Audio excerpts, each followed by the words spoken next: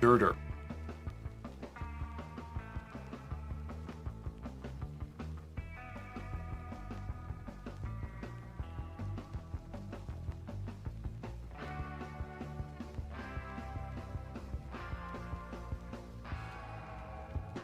Tradoon.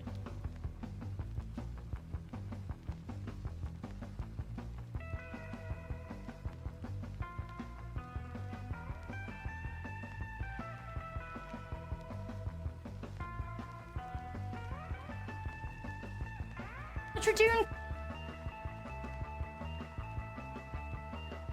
Ontogeny.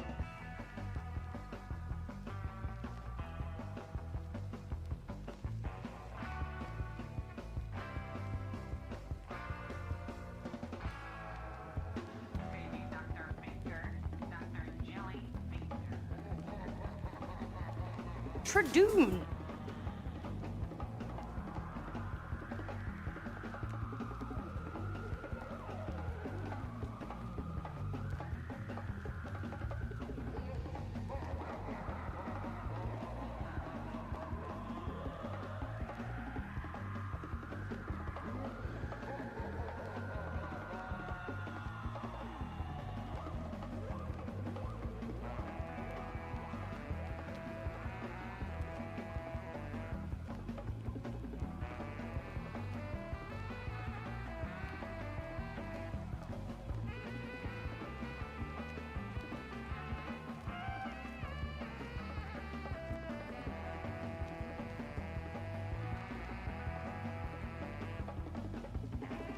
Tradoon.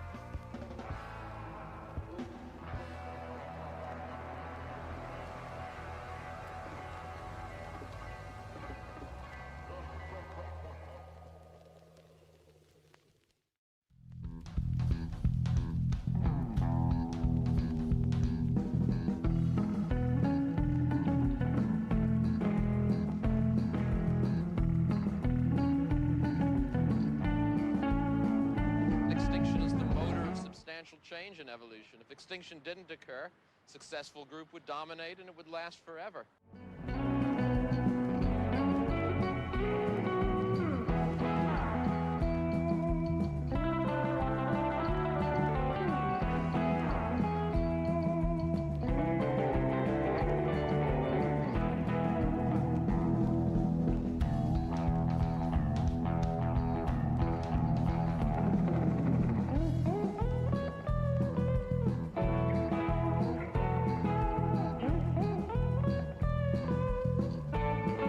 I didn't know what dinosaurs was all about until these boys come. Best 60 months of my life paleo thing.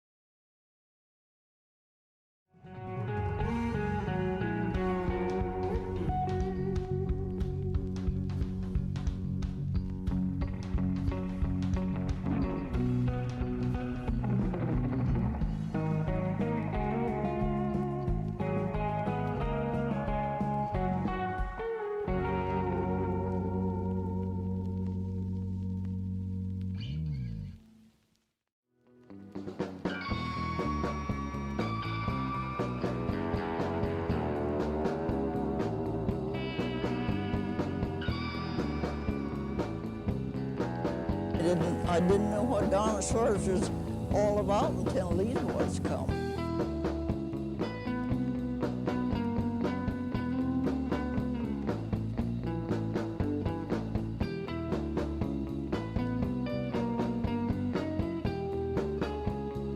This was our world 225 million years ago at the beginning of the Mesozoic era.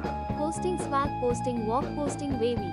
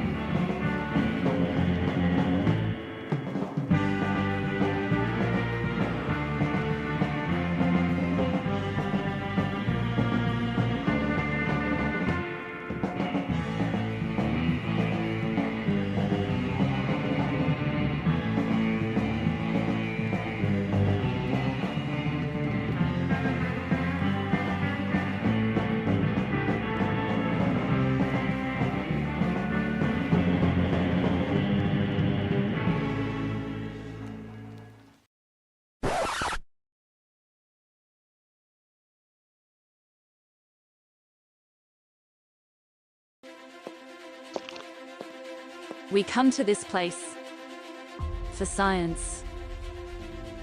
We come to paleontologizing streams to laugh, to cry, to show up late and then ask what today's topic is even though it's right there in the title. Because we need that. All of us. That indescribable feeling we get when the surf rock starts. And we learn something we've never known before. Not just entertained but somehow infotained. Together. Baffling images on a tiny computer screen. Sound that I can feel. Dirter. A dirter is one of those things you get at the end of the paper towels, the cardboard thing in the middle, you go dir, dir, dir in it. Genus names I can mispronounce. Perdune. Somehow, extinction feels good in a place like this. Our common ancestors feel like the best part of us. And dinosaurs feel like they're still around. Because here, they are. Paleontologizing streams, we make fossils less dead.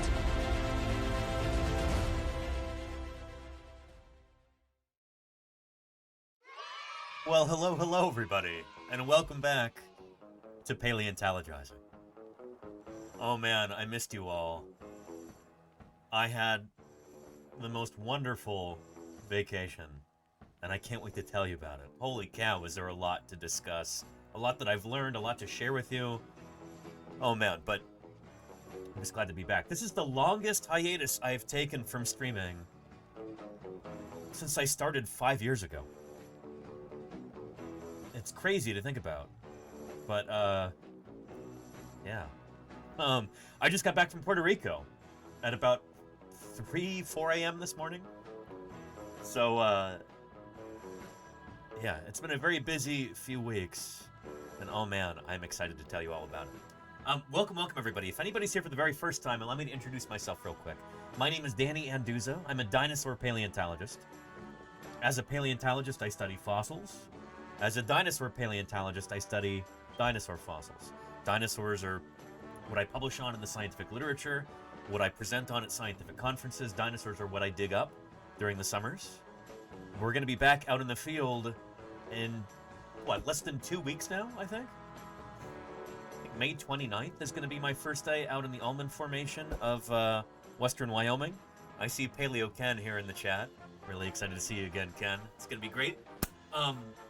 Basically all summer we're going to be digging up dinosaurs, and I can't wait to bring you along because we're going to be streaming as close to 7 days a week as is feasible for the better part of 2 or 3 months. It's going to be awesome. Anyway, but for today, we're going to be talking about Puerto Rico. Its ecology, biology, geography, paleontology.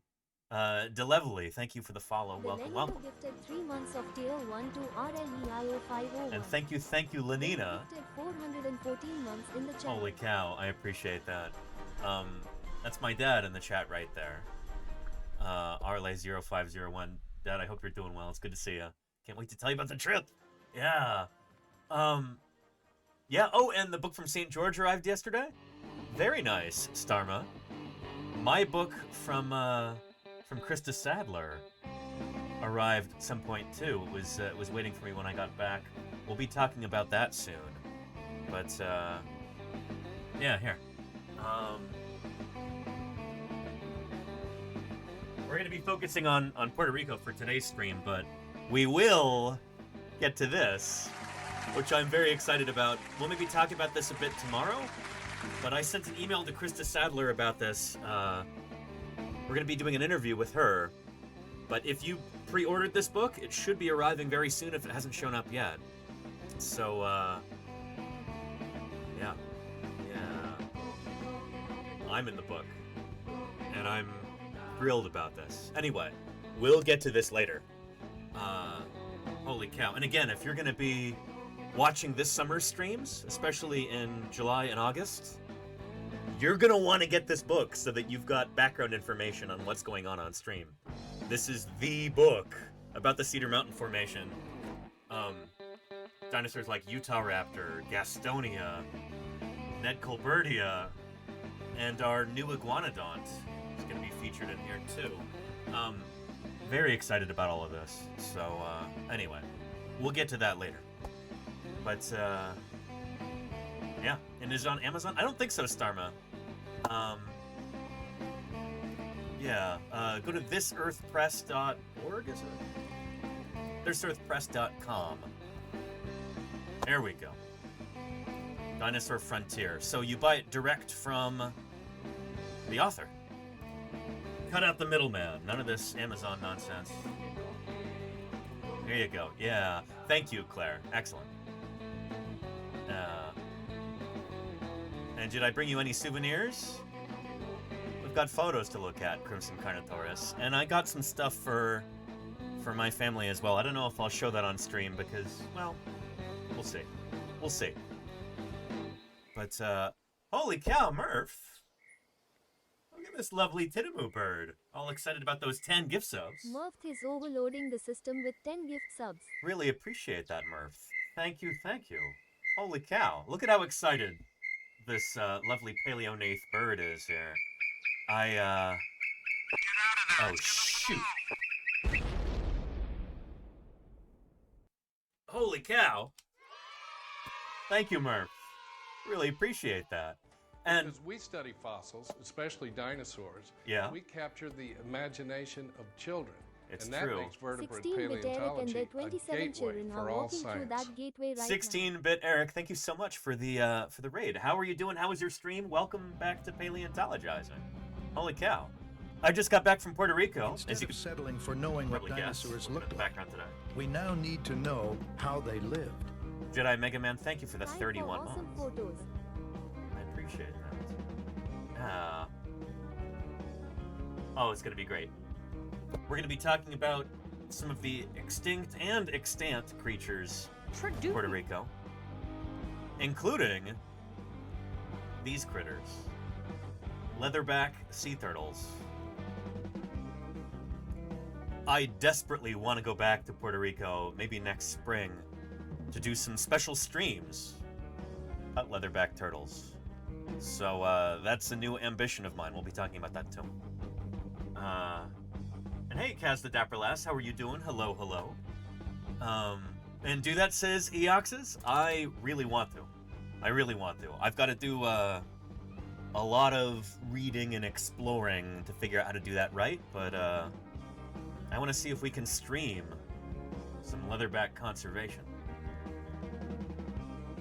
We'll be talking about that. But I'm just kind of letting people trickle in at this point. And anyway, 16-bit Eric, I hope you had a wonderful stream. How did it go? Tell me about it. How are things? Thank you for bringing your viewers here. Dino Time, 16-bit Eric. We will be seeing some dinosaurs on today's stream. They will mostly be avian dinosaurs. Living dinosaurs. Birds. Holy cow. I saw so many new species of bird while on this trip. I'm excited to share them with you. And Jumpjess, thank you for the 32 months. Ontogeny. That's some serious ontogenizing there. Look at you growing up there, Jumpjess. I really appreciate The wingspan of you. this flying monster would have been about 15.5 meters. Or 15 months. Salor 2015. Wow, it's 15s all the way around. Thank you for your ongoing support too. Thanks for keeping me here online. Believe it or not, this is literally how I make my living. This is how I pay the bills.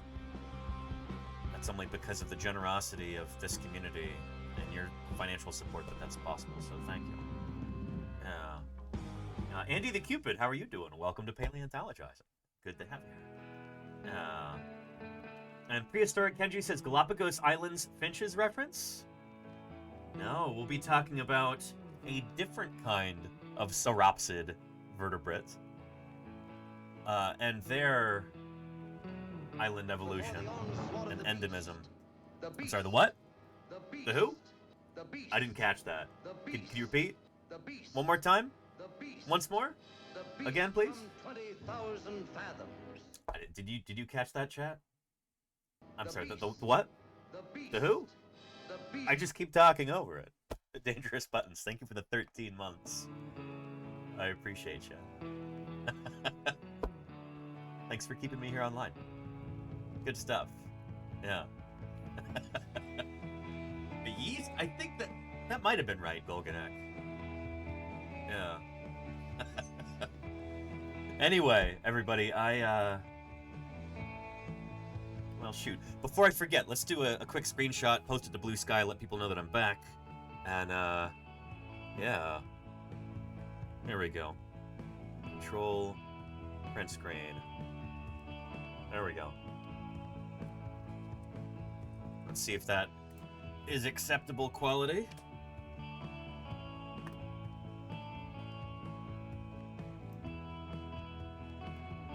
I look kind of doofy there. Let's do that again.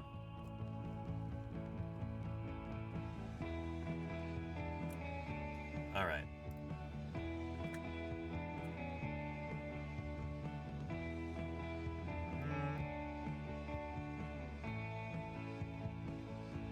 That was weird. Okay. That doesn't look right either. I look too intense. I don't look like I just got back from vacation, which I did. Feels weird saying that. I'm not used to being on vacation. But, yeah.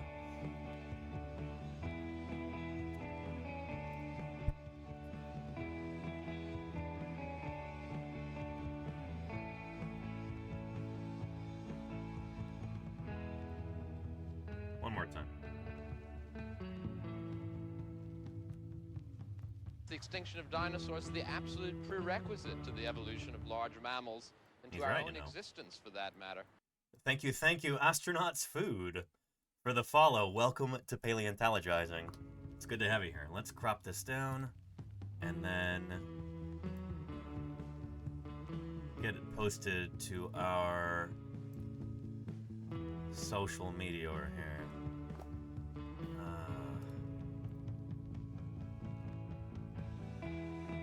Come on, Winders. Let's go. Save as... There we go. Yes, replace. Good.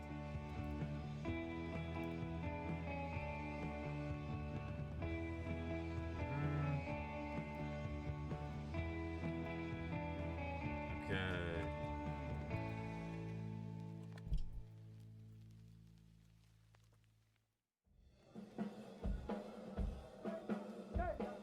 I've returned from Puerto Rico.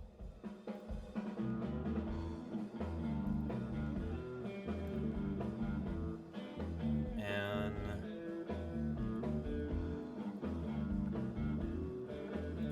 let's grab that right there. Nope. Not that. Nope. Okay, why is it doing this? Copy. Copy.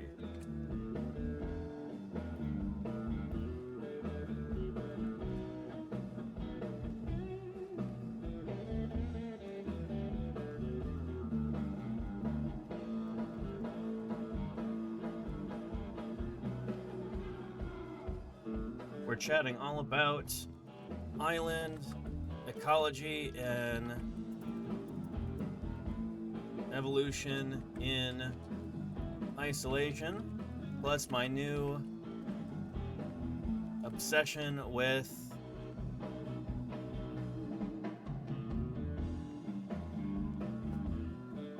let's see, italic text generator. Here we go.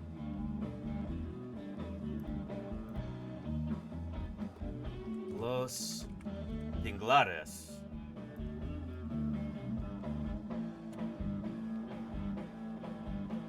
Let's see if that works.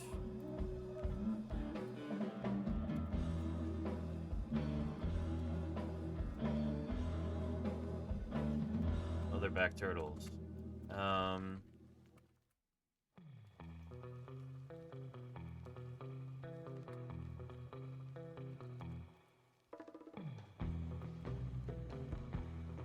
let's do some paleontologizing.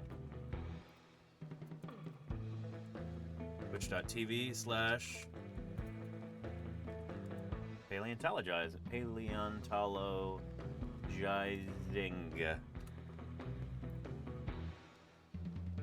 Nice.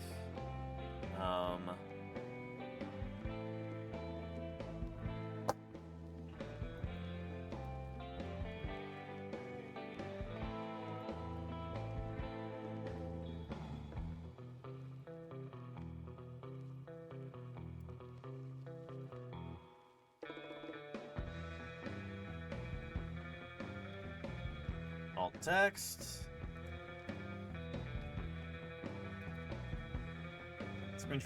Screenshot from Twitch stream. With me in my office. With various Puerto Rican flags. In the background.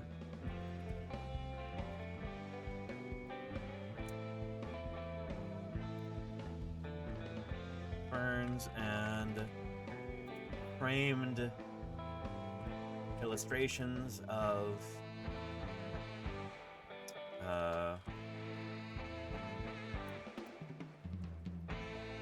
sloths, rodents, and sea turtles native to Puerto Rico in the background.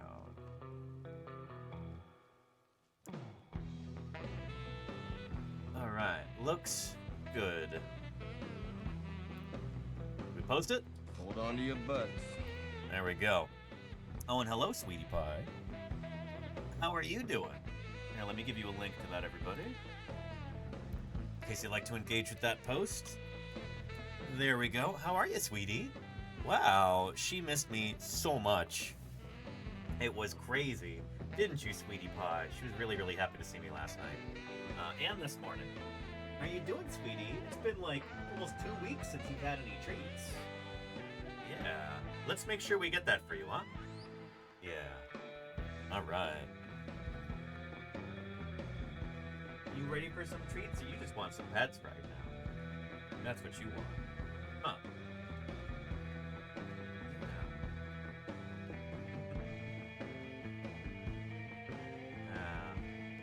My cat gets super clingy for a few days when I get home from a long trip. Me too, Lee Lemon. Well, I can't call Sweetie Pie my cat. She is a cat who lives here and also happens to be my landlord. One of my landlords, at least. Huh, Sweetie Pie? Yeah. If you want to, you can sit on my lap during the stream, but I can't really have you standing over the keyboard the entire broadcast. That's not going to be workable, you know? I got work to do. I got work to do.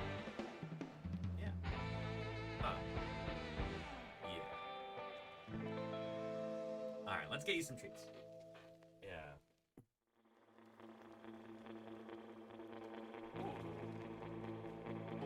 Ooh. Oh, what's that? You remember this. Look.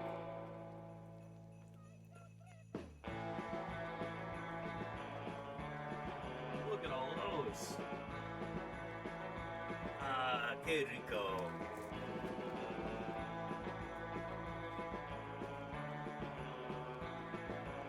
Well. How is that? Pretty good? You missed this, huh? Yeah.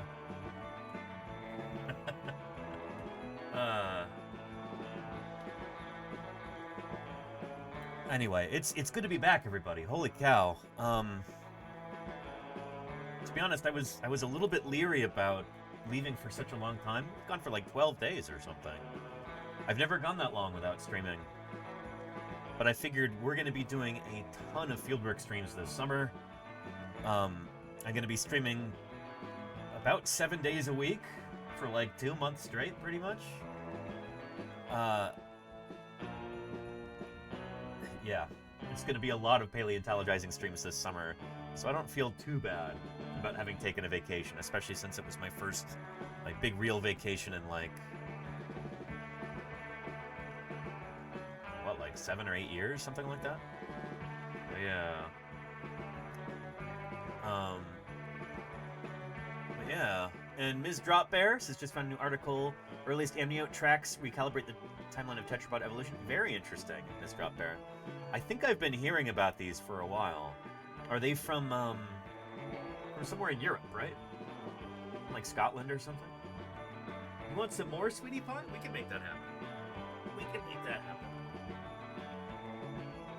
Anyway, we'll be catching up on fossil news tomorrow.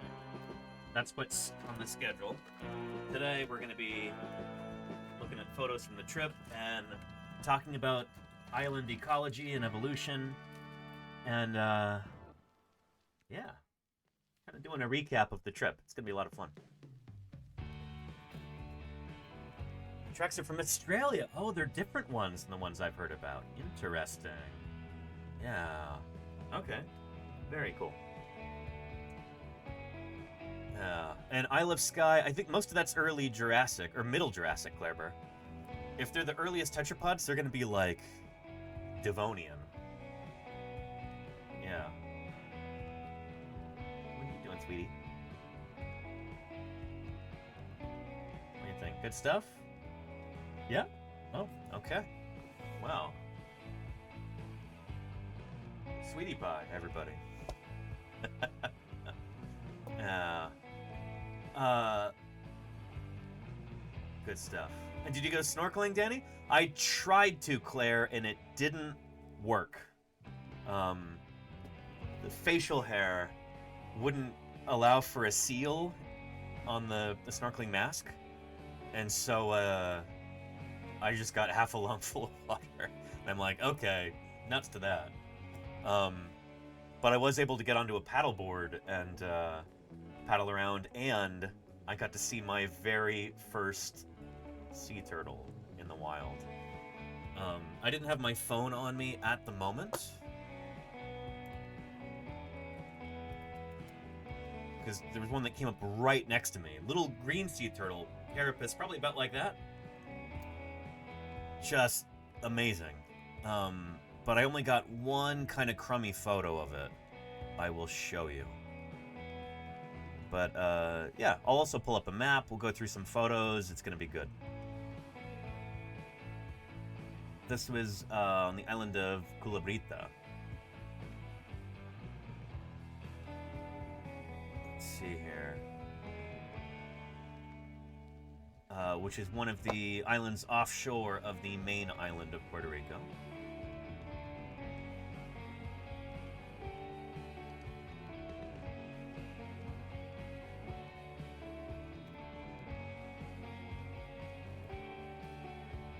There we go. This is as good as it's gonna get for this, but there is the head, and then you can see under the water the carapace of a green sea turtle.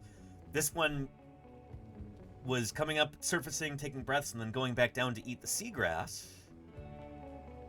This water is probably about, I don't know, probably less than 2 meters deep right here. But just amazing. I got close enough. He was probably like a meter away from the paddleboard. Just surfaced right next to me. And Darth Jacoby, thank you for the 9 months of support. Holy cow. Where in PR did you stay? My wife and I went on a honeymoon there and stayed in Rincon Very a few days nice. and Aguadilla a few days. It was absolutely beautiful. Incredible, right? Yeah, I didn't go to either Rincon or Aguadilla, but I'll show you where I was, where we were. No shame, no sign of disgrace or failure. Thank you, Raziel Ball. 7 months. Full of changing environments and Appreciate occasional Welcome back, catastrophe. Dr. All species Dinosaur eventually Bones. become Pali a salute. Thank you, Raziel Ball. Appreciate you keeping me here on the air. Yeah, let me go through some photos and we'll talk about where I was, where we were, because it was me and Lordy and Ios all went together. Lordy actually organized the trip.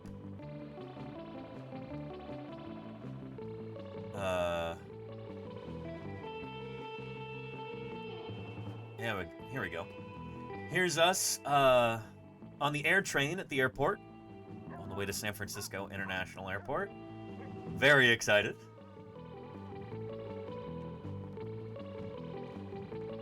It was, Oh, hello, sweetie pie, you're back. This is kind of new to me. I'm not used to traveling like this, necessarily. Doing things like not bringing a meal to the airport, instead just like eating at the restaurant at the airport. Holy cow. Was this nice. Very fancy. Yes, indeed, Claire Burr. And I don't know if any of you saw, but I did have, I already posted some of these photos to the Discord with some explanations and stuff. So yeah, that was only for the first leg of the trip, though. Then I basically kind of ran out of time. But, yeah.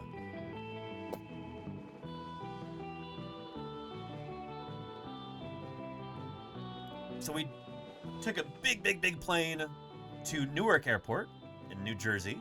Was where our layover was on the way to Puerto Rico. And then got to fly business class. Nuts. Never experienced such luxury. It was incredible. On the way from Newark to San Juan, Puerto Rico. And from there, we boarded a pretty small plane. By far the smallest plane I've ever flown on. Here's the three of us on that plane there. I realized something. Oh shoot, I don't know if we have the video here.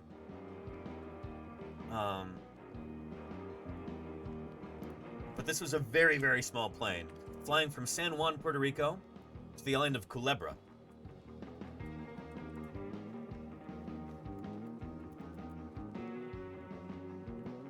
Here we go. So, this is the island of Puerto Rico right here. The mainland. So we flew into San Juan, which is the capital. That's where the big international airport is. And from there, we took this tiny little prop plane to the island of Culebra. The plane was an Islander N2B.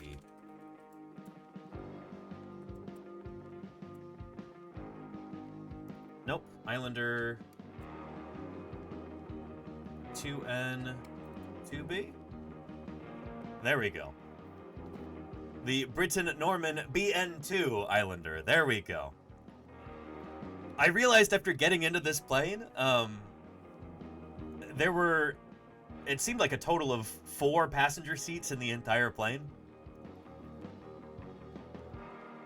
We got it in, I'm like, this feels really familiar. It is a little twin-engine prop plane, Crimson Carnotaurus, yeah. Cleberus is not overly tiny, but still, I mean, on the inside, you could easily stretch out one hand here and one hand here, and then be touching both sides at the same time. In fact, it was probably more like this. And it's from JP3. No, this is way smaller than the plane from Jurassic Park 3, Claire. Way smaller than that. Here.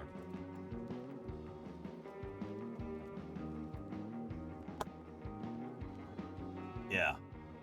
This one is like 2 or 3 times as big, the one from Jurassic Park 3.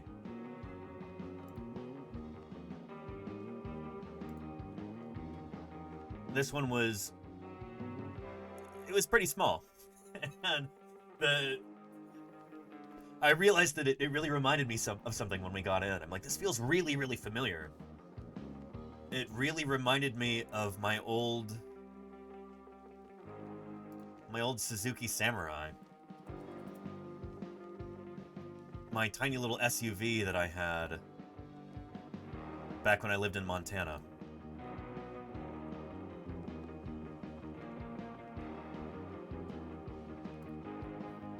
This car right here. The doors had the same kind of really, I'm not going to say flimsy, but very hollow sound when you close them. They feel very lightweight, like you could lift them up with one finger if they were off of the hinges. It was, it makes sense for a lightweight vehicle like a plane, but it felt like flying in a Suzuki Samurai. Just really, really small. And I think, I wish it were on here, but I actually took a picture, or took a video of landing, because in order to land on Culebra, there's this tiny little airstrip in the middle of the island. It's probably only a couple 100 meters long or something like that. And you've got to go up and over the little mountain range and then descend really rapidly. So the pilot, he kind of revved the engine a little bit to like go up and over, and then he like basically shut the engines off for a second, or like cut the throttles. He went, and then we just kind of hung there in the air for a minute, less than a minute, for a few seconds. And then as the plane started to go back down, he went to come in for the landing like that. It was kind of intense. Yeah. Dr. Irrefutable says it's a very utilitarian aircraft. It is. I was reading about it, and there's a lot of militaries and coast guards around the world that use this plane for reconnaissance, for training, for all kinds of just, you know, non-combat purposes. I'll put it that way. But it's a very, very common plane. It's a very common plane in the Caribbean as well, from going from island to island. Yeah, we didn't quite know what to expect when we got there. But, yeah. The Britain-Norman BN-2 Islander, British light utility aircraft. Here's a link right here. If you're interested in aircraft, go nuts. Yeah. And not quite stalled out, Alexander Morse. It's not like he went up and then, yeah. It was the sort of thing where he had to just kind of coast for a minute in order to get the airspeed down. In order to be able to descend at the right rate in order to actually get to the landing strip. It was pretty cool. Yeah. And did you go to El Morro? We were hoping to, Pimp Cat, on the last day. We were supposed to have a few hours in Old San Juan before we went to the airport. But our flight got moved up by like 2 or 3 hours, so we missed our chance to go to El Morro. I don't feel bad about it, though, because A, I'm excited to go back, maybe next spring. Hopefully get a chance to go to El Morro. By the way, El Morro, everybody, is, gotta remember, show, don't tell. This is an old Spanish star fort. A fortification on the island, built to protect against attack from, say, the British fleet. The most famous landmark on the island is this little turret here that sticks out off the edge. But there are all of these cannon emplacements and places for rifles and muskets and stuff like that. When Francis Drake attacked the island in the late 1500s, I believe, he got wrecked. They had to call off the attack and everything because from El Morro, from this fortress, they're able to fire cannons into his cabin on his flagship, and he was hit and wounded. I don't remember the exact details. He may have lost an arm or something like that, but it was not too long after that that he died. And so El Morro played a role in the death of Sir Francis Drake. So yeah, inside there's a place with a cannonball stuck in the wall. Interesting, Pimcat. Yeah. Yeah. Dr. Irrefutable says, did you see any pirates? I probably did, but, you know, they'd be dressed like most pirates are dressed nowadays, where, like, you know, suit and tie, Rolex, that kind of thing. Makes them a little harder to spot. But, yeah. And Lee Lemon says, El Morro is cool. They had a very effective crossfire between it and a nearby fort across the channel. Yeah, it kind of reminds me of here in the beautiful sunny San Francisco Bay Area. There's a similar thing where that right there at the south end of the bridge is Fort Point. It's a military fort. Alcatraz, the island over this way. That was a big, like, Army gun emplacement as well. There's old military bases all around here that have a similar kind of crossfire thing in San Francisco Bay. The batteries, exactly, Claire Burr, yeah. But yeah.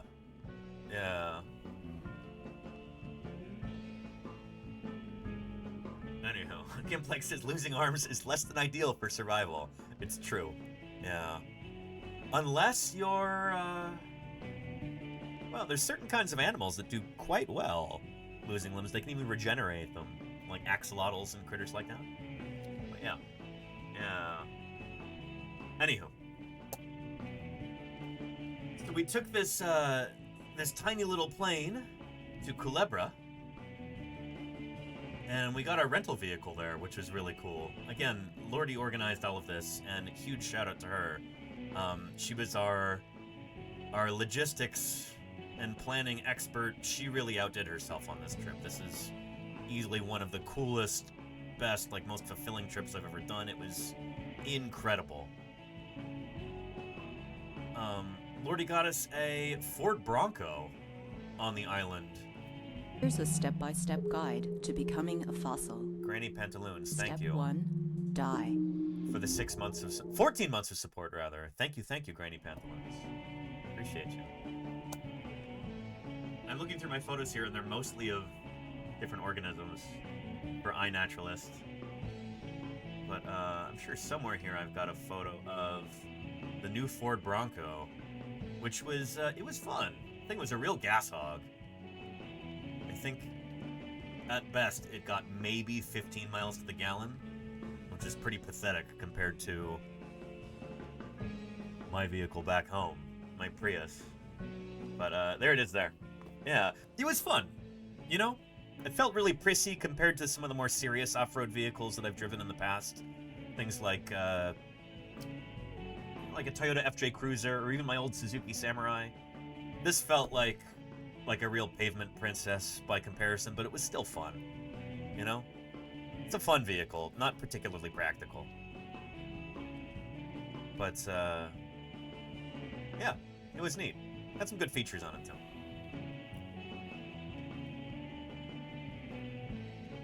So, the first few days there in Culebra were... Lordy wanted to just kind of let us settle in and relax. We got a really nice place to stay at, which was really cool. And then, had some really nice meals, which Lordy and I are always really excited for. Lordy is actually trained as a chef and a baker. She's got a culinary degree and a baking degree. So she was all about good food.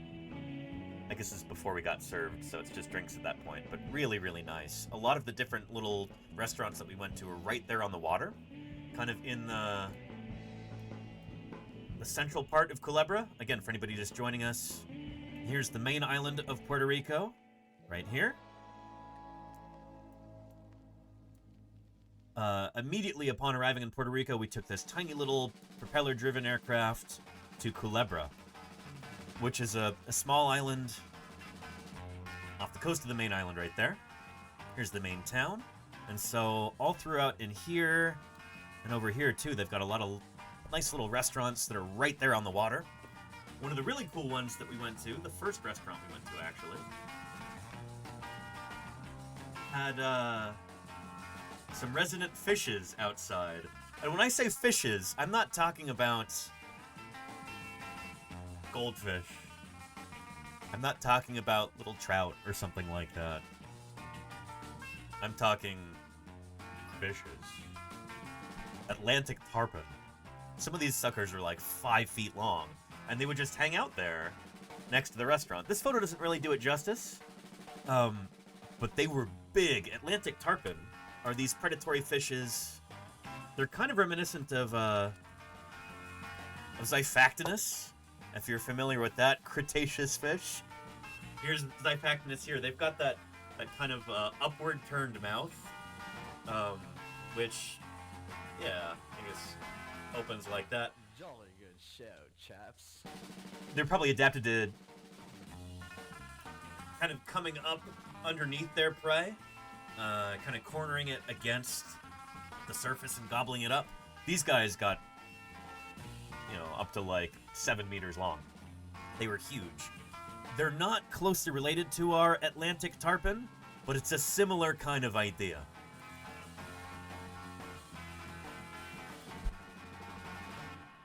These guys they get very big. I think they get up to like 6 or 7 feet long. So like 2 meters. Yeah. They are pretty formidable. And so there are a bunch of these that would just hang out there next to the water, and the people at the restaurant encouraged you, if you've got leftovers that you don't want to take home, they say, oh yeah, just give them to the tarpon. So you walk over with your plate, and you just flick the stuff down into the water, and these tarpon just go nuts over it. It's very cool. Yeah. And they'll leap out of the water if you tease them long enough. These ones were pretty accustomed to doing what they do. Like, they know exactly when to wait for food. And some of them were big enough that they had, like, multiple remora attached to them, too. These fishes that will hang out with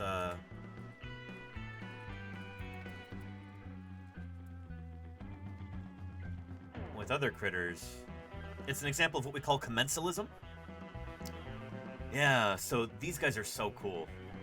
Remora like this. They've got this, like, suction cup type thing on their head. And they'll just stick to a larger fish, or a manatee, or a turtle, or whatever.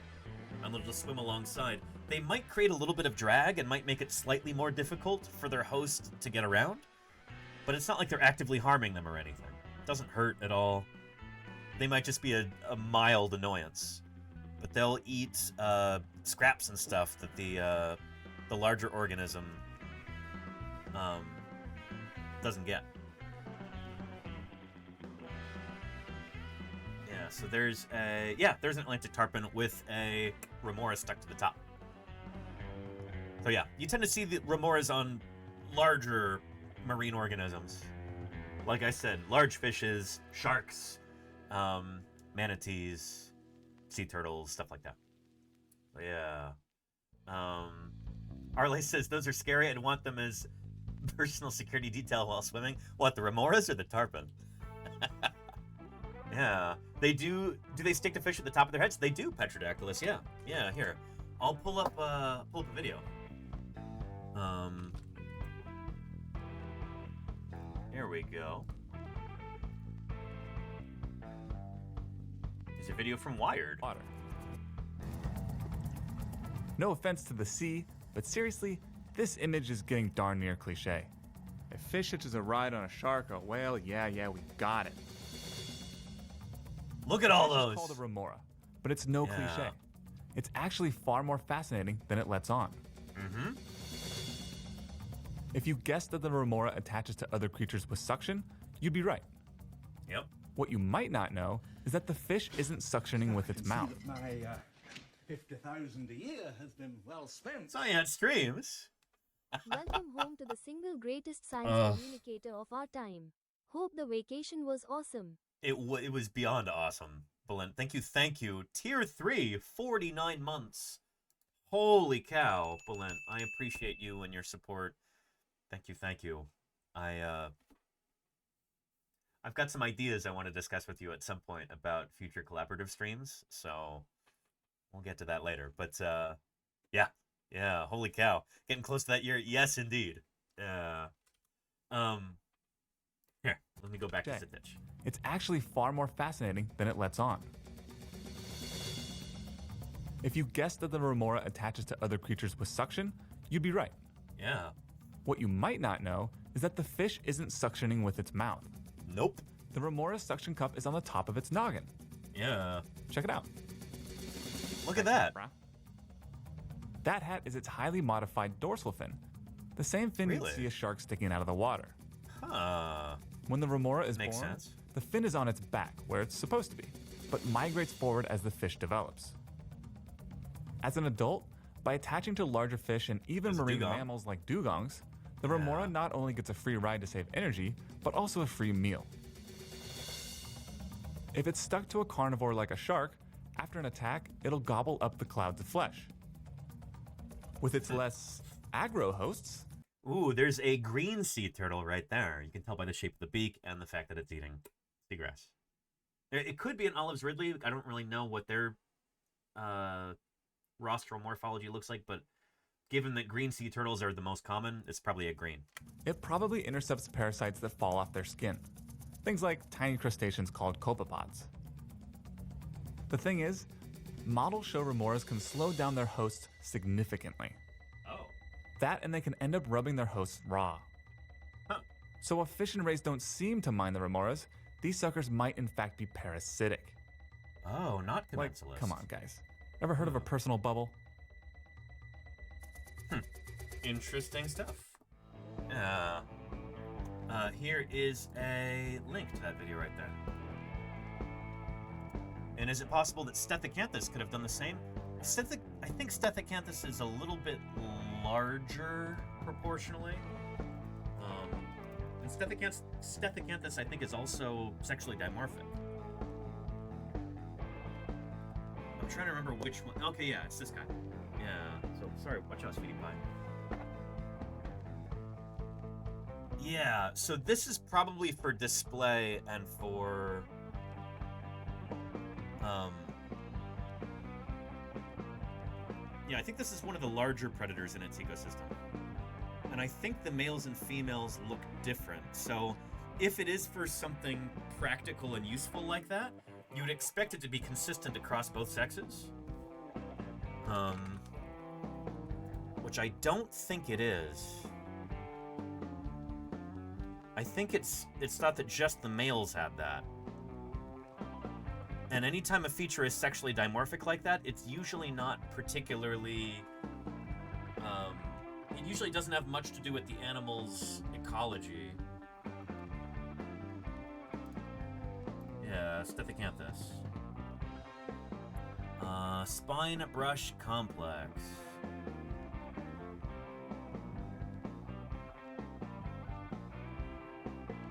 Let's see. Complex has only been affirmed in males, and only in those males that have reached sexual maturity. So yeah, that wouldn't have been the same kind of, like, useful kind of thing. Like, you know, it doesn't have, like, a function like that. I say its function is for display and for enticing females, rather than something to do with locomotion or their ecology or something like that. Does that make sense? Yeah. Yeah. Memoirs look like missile mounts on fighter jets. You're right, Cruising Carnotaurus. Yeah. Yeah. And hello, Sweetie Pie. You want some more treats? Okay. Okay, we can make that happen. We can make that happen. I know you missed me.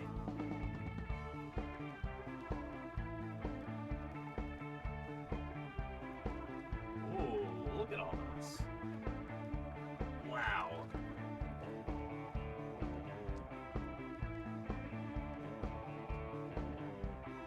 Let's see. And do we have any ideas on that really long fossil from St. George? We probably won't have any ideas about that, Claire, for several months, I'm guessing. Yeah, I think they're kind of taking a much-needed break right now. It'll be months or potentially years until that jacket gets opened up. Yeah. Anywho.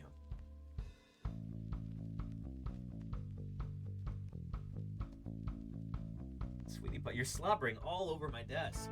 It's all wet now. You're just ravenous. Huh. Yeah.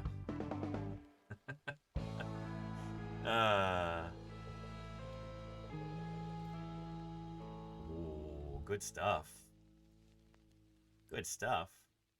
Paleo Ken says, cat unbothered by taxes or having to work for a living. Yeah, she is a landlord after all, you know. And Chaotic Time Traveler. Thank you for the 21 months of support. Holy cow. Thanks for the Do I suggestion, appreciate Danny. that. I got confirmation from Emily Bamford. I am going to the Pipestone Creek bone bed. Congratulations, Chaotic Time Traveler. That is really exciting. Oh man, I'm a little bit jealous. That's gonna be really cool. Working on Pachyrhinosaurus there. That's thrilling. Oh, I'm so excited for you. That's so cool. Fantastic. Awesome. Anyway, we've got so much to cover. I gotta get back to this. Another one of the really cool critters that we saw were these guys, magnificent frigate birds, and I actually saw them the first afternoon when we got to Culebra. Saw them from the same restaurant right above where the tarpons were. These birds are really, really neat. Does anybody have a guess as to why they're called frigate birds? Why would they be called frigate birds? Any ideas? After a type of ship? Yes, indeed. Community time, but why?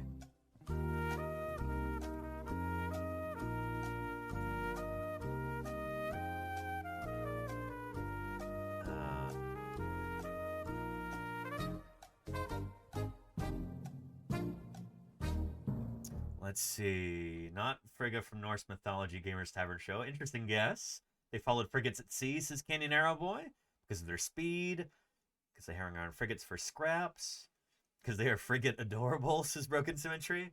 Here, I'll show you. It's because Well, they kind of do what frigates are designed to do. Today on Animal Fact Files, we're discussing frigate birds. Imagine a chicken. Now give that chicken 8-foot wings. Congratulations, you have a frigate bird. All jokes aside, frigate birds have the longest wings to body weight ratio of all birds. I didn't They're know built that. Wow. for soaring.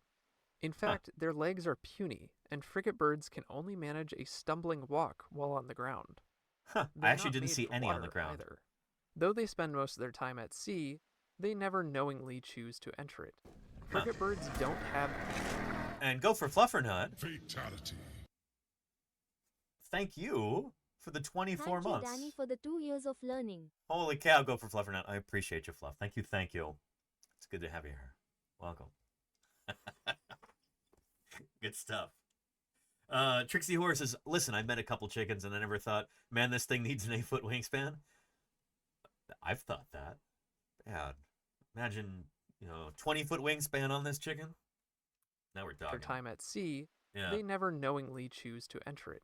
Yeah, so frigate that's not a frigate birds bird. That's a don't pelican. have the excess of oils their relatives, such as cormorants and boobies, possess to keep their feathers free of oil.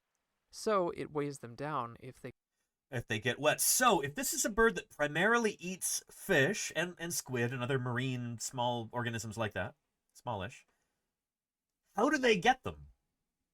They're not swimming. They're not diving into the water if they can help it.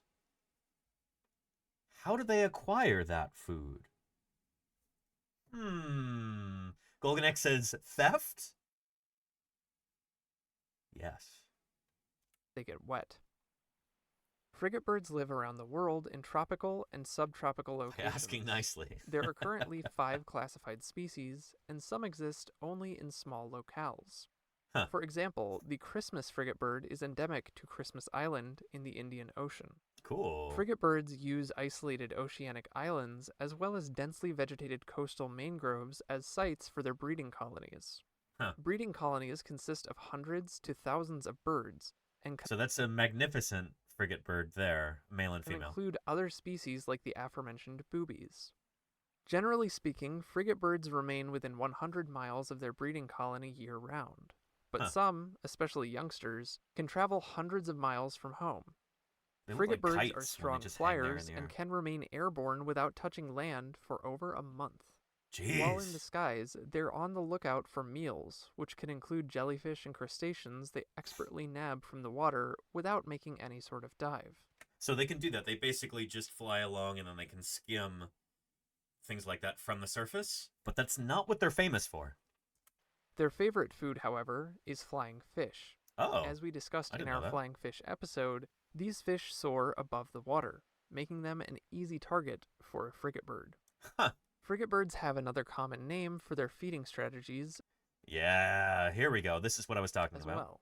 They're also known as man-of-war birds. Yep. They're named so because they'll relentlessly attack other seafaring birds until the poor birds regurgitate their meals. Mm-hmm. As the throw-up flies through the air, the man-of-war bird swoops in and steals the spoils. Yep. Some frigate birds travel in small parties of a handful of members and tag team to make this endeavor even more successful. Yep. Essentially, these birds are sky pirates. Derf on Turf says easy regurgitation meal. Exactly. Yeah. Yeah, they're airborne bullies. Skybarf pirates, says Trixie Horror. Yeah. Yeah.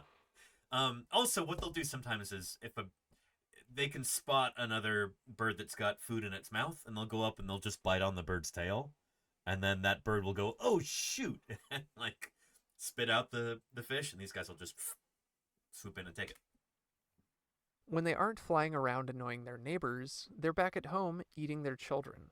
Frigate birds have been observed dining on the eggs and chicks of their breeding colony companions, and have even been known to take the young of their own species. Huh. Other predators to frigate birds include introduced invasive species, Yeah, they'll like eat their rats eggs. and domestic cats, as well as humans who disturb their nesting colonies and destroy their habitat.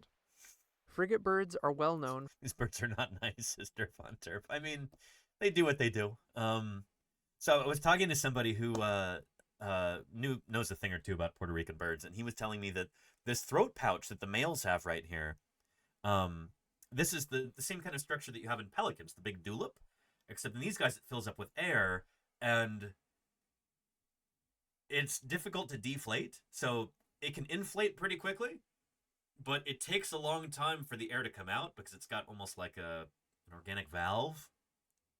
And so if you startle one of these guys as he's displaying with that big Gular pouch like that, the big Gular sack, he'll have to take off and he'll be like kind of stumbling through the air when it's still inflated. He can't just flip a switch and deflate it. It's a slow process to get it to shrink back down again. For the iconic red sack seen in displaying males. Yeah, the They'll Gular sack. inflate this pouch and drum their bill against it to make a deep sound. Here's what they sound like. How cool is that?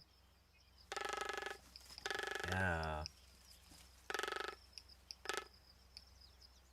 The females fly above the displaying males and eventually land when they've picked their favorite. Frigate birds mate for a single season and choose a new partner the subsequent season. Frigate birds are the most prolific when there is the most food to go around. They don't have a clearly defined breeding season. Nests are constructed out of seaweed, grass, leaves, and feathers, and a single white egg is laid. Anyway, interesting stuff. Here is a link if you want to watch the rest of that, but we got other stuff to discuss. Yeah. So, magnificent frigate birds.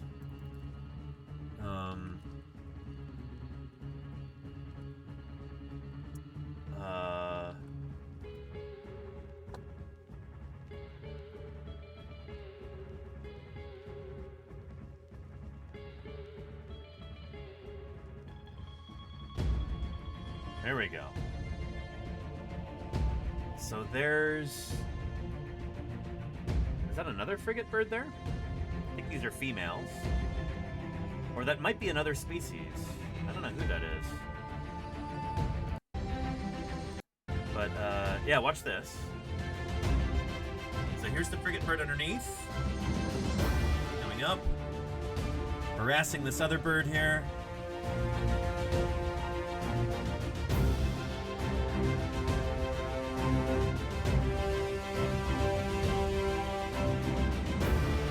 Just wild, you know?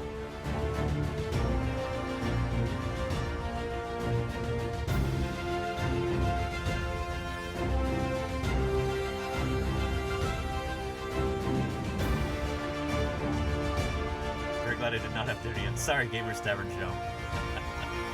Or you're welcome for covering this early. Our world, 225 million years Nell, ago, thank you for the at the 35 beginning of the months. Mesozoic era. Glad to see you looking hale and hearty, Danny. Check the P.O. boxes up for a surprise. Thank you, Winking face. Nell. I'll see if I can do that maybe tomorrow morning. Again, I just got back home at like 3 or 4 a.m. this morning, so I haven't had a chance to check the P.O. box yet. I was trying to catch up on sleep. I went like 24 hours without sleep yesterday, so yeah. Anyway, thank you, Nell. Thank you for the 35 months. We'll check the P.O. box. Yeah. And their tails almost look like barn swallows? Yeah, Pimp Cat. It's probably something to do with maneuverability in the air. Having that forked tail like that. Yeah. Yeah, good stuff. Here's a link to this video, too. And hope you can rest soon. No, I did get some rest this morning. Yeah, I got to sleep by like 5 a.m. this morning and slept a solid 3 or 4 hours, at least. Yeah. And hey, Marcy Walks Dogs, good to see you. Welcome, welcome. So anyway, they're on the... Moon pie. What a time to be alive. Feist, 48 Welcome months. Appreciate that. Thank you, Feist. Appreciate you. Thank you for keeping me here on the air for the past 48 months. Holy cow, that's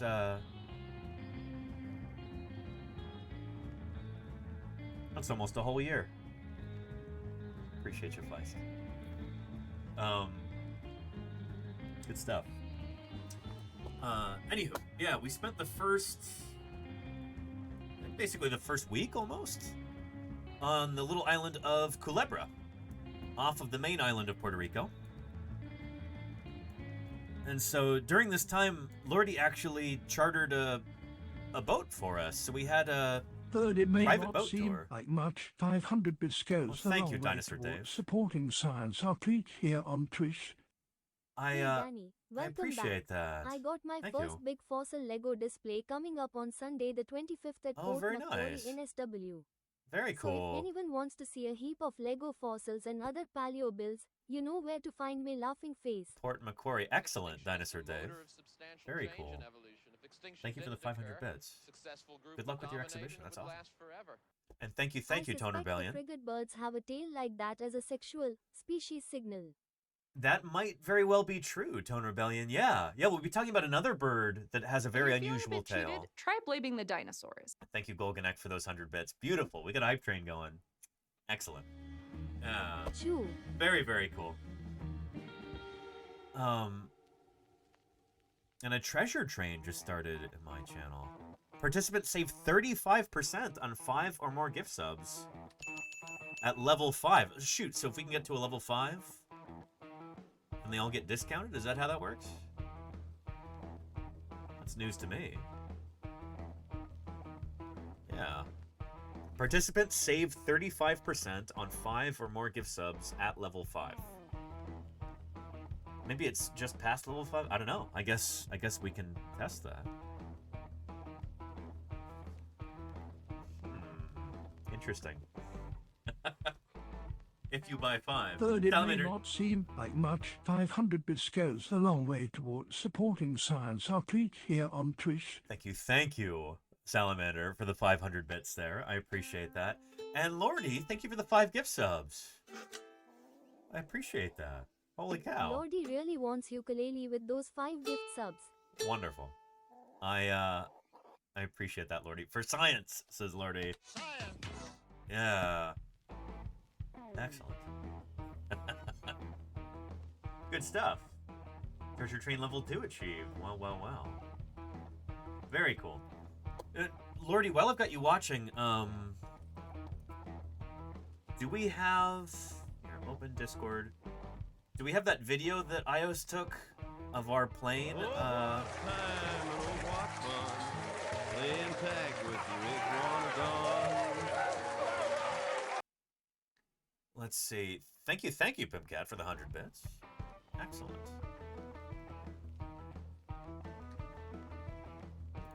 Travel photos. Oh, we do have that. Excellent. Here we go.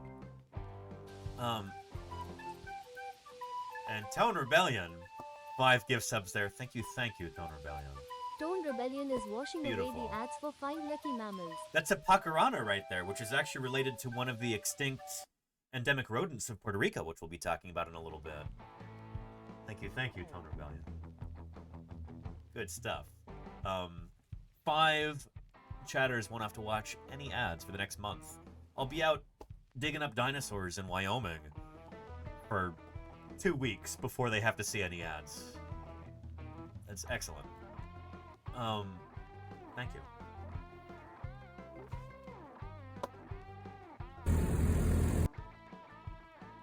Okay, here we go. So, when we were on this little Islander N2B,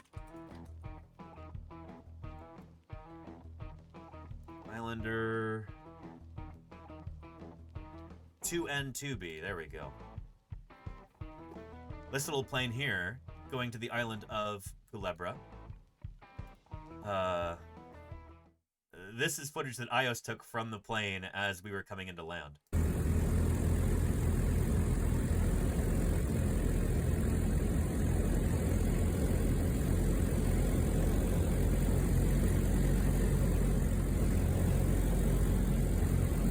So, very small plane. Very, very small plane. Probably weighs less than my car. And Nell says, looks positively verdant. That's one of the things I was really surprised by.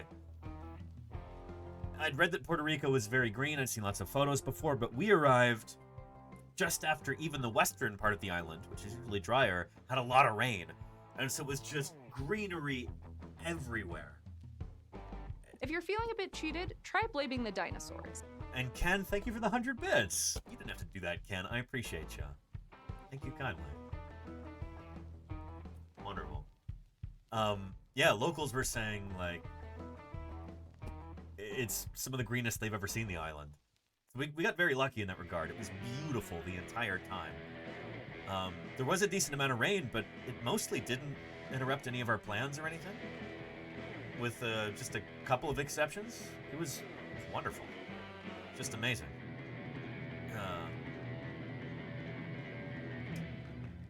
Really spectacular, spared no expense. And thank you, Lenina, for gifting Gamers Tavern Show. Appreciate that, Lenina. Holy cow. The Lenina gifted a tier 1 sub to Gamers Tavern Show. They excellent. have given 450 Thank you, Lenina. We've got 2 minutes to try and get to a level 4 here. Nice. Just amazing. It's such a great time.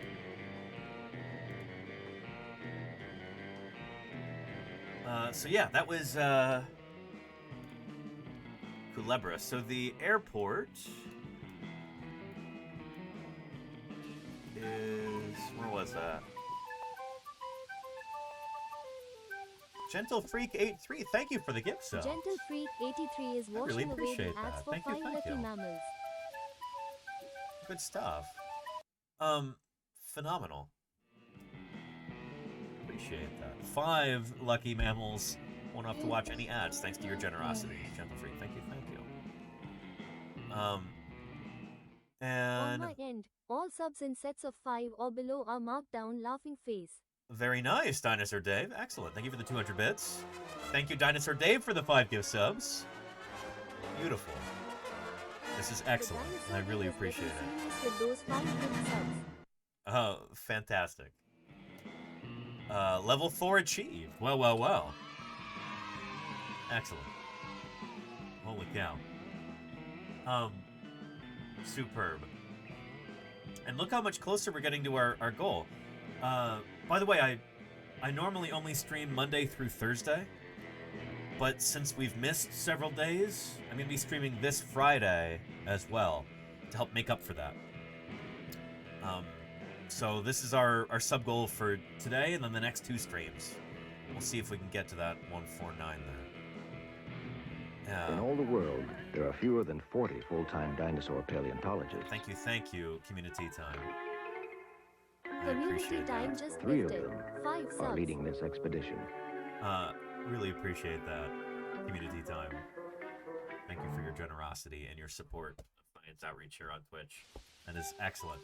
And Michael FO1, thank you for bathing those mammals there. One is washing away the ads for 5 lucky mammals. Good stuff. Phenomenal. Subs for days, Simius. I know, right? We're up to 47 now. Holy cow. We just might make our goal this week. That would be brilliant. Appreciate that. Level 5 achieved. Yeah, discount unlocked. Participants save 35% on 5 or more gift subs. Beautiful. Well, shoot, does somebody want to try that? If you're Broken feeling a bit Symmetry? cheated, try blaming the dinosaurs. Thank you for the 100 bits. Broken Symmetry. I appreciate it. An anonymous gifter. Thank you for your 5 gift subs there. Holy cow, I appreciate that. Brilliant. And Buttocks, thank you for the 10 gift subs there. Brilliant. Look at this lovely Tinamou bird. These do not occur in Puerto Rico, but they are from Central and South America. Subs. Thank you for those 10 gift subs. Look how excited this Tinamou bird is. This lovely Paleonath bird. Oh, shoot. Get out of there! It's gonna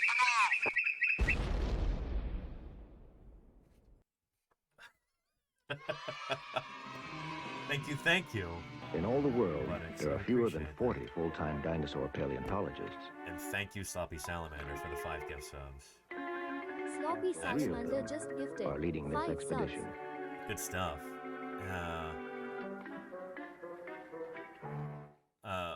Phenomenal. Appreciate you, Salamander.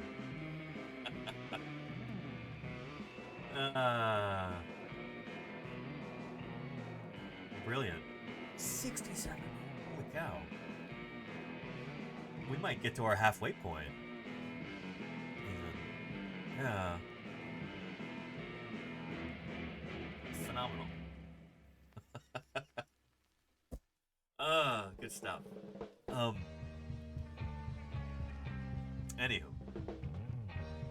And Baston Cider, how are you doing? Welcome, welcome. Good to have you here. In all the world, there are fewer than 40 full-time dinosaur Thank you, Dinosaur Dave. 5 more gift subs there. 35% off. Just gifted Are leading 5 this subs. Dinosaur Dave doing some saving there. Thank you for that. Brilliant. Thank you, Dinosaur Dave, for your generosity. I really appreciate that. That's more than 1/3 off there. Tone Rebellion. Thank you. Fantastic. That's, Tone Rebellion is washing away the ads for 5 lucky mammals. washing away those ads for those mammals. Almost at the goal, says Zimius. I mean, look, we're now more than halfway. Rushwing, thank you. Beautiful. Rushwing 23 is washing away the ads for 5 lucky mammals. Fantastic. I really appreciate that. Amazing supporters here, says Alexander Morrison. It's true. And Wikipedia, I'm glad you got a gift sub there too. Lovely. That makes me really happy. Nightfall the Red says, welcome back. Hope you had a wonderful trip, my good man. I really did. I'm excited to share these photos and everything with everybody. Holy cow. Went for level 4 to level 8 in under 5 minutes. Amazing. Yeah. We're at a level 7 treasure train. Brilliant. Bunch of crazy overachievers in the best way possible, Trek Nerd. Yes, thank you, everybody. Again, look at that. Dr. Irrefutable, thank you for those 5 gift subs. Dr_Irrefutable is washing away the ads for 5 lucky mammals. Good stuff. Thank you, Dr. Irrefutable. Brilliant. Nell says, did you see many interesting dinosaurs? I saw like 30 new species of bird. It was amazing, and I'm excited to share some of them with you. We were just looking at the magnificent frigate bird. First time I've ever seen that critter. And I'll show you some more, too. And a very funny kill noob. I've never actually used explosives in the field, but never say never, you know?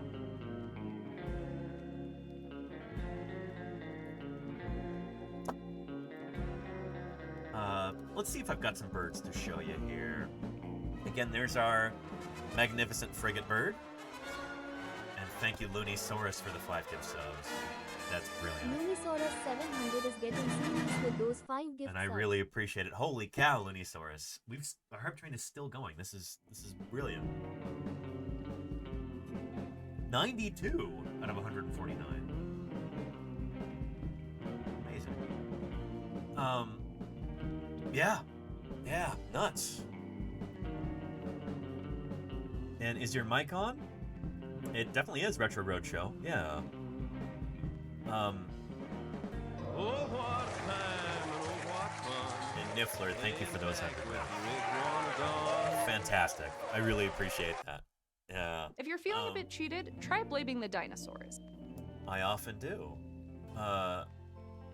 Thank you, Niffler, for the 100 bits. Thanks And for Trixie all the Horror. signs less than 3. Trixie Horror, thank you for the 100 bits too. I appreciate it. Good stuff. Good stuff. And the cats were very happy to see me again. Absolutely no. Yeah, here, I'll show you a couple other cool birds. Apart from the magnificent frigate bird, we also had laughing gulls. I'd never seen these guys before, and they were everywhere. This is like the dominant gull species on the island. In fact, I think they're the only gull species that I saw. The only, like, genus Laris type gulls. Let's look them up on our Tree of Life here.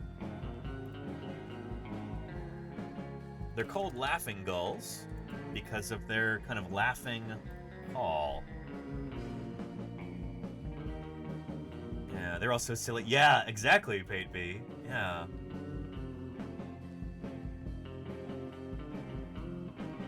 Laughing gull, Laris atricilla.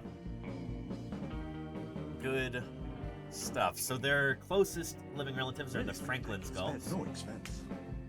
And thank you, Lunisaurus, for gifting Chaotic Kitten. Appreciate that. Lunisaurus 700 gifted a lava tier 1 gull. sub to chaotic_kitten. They have given 16 gift subs in the channel. Thank you, Lunisaurus.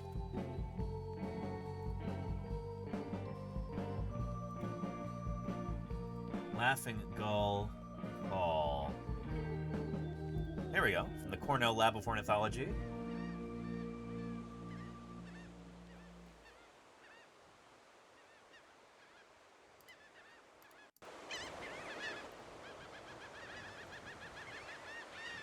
They do sound like they're laughing.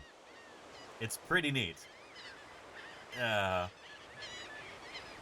Iocane, man, I love fossils too. I already thanked you. Iocane, did I thank you yet for the shirt? Were you here when I opened that up? I think you were, right? If not, let me know and I'll go get it. But this is why they're called laughing gulls.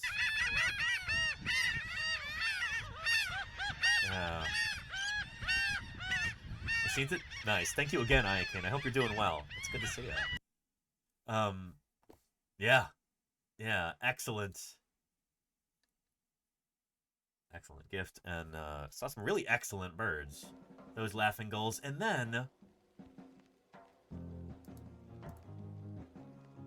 there was this guy.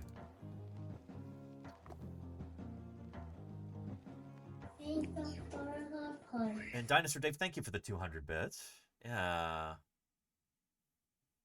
What would win a Kookaburra or a laughing gull in a laughing contest?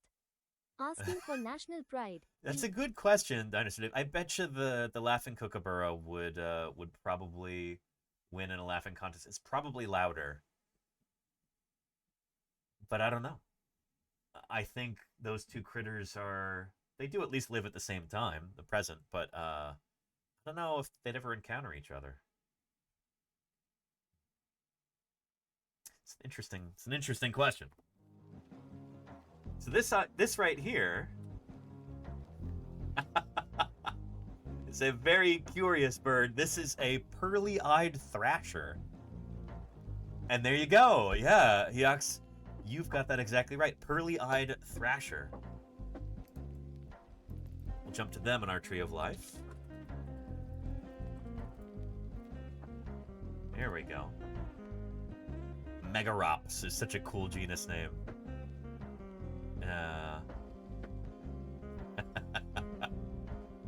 Yeah. Margarops, rather.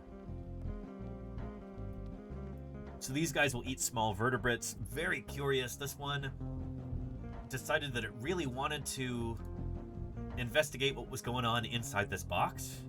So it was poking around in there. And then there was a citronella candle on the table outside, too. Keep mosquitoes away.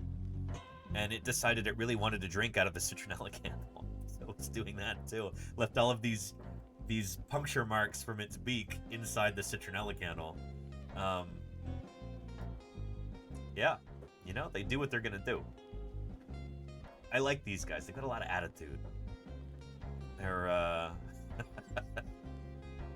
yeah, strangely human-like posture in this picture. Yeah. You know, they just... Never a dull moment with these guys. Yeah.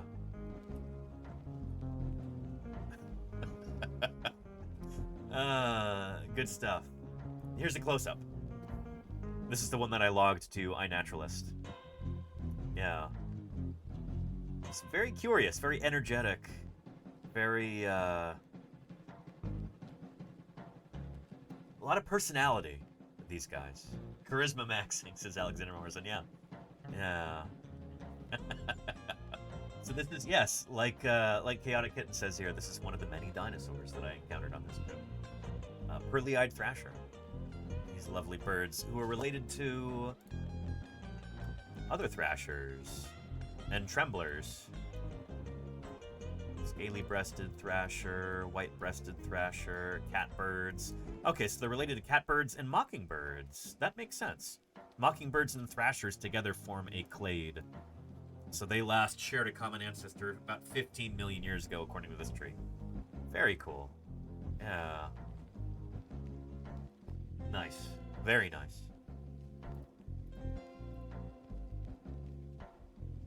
So yeah, those are some of the birds that we saw on Culebra. But not just birds, we saw a lot of anoles as well. These lizards have got a lot of personality too. And there were multiple species that we saw. It was really cool. So here's one on the Ford Bronco. The Caribbean is kind of famous for its anoles. And they do some really interesting things evolutionarily. Let's talk about that. I saw probably, I want to say like 6 different species. And they are pretty darn cool. They're a wonderful example of what we call adaptive radiation. By radiation, I don't mean like nuclear radiation. I mean like different species evolving from a host species radiating outward. It's, yeah, adaptive radiation. There's a lovely video from HHMI all about this. And I've been excited to show you this ever since we started seeing the anoles when we got there to Culebra. The diversity of animals on our planet is breathtaking. It really is. Millions of species adapted to all kinds of habitats.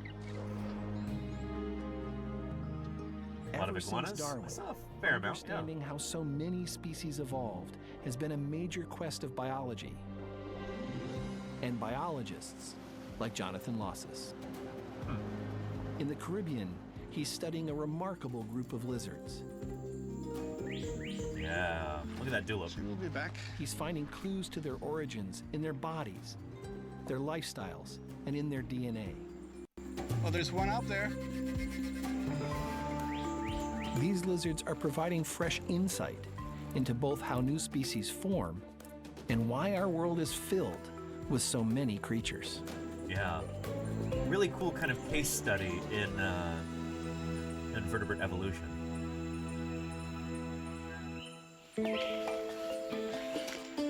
Don't think I don't see you, lizard. Here in Puerto Rico, Jonathan is stalking lizards called anoles. Okay, here we go. Saw so many of these.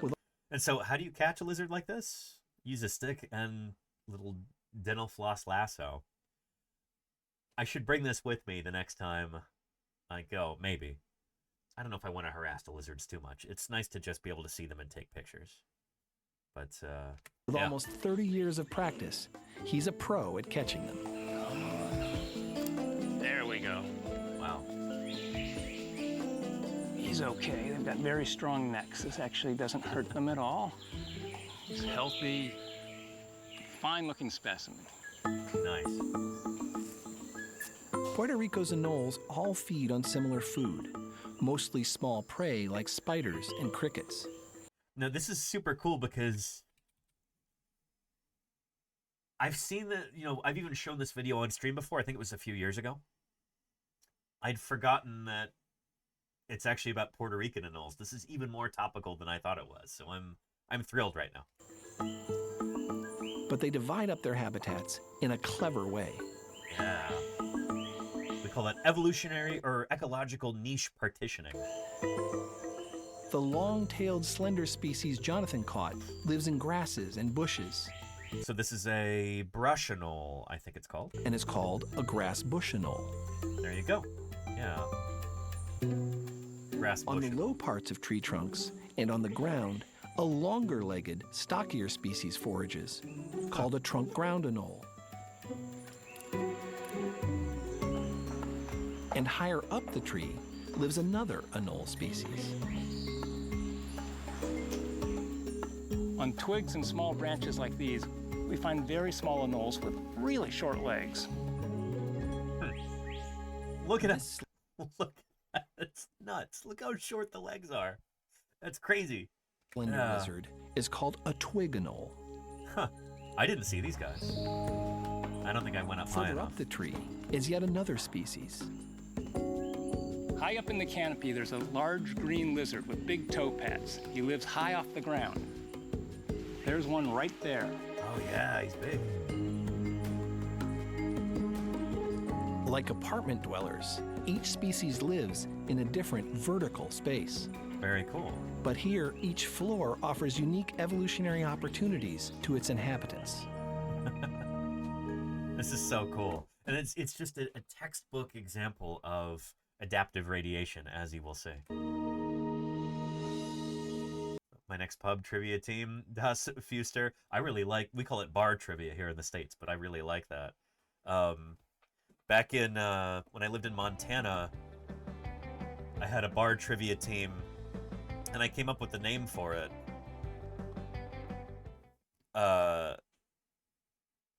Yeah, we won a lot of different bar trivia rounds, but our name was, we had several researchers, people who worked on dinosaurs and other kinds of fossil reptile and stuff, and even some people who worked on modern reptiles.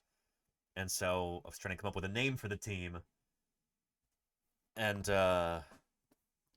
came up with reptile dysfunction. We had a lot of success despite the name. It was a lot of fun. Anywho, let's take a look at some reptiles functioning properly.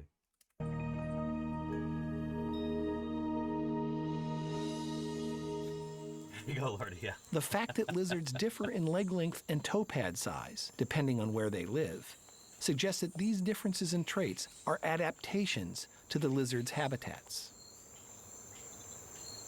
Here's a good tree over here.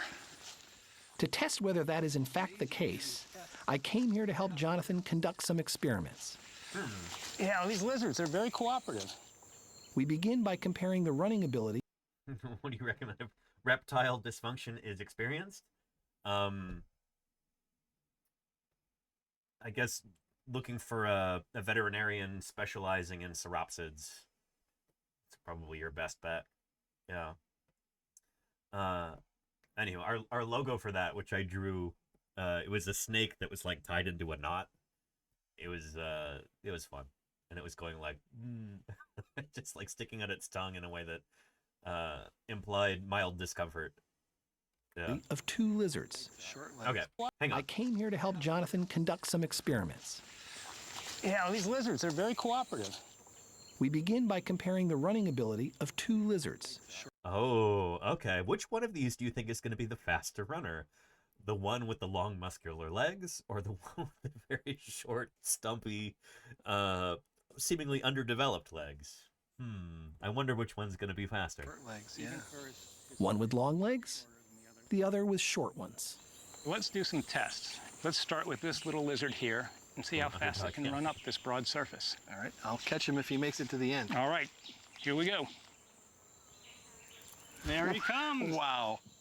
Pretty fast. She's a sprinter. Exactly. She lives at the bottom of trees, right in the open. She catches prey on the ground, so she has to run down quickly to get them. The shorter-legged twig lizard is not nearly as fast. No. It seems like a disadvantage. Why aren't their legs longer? Oh. Jonathan puts a twig lizard on a thin branch to demonstrate. All right, let's see how he does. There we go. There we go. Looks pretty comfortable there. Yep. Just sort of scurrying along like a balance beam. This is what they love. Instead of speed, the twig lizard's legs provide a firm grasp. Nice. So again, this is a beautiful example of an evolution, oftentimes things that you would think might be disadvantages. Usually you're just not thinking hard enough about it. Adaptations like really short, stumpy limbs like that do provide a tremendous advantage, but for a different kind of lifestyle. Like clinging to branches, maybe you're moving more slowly, but you've got better purchase there on that thin vine. It lets you hold on a lot better, and you're just kind of slinking along, escaping detection. It offers a survival advantage, where longer legs would be a disadvantage. Being faster is not necessarily a good thing for that kind of lifestyle, you know? Speed. The twig lizard's legs provide a firm grasp. Yeah. All right, now let's try the other one. So this is the sprinter. This is the sprinter. Let's see how she fares on this little stick. Yeah, not Look how as good. ungainly she is. Her legs are too long for this. Yep. So you can see on these narrow surfaces, long legs are a disadvantage. Yep. Das Fuster says this goes against everything I learned watching Tom and Jerry growing up. Yeah. Pretty interesting how cartoons don't always comport to real life biology. On twigs, long legs only increase the chance of falling. Huh. So ground lizards have evolved long legs, and twig lizards short ones that enabled their lifestyles. Pretty cool, right? Makes a lot of sense. Next, we compare how well two species can climb the slick surfaces of leaves. Anoles have different sized toe pads on their feet. We'll see if these help them navigate different environments. So it's time for Lizard Olympics Part 2. All right, I'm game for that. Here's the ground lizard. Let's see if you can hang on and move up it. Not really. Oh, no. I want to see that again. Oh!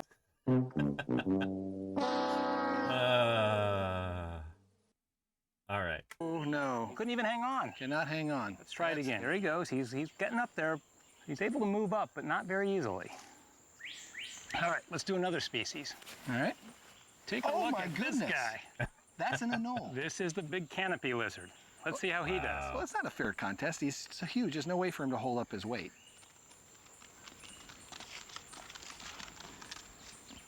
And look at that. Surprising, right? What do you think now, smart guy? Okay, he proved me wrong. Pretty impressive. He's using the little microscopic hairs on his toe pads to bond with the surface, and that's what holds him up. And his toe pads are bigger than other lizards? Yes, they are. He's a bigger lizard, but even for his size, he has particularly large toe pads. So this is an adaptation? This is an adaptation because he cannot afford to fall out of the canopy. Huh. Very cool. But how do these adaptations arise? Jonathan and his Casey Snowart says this reminds me of some friends and I decided to race crabs. We called it Crab Olympics. Nice. That's pretty. I saw a lot of crabs in Puerto Rico as well, and I took some pictures. colleagues wanted to see if they could observe the lizard's traits evolve by conducting another kind of experiment. Their inspiration was the rapidly changing environment of some of the smallest Caribbean islands. Hey, Nerduino, how are you doing? Welcome, welcome. Hurricanes occasionally swamped these tiny islands, scrubbing them free of lizards. The team realized they could use the depleted islands as laboratories. It's good to be home, but man, was it a great trip. They began their experiment by capturing tree-dwelling anoles on a larger island. Huh. Oh, there's one out there. Yeah.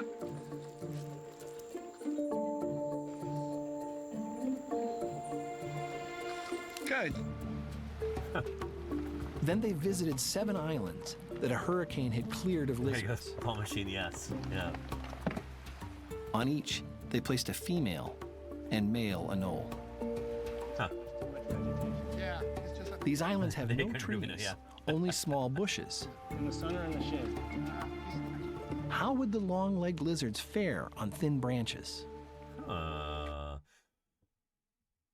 And might they develop shorter limbs? Not individually, but generation after generation. Might the young that are born with slightly smaller limbs do better, and then that becomes a trait that's more widespread in that small population? We shall see. The next year, the scientists returned. She will be back. They found that the mating pairs they had introduced not only survived, but reproduced. Good for them. And the new population had grown and taken to living on thin branches. Huh. And now she's in my noose. The scientists collected the lizards. So the height off, every time we found a lizard, we measured how high it was off the ground, 40 centimeters, the diameter of the surface, Okay. And whether it was perched head up, head down, or horizontal. They brought them back to their field lab, took x-rays to precisely measure the length of their legs, and scanned their toe pads. Interesting. Then they returned each lizard to the exact spot where they had found it. Nice. Okay. Catch and release. Now they had baseline data on the new populations.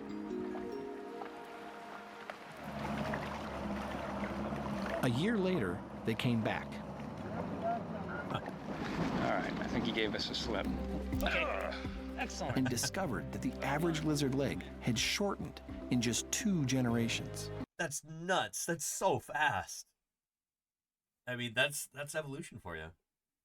With a small gene pool, you can get those dramatic changes that can take place like that in 2 generations. Yeah, isn't that crazy, Claire? Amazing. Here. Just a year later. Gave us a slip. Okay, excellent. And discovered that the average lizard leg had shortened in just 2 generations. Nuts. Well, we thought maybe this is just a fluke, a statistical accident. In fact, over 4 years, the populations all got shorter and shorter and shorter legs. Evolution. The infant, the adult. Dyson Dinosaur. Filippo, thank you. 23 months of support. Welcome back. Hope you enjoyed your holidays. I really did enjoy the holiday. Thank you, Dyson Dinosaur. Amazing trip to Puerto Rico, and I'm well, I saw many of these critters there, anoles like this, and that's why we're talking about their evolution. Such cool critters. Holy cow. I saw like maybe 6 different species. Here's one on the hood of the rental car.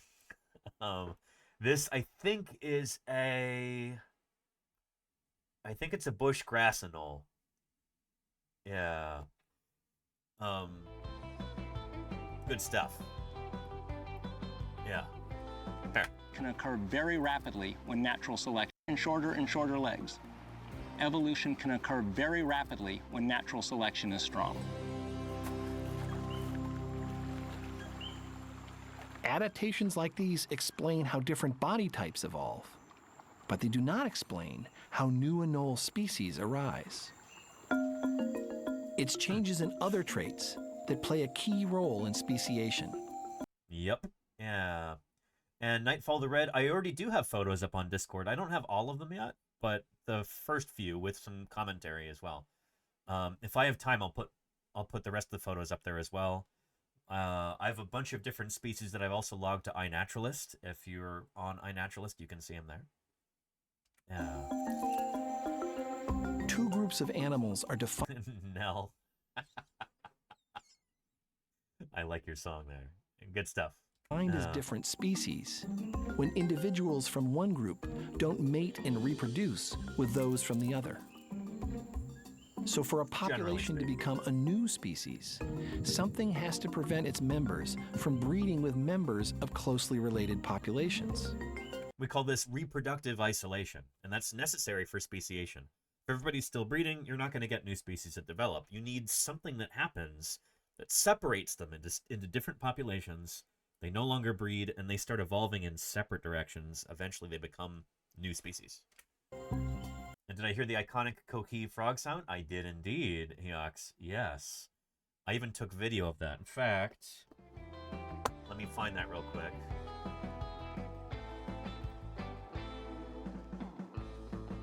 This was on our last night in Puerto Rico, actually. Which would have been the day before yesterday. Cool photos just taking forever to load. There we go.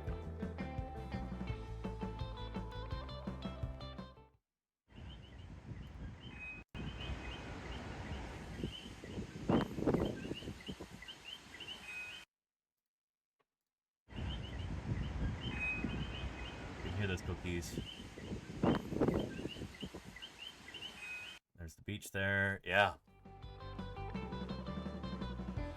Cookies are these lovely frogs that look like this. They're kind of an emblem of the Puerto Rican archipelago.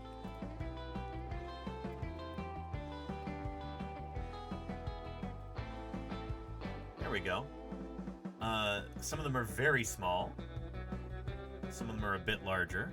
That's a US $quarter right there. Some of them are, they've got pretty distinctive coloration.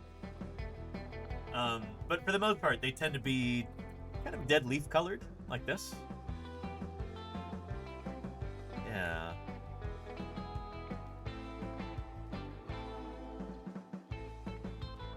There we go. Yeah. Occasionally, they're known to hold flags or wear hats in order to entice tourists into buying cheap trinkets. But yeah, some of them are incredibly small. This is one on a penny. A penny, for those of you who are not from the States or familiar with it, that's a coin this size right here. That is a penny, our 1 cent piece in the United States and in Puerto Rico as well.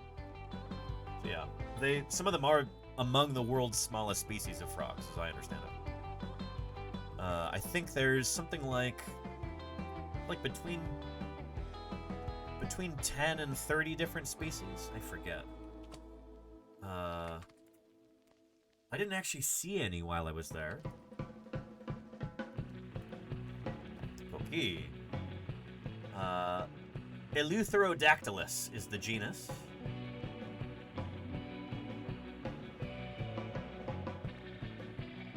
Several species of small frogs native to Puerto Rico. One of the most common frogs with more than 20 different species found within its territory, including 13 in El Yunque National Forest, which is the rainforest that we visited on our last full day in Puerto Rico.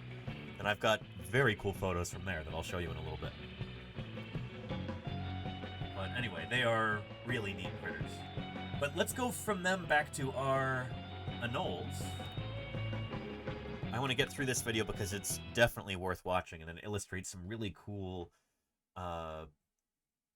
ideas about evolution on islands. So for a population to become a new species, something has to prevent its members from breeding with members of closely related populations.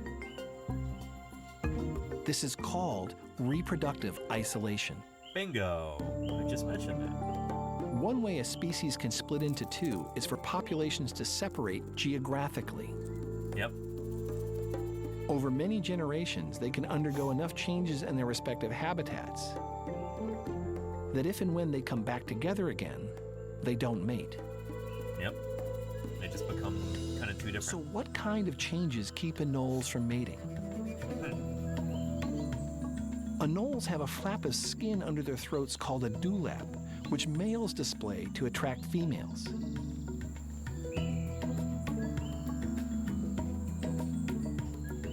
And remarkably, every species in the same area has a different dewlap. Very cool. And since this is one of these things that they actually use for reproduction, they use it to show off to one another. If one population develops a taste for a certain kind of dewlap, like, oh, that's what I find attractive, you know, let's hang out, you know, then it's directly tied to reproduction. So if you get changes in these reproductive display structures, that can lead to speciation much more rapidly than something else like different structure to their limbs or something like that. Does that make sense? Because it's directly tied to reproduction. It's the basis of their courtship, you know?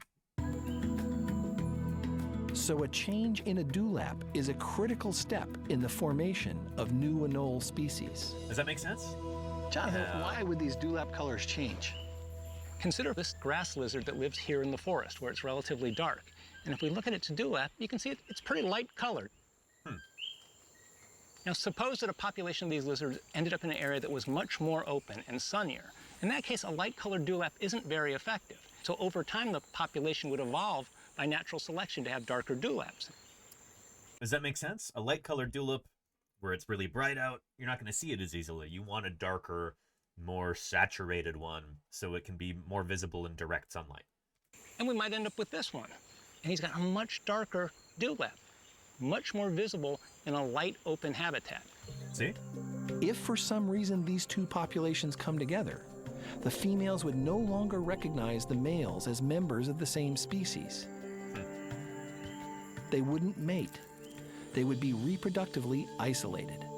There you go. There's a simple connection between changes within populations, or microevolution, and the formation of new species, or macroevolution.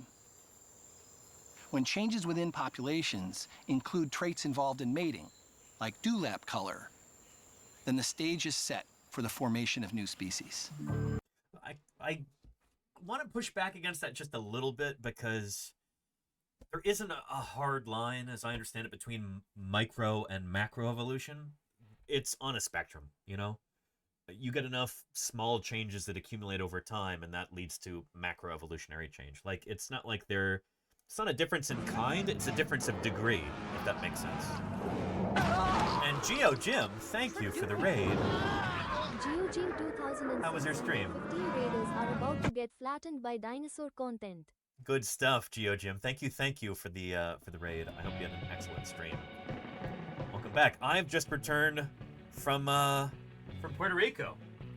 Just got in at like 3 or 4 a.m. this morning, and we're talking all about island evolution and ecology, and showing off photos from the trip, talking about what I've learned. It was incredible, an amazing trip. And I've been talking about these lovely lizards, Puerto Rican anoles. Here's one I snapped a photo of on the hood of our rental car in a bright, like school bus yellow Ford Bronco. You can tell this one actually lost its tail and it regrew it. So you can see where the tail kind of gets suddenly thinner and then continues. That's the break zone in the tail. So this particular individual had dropped its tail. Maybe it had been attacked by a bird or something, and the tail regrew. Anyway, anoles are really, really cool, and we're watching a video on their evolution right now. Once new species have formed, competition drives the evolution of different body types. Species living in the same area compete for resources. And there you go, diagonal. Yes, exactly. But if members of one species move into another habitat, they can use resources not available to the other species. Yep. Over many generations, natural selection favors traits that enable species to occupy different habitats. Pretty cool. This process has led to the body types we see in Puerto Rico. Yes, which is really, really exciting because, as I understand it, all the anoles on Puerto Rico are each other's closest living relatives. They're different from the anoles on other islands in the Caribbean. I think they go into it in this video. If they don't, I'll explain in more detail. But I don't want to spoil it. Let's just continue and see if they talk about it. And not just there. Yeah, here we go. On each of the Caribbean's 4 largest islands, Puerto Rico, Jamaica, Cuba, and Hispaniola, we find the same distribution of similar-looking lizards. Yep. But it's not like all of the small anoles are related to each other and all the big anoles are related to each other. No, that's not how it works. Now you'd think that all the lizards on the different islands would look different, but they don't. Each island has the same basic body types. Yep. Each island has slender grass bush anoles with long tails, long-legged trunk ground anoles. So again, these are, I don't know if they're in the same order. They might be. It could be Puerto Rican, Jamaican, Cuban, and Hispaniolan, like we see here. Puerto Rican, Hispaniolan, Jamaican, and Cuban. That's what we're seeing here. Yeah. Right here. Long-legged trunk ground anoles, short-legged twig anoles, yep,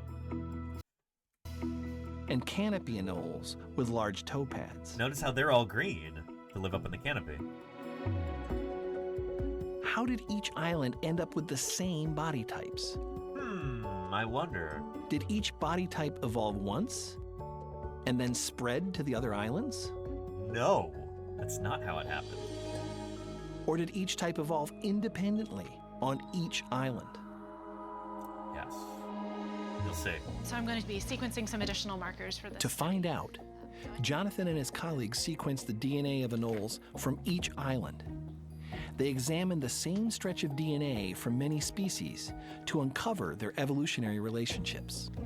And so this is really cool stuff because, you know, I'm kind of in awe of this as a paleontologist because paleontologists, we work on morphology. So usually we've just got fossils, no DNA to speak of.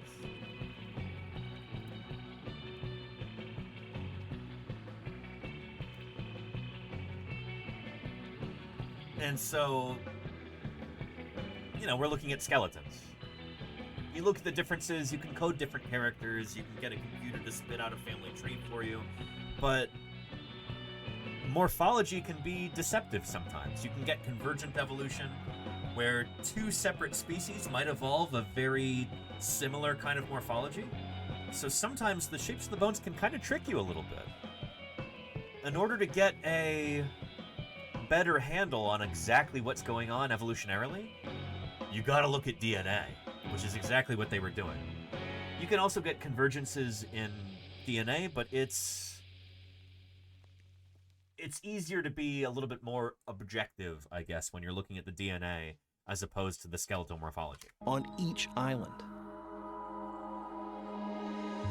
So I'm going to be sequencing some additional And markers. there you go, Gay Hibiscus. Yeah. Yeah. Hibiscus says morphology is a big reason why plant taxonomy, the classification of plants, is currently a clown fiesta that is being updated quite literally every day. DNA has shown us how wrong the morphological approach was for many. Yes, yeah. And I think that's probably especially true for plants in that I think there's a lot more horizontal gene transfer in plants than there is in most animals, right? Where plants can literally just share genes from species to species sometimes. So even the DNA approach can be tricky, to say the least. A lot, says Hibiscus. Yeah. Cool. Yeah. Charlie's Dragon says plant speciation in general is a mess. Yeah. Again, nature doesn't like to fit into these neat little boxes that we try and stuff it into. It's much more complex and interesting, complicated and varied, fascinating than we often realize. It's very cool. So anyway, for anoles, the morphology can trick you. If you want to be a little bit more objective with it, given these are animals that still live today, we can get their DNA and we can test that to figure out who's most closely related to whom. Jonathan and his colleagues sequenced the DNA of anoles from each island. They examined the same stretch of DNA from many species to uncover their evolutionary relationships. Nice. Species that are more closely related, we wouldn't expect to have many differences in their DNA. For example, these two species here, if you go across here, there's only one base pair where they're different. Huh. That's because they're very... And that's not across the entire genome, that's just the one section that they looked at. But hopefully they picked a particularly diagnostic section of base pairs. Very closely related. On the other hand, this species here has many differences. Here, here, here, and here. That's because this species diverged from the other ones a long time ago. They've had more time to change.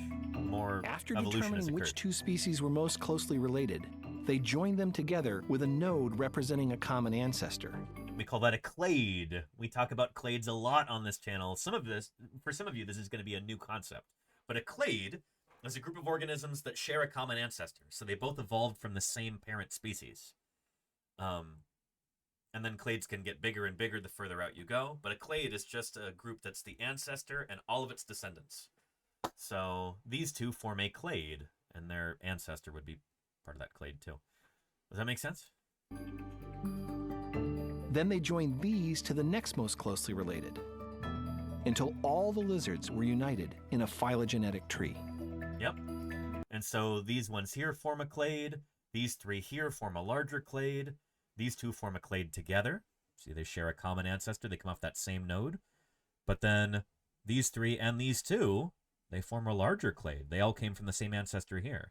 And this guy, all off by his lonesome, is, we would call this like the outgroup. But you go back further, and then shares a common ancestor with these guys. So all of these together form a clade. And then you've got smaller clades, slightly bigger clades, slightly bigger clades. It's kind of like Russian nesting dolls, sort of. You know? Familiar with these? It's kind of like that. It's one way to think of it, at least. Yeah. The DNA revealed a pattern. And there you go, Diagonal. That makes sense, yeah. This. Yeah. Lizards on each island tend to... Oh, and Diagonal says clade means branch in Latin. Yeah, if you clip off a branch, it's a clade. Yes, exactly. Yeah. So... yeah. So you see that right here. If you can snip it, it's a clade. If you can't, it's not a clade. Does that make sense? Yeah. Yowza. Dow Dave 1982, thank you for the follow. Welcome to Paleontologizing. Yeah. So anywho, yeah, here. Clades versus not clades. So a clade is the ancestor and all of its descendants. If you leave any of the descendants out, arbitrarily, you say, I don't want to include that one, then it's not a clade anymore. A clade is a group that has the ancestor and all of its descendants. Does that make sense? Yeah. Anywho, here's the kicker. This is really, really cool. Oh man, this is so neat. The DNA revealed a pattern consistent with this. Lizards on each island tend to be more closely related to each other than to similar-looking lizards on different islands. How cool is that? That means that generally the same types of lizards evolved independently on each island. Pretty neat. Beautiful example of adaptive radiation. Caribbean islands, the same traits have evolved again and again. Body color, limb length, toe pad size. Yep.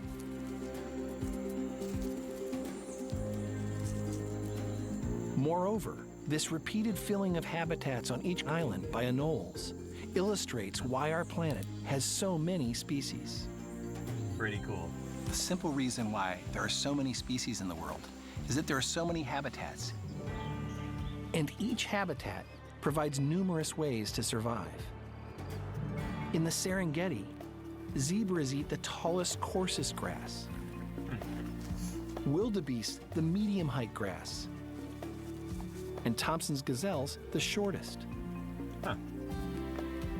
In the Galapagos, some finches primarily eat seeds on the ground, and others, insects in the trees. Yep. It's got nothing to do with oil. I'm a paleontologist. No, your turn on red. Thank you for the follow. Welcome to Paleontologizing. That's a good rule. Appreciate you clicking that follow button. Look around you, in your backyard or around the world. There are so many different environments, each full of creatures making a living in a different way.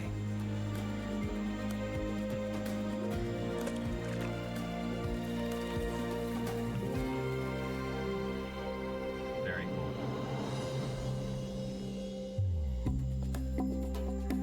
Good stuff.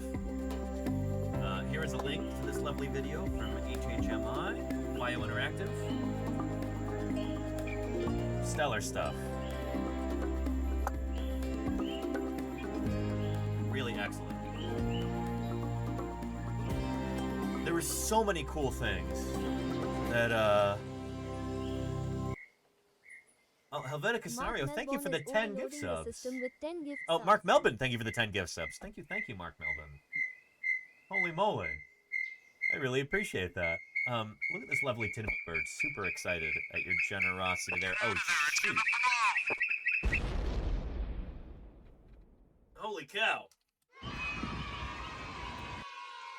In at number 8, we have the Tradoon. The Tradoon. Helvetica Scenario, thank you for the 10 months right there. Brilliant. Welcome back. I appreciate it. Tradoon. It's good to be back. It's good to be back here with you. Man, was this a great trip. So excited, hopefully, to go back to Puerto Rico.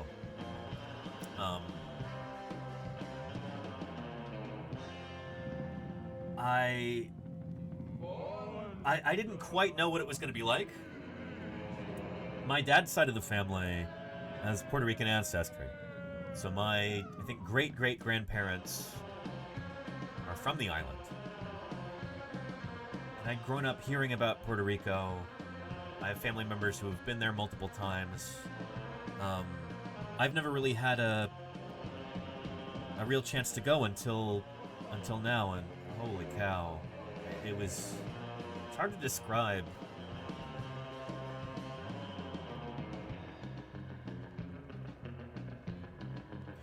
For one thing, like, just walking around, and I did a bunch of double takes, I'll say this. We'd be walking through a town square, going to dinner or something, and I'd see somebody and go, is that? No, shoot. I thought it was my uncle for a split second. People who look like my relatives.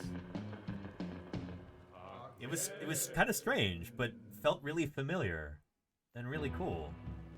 I took a few years of Spanish in high school and spoke some Spanish at home with my dad and my stepmom, who's from El Salvador. So I felt equipped in that sense to be able to understand things a bit better than I would have otherwise. Dino Dax, thank you for the 12 months of support. I really appreciate that, Dino Dax. Thank you, thank you. Yeah. Being able to explore new places, and being able to see new geography, and most of all, new wildlife was awesome. Later on in the trip, Lordy actually scheduled 2 days of tours with a local naturalist. I'll talk about that too, but I don't get the impression that most people go to Puerto Rico for the wildlife, which to me is confounding. That should be one of the major selling points. That should be one of the primary reasons why people go to Puerto Rico. It's for the incredible wildlife, the plants, the animals, the other organisms, many of which are endemic to the island. There's something like close to 20 different biomes, 20 different distinct environments on the island. From like upland cloud forests to beaches and mangroves and cave environments and rivers and streams and fields, and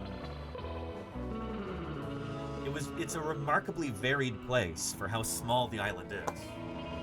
'Cause it's not particularly big.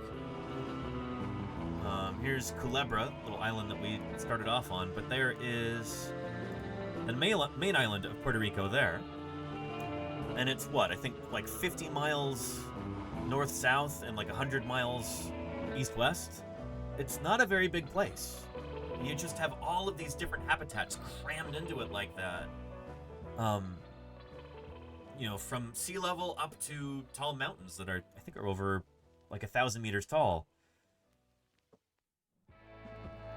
It's impressive. It really is.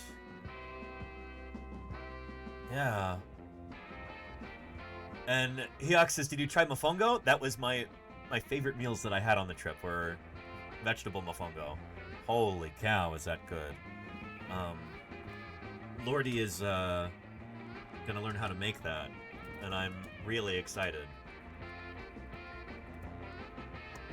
Yeah, so mofongo is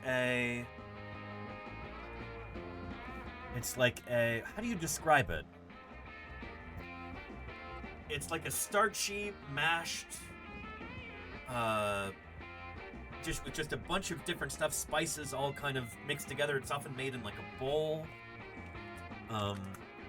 Traditionally it'll have like pork in it, but not really a meat guy myself. Mofongo puertorriqueño. Yeah, here we go. My name is Erika Solorzano. Today, I'm going to show you how to make a delicious mofongo. Oh man, it's so good. Plantains, in which combination of seafood, meat, or vegetables is added. It can be served as a side dish or as a main course. It's very filling. It's basically mashed plantain with a little bit garlic, salt, olive oil, cilantro, So good. and chicharrón. Now let's Chicharrones start to sausage. make a delicious mofongo. Peel the plantain and cut in round shapes. Fry it in a big saucepan with oil at 350 degrees until golden. Yeah. Remove and drain.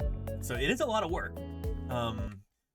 At one point I said to Lordy, like, I'd really like to learn how to make this in the field. And we both looked at each other and like, yeah, actually that's not going to work, huh? It's a little bit more complicated than something that you would make, you know, in a tent for a field crew after a long day of digging fossils. You would need a lot of implements. It takes a lot of time. It's a very involved kind of dish. In a wooden mortar, alias pilon, put some olive oil, garlic, salt, cilantro, and Anyway, video's almost over. chicharrón.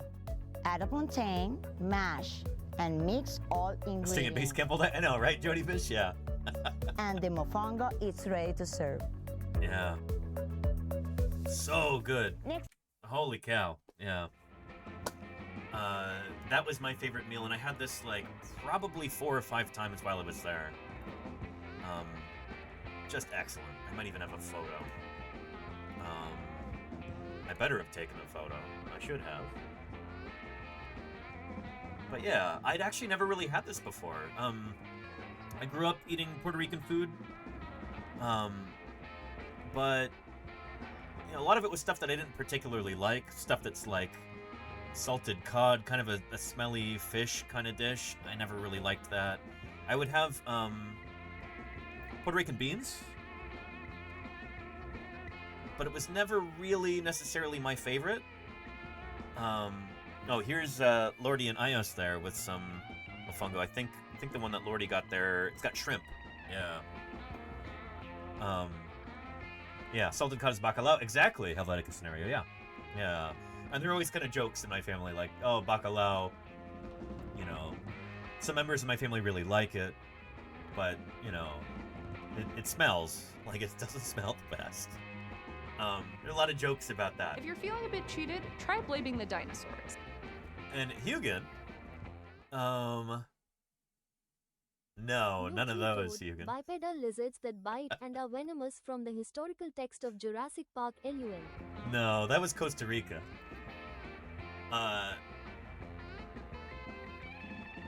It was on the Pacific side, right? Central America. We're in the Atlantic, Puerto Rico.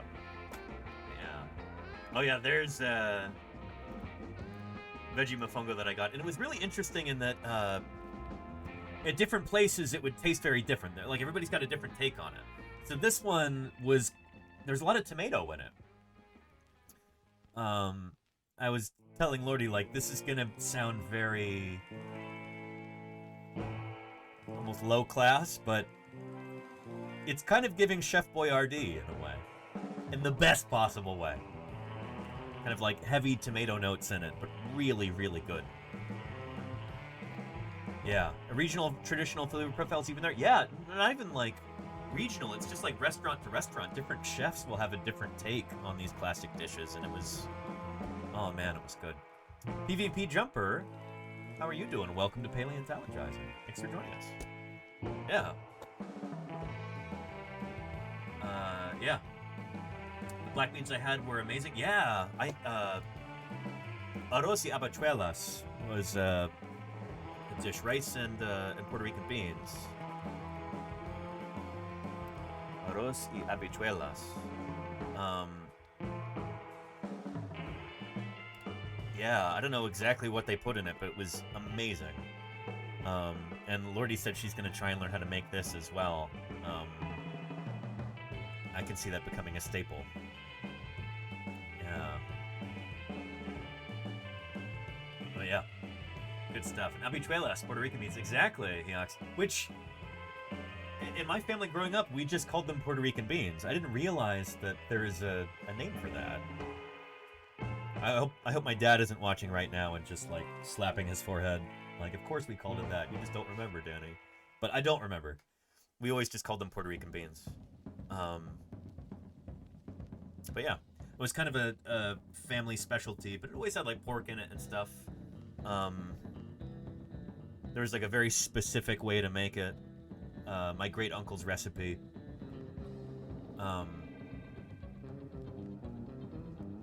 Yeah, it was neat trying different takes on that concept when we were on the island. Islands, I should say. Anywho, yeah. So we started off the trip, we flew into San Juan, took a tiny little plane, like I said, to the island of Culebra. That's where we stayed for the first, 6 days, I think. And then Lordy actually booked us a little boat with Captain Dave, and he took us to Isla Culebrita Island. Spent, that first day there on the boat, and saw some really cool stuff. I think it was the oldest lighthouse in the Caribbean. We visited that first day. Here is the view from that island here. Ios took this photo, nice panoramic. Really small island there, whole bunch of anoles, which were really, really cool, and find the lighthouse.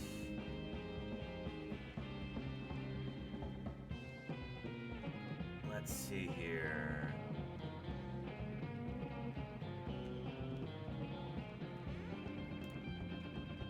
There we go. So this is an old Spanish lighthouse, which was restored a few times, and then some hurricanes knocked down some parts of it, and there's rumors that it might be restored again in the future, but it's going to be pretty expensive, and since there are no facilities on the island, on Culebrita, really small island, and there's no, no real infrastructure at all on the island too, it would be pretty expensive to try and restore this. But, yeah, there's a photo of me by the lighthouse there. Yeah. And how old are we talking about the age of the lighthouse? Let's look it up, Nightfall.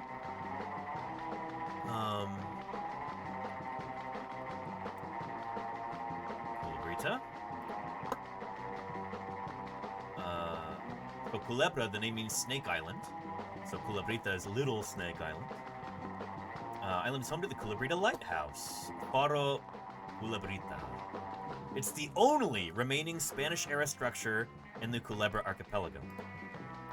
Construction began September 25th, 1882. That's Lordy's birthday, although she was born a few years after that. But September 25th is her birthday. It was completed February 25th, 1886. It's the most eastern light outside mainland Puerto Rico. Yeah, so this is a tiny little island. Here's the lighthouse in 1913. Here's what it looked like in 2017. The big hurricane 2014. Big hurricane, Hurricane Maria in 2017 damaged it significantly. So it's, the stairway inside does not look like this anymore. It's mostly fallen down at this point. So it's kind of on the verge of collapse. But there's a view of the North Anchorage from the lighthouse there. And so there'll be these little boats that'll show up for the day, and people will snorkel there. And that's what we did. I didn't do any snorkeling myself just because I couldn't get the mask to seal over my face with my facial hair.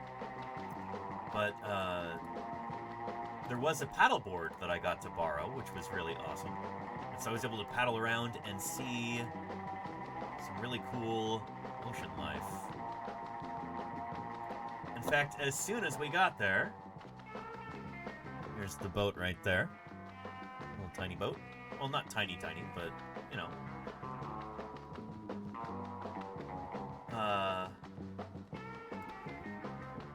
You'll never guess what was the first large vertebrate animal we saw.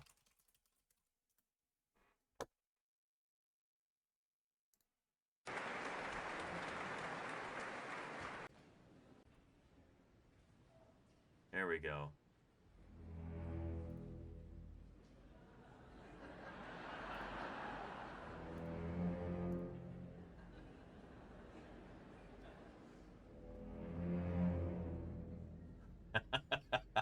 Just as the boat was pulling up to Culebrita, the captain, he said, "Look over the side over here." Large non-vertebrate animal, I hasten to add. Yeah. And diagonal. You got it. It's a nurse shark. Yeah, so this is entirely inappropriate music for, for that, because nurse sharks are very docile animals. They're, yeah. They don't have big fearsome teeth or anything. They're mostly suction feeders. Their mouth is at the ventral side of their head, so they're mostly feeding on the bottom in sandy substrates. They're sucking up crustaceans and critters like that to eat. They'll crunch them up. I don't think their teeth are, I think they almost have ray-like teeth. Yeah, there we go. I guess they do have points on them. But yeah, they're almost evolving in the direction of having, like, crushing teeth. Kind of like a skate or a ray. Yeah.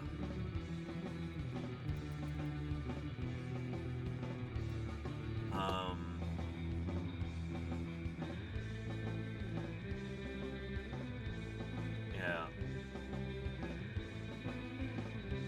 I was trying to find that Simpsons clip with Milhouse talking about his favorite shark.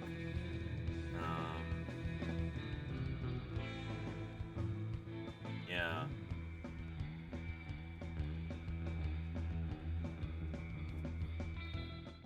Is this close enough? Lisa, if the Bible has taught us nothing else, and it hasn't, it's that girls should stick to girls' sports, such as hot oil wrestling, foxy boxing, and such.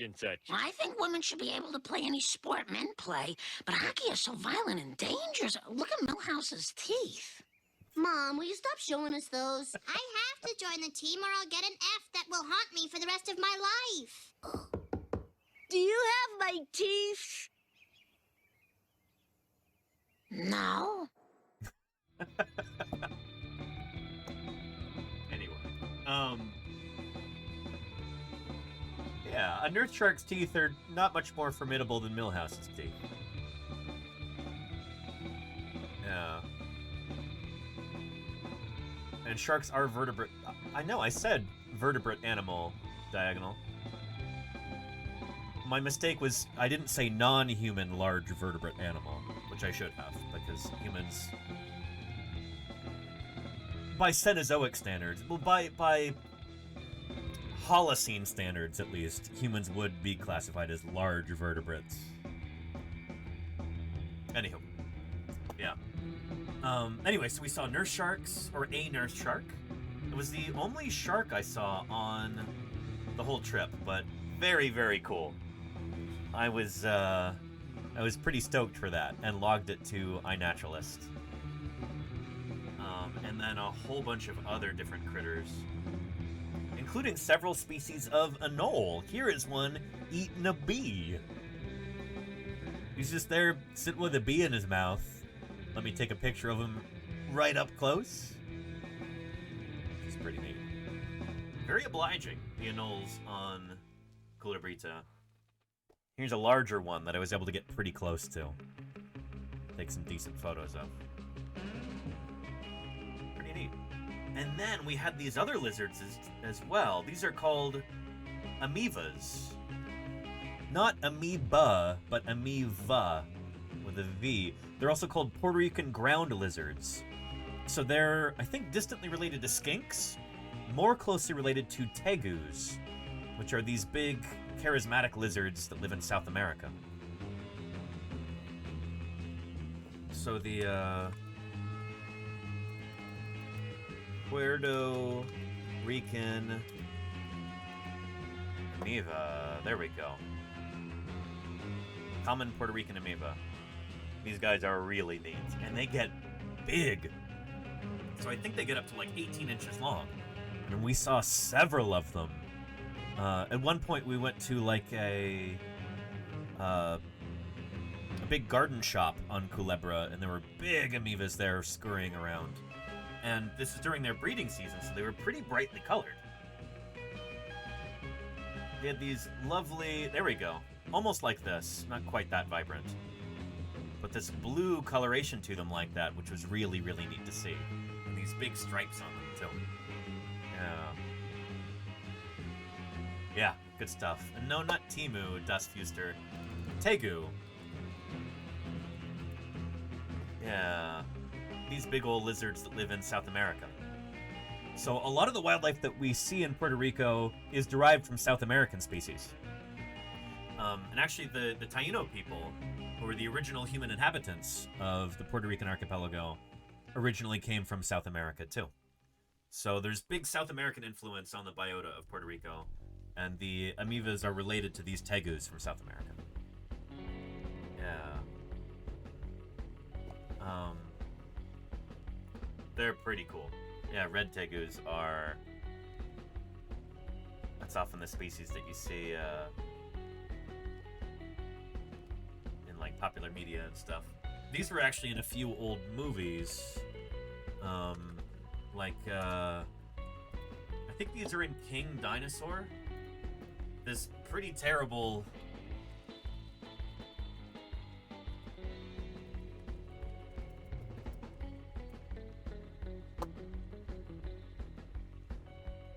Yeah, here we go. Is there a tegu in this scene? No, it's an alligator and a green iguana. Yeah. Oh. What's going on? Maybe he's gonna get him for flushing him down the toilet. Yep, think so. Here he goes. Hey, I'm sorry you're having a rough week, Dustfuster. I'll give you a link to this. More like chicken. You can watch the whole thing. It might cheer you up a bit. Please. Come on, you knuckle knob. Come on, I got ya. Neither of these is a tegu, but I think there is a tegu in this movie too. Those aren't real tears. I've heard about you. Yeah, you're right.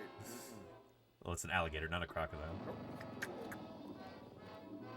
So this is a movie called King Dinosaur. In this movie?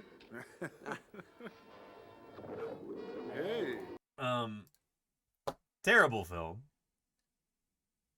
But yeah. But they use a tegu at one point. Ooh.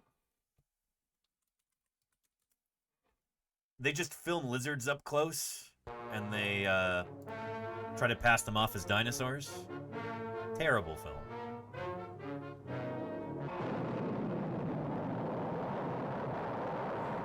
The explosive birth of a strange new world, the planet Nova, millions of miles away in the eerie silence of outer space.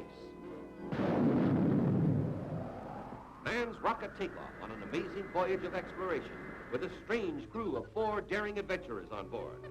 A professor from an American university, a biochemist to run tests on whatever life exists, a doctor to check the known and the unknown medical data, a mineralogist.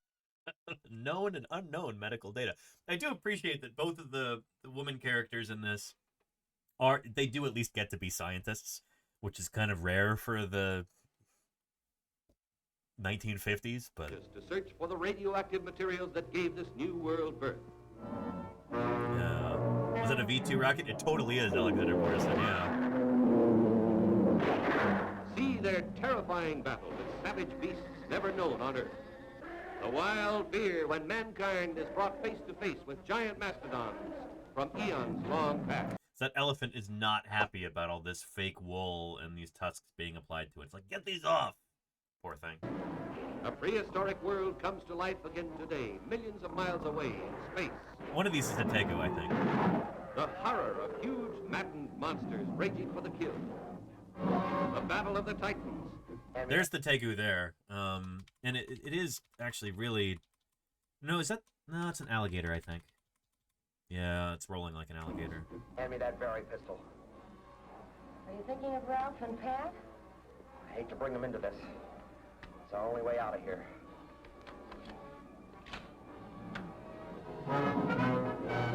Anyway, the MST3K take on this is pretty good. It's much better than the original film. And the whole thing is on YouTube for you to watch.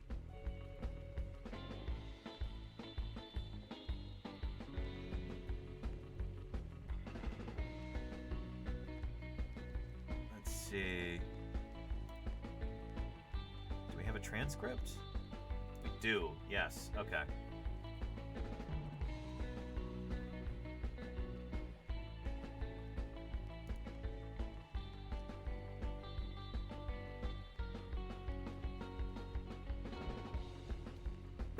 You're right.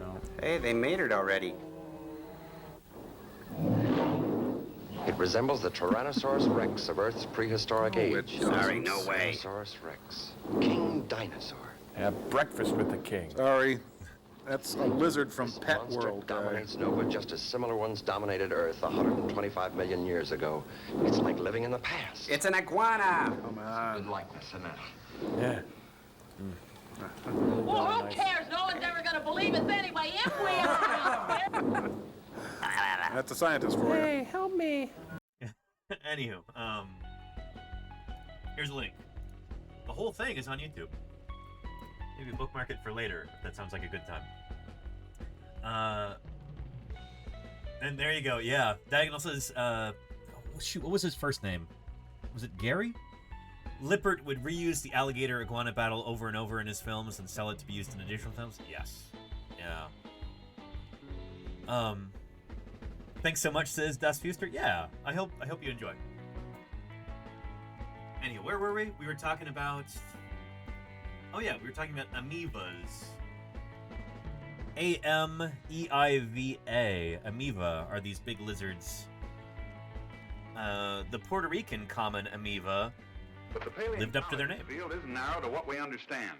On the contrary, we stretch our understanding to try and take in the universe. Nova Atreides, thank you for the follow. Welcome to Paleontologizing. These guys are cool because they just scurry around and they look for whatever they can eat. They'll eat insects, they'll eat smaller lizards, they'll go into garbage dumps and they'll just eat garbage. So they're always just walking around looking for food. Like, hey guys, what's over here? Oh, cool, a beach towel? Let me go walk around on it. They've got some personality. I like them. They're a lot of fun. So, very cool stuff. I was surprised to see I think it's a white-cheeked pintail duck. I was really happy to get a photo of one of these guys by a tide pool.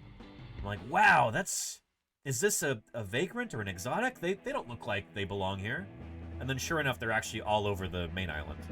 So this was not unusual, but it was a first for me. I'd never seen a white-cheeked pintail, this duck, in the wild. So very cool. I was able to log that to iNaturalist too.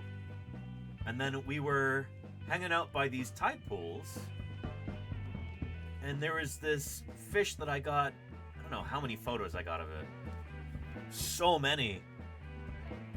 Like, what is this guy? He was just swimming around in circles. Really, really playful fish.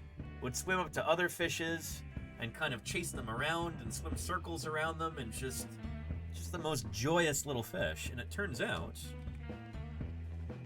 it was a juvenile French angelfish. The adults look like this. They look very, almost kind of snotty. Like, oh, I'm not talking to you. Or I guess it should probably have a French accent. I'm not talking to you.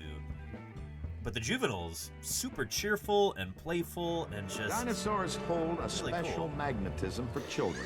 Wood, thank you for the 18 months. I appreciate that. Thanks for keeping me here online. But crazy ontogeny here. Or again, adult, juvenile. They look like entirely different organisms.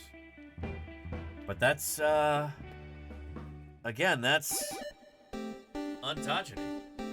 Change throughout an organism's Ontogeny. lifetime. Ontogeny.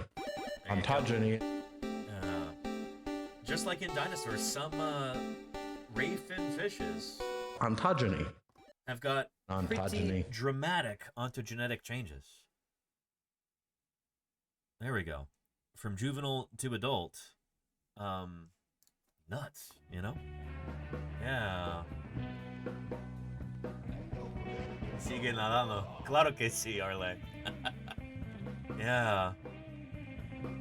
Very cool. Yeah. That fish asked me if I had any gray poupon. There you go, Trixie Horror, yeah.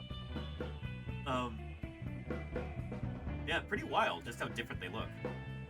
Anyway, so that was a ton of fun. I got a bunch of new species for iNaturalist there. Amazing. And then the highlight of that day came at the end. Not only did we see a southern stingray, which I was able to photograph and log to iNaturalist, but also, and I wish I had a better photo, a green sea turtle.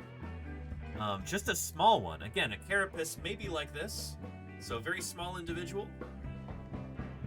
The shell barely bigger than like a dinner plate. A smallish dinner plate. This is the best photo that I got, but being out there on the paddleboard, turtle came up right next to me. Surfaced. Was breathing there, and I could see the bubbles around its nose as it came up. Like just looking around, getting some air, and then diving back down to eat the seagrass there. It's a green sea turtle. My first ever sea turtle I've seen in the wild. It was magical. First ever marine reptile that I'd seen in the wild. Just, it was a magical moment. So green sea turtles are, here we go. Ios and Lordy actually got to go underwater with their snorkel gear, and they said they could hear the turtle chomping on the seagrass there. They're so cool. So cool. Yeah, which of course actually brings us to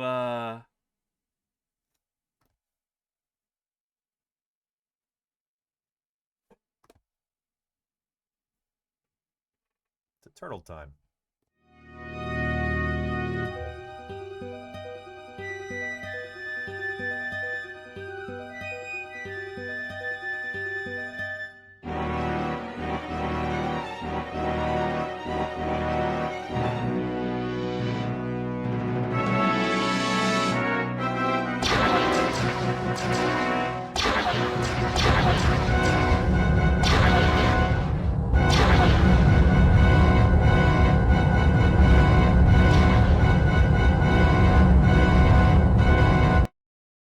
I like turtles.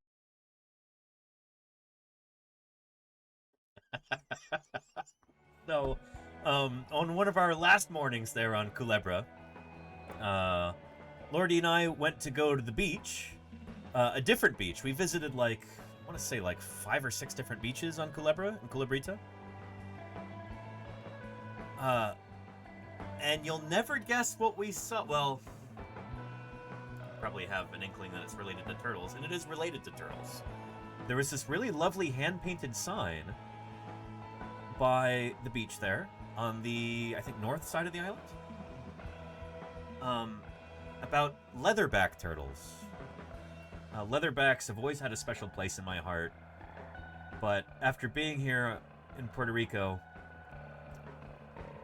I now feel slightly obsessed with Los Tinglares, local name for leatherbacks. We got to see some leatherback nests. No adult or juvenile leatherback turtles, but this is a spot where a leatherback had come up and laid her eggs in the sand. And this was really, really cool to see that this had been kind of fenced off here. I wish that the local people protecting the leatherbacks had better funding and better infrastructure, you know? I would love to see, you know,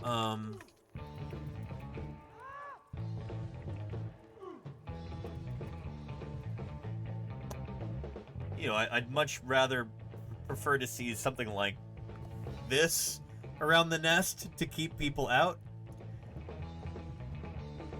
But they didn't have that. They had a little bit of, what would you even call this? Flagging tape? And some wooden stakes. So armed guards and a giant razor fence. Yeah, maybe some ATST scout walkers parked nearby. Just making sure that the nests stay safe. They didn't have that. But yeah, warning, do not enter a sea turtle nest. Aviso, no entre nido de tortuga marina. And they've got a picture of a leatherback right there. That's Dermichelys is the genus name. As soon as we got to Culebra, as soon as we got to Culebra, I started asking around in town. Los Tinglares, who do I contact about this? Are there any volunteer groups that are going out and monitoring nests or anything like that?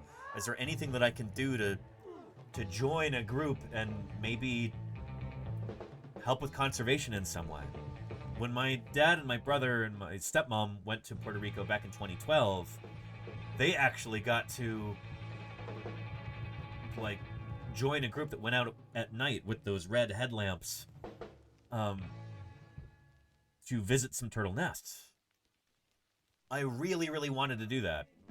And so I was asking for people, asking for contact information, asking for names, just trying to pursue all of these leads on the island, on Culebra and on the mainland, the main island of Puerto Rico. And I got some good leads, but it didn't end up working out at any point. There was a team that was going to go out on Saturday night in order to be there while the baby turtles were supposed to emerge from their nest. And we were already on the main island at that point, so I had to miss it. Really, really, really want to go back in the springtime. Maybe organize some streams. Maybe get a night vision camera. Be able to show everybody the female leatherbacks coming up onto the beach, or maybe the baby sea turtles emerging. I really, really want to do that. So it's something that I've been really excited about. Kazashi says, do the turtles in Puerto Rico have much in the way of natural predators, rats, pigs, etc.? So there's no large native mammals extant in Puerto Rico. There are some that are introduced. There are rats, dogs, cats, pigs. But kind of famously, Puerto Rico doesn't have... The only native mammals are bats nowadays. So yeah. And Heox says, one of the bioluminescent bays. We did go to one, Heox, but we were there while there was a full moon. And so I don't think they even offered tours of the bioluminescent bays when there's a full moon. So the timing was just off.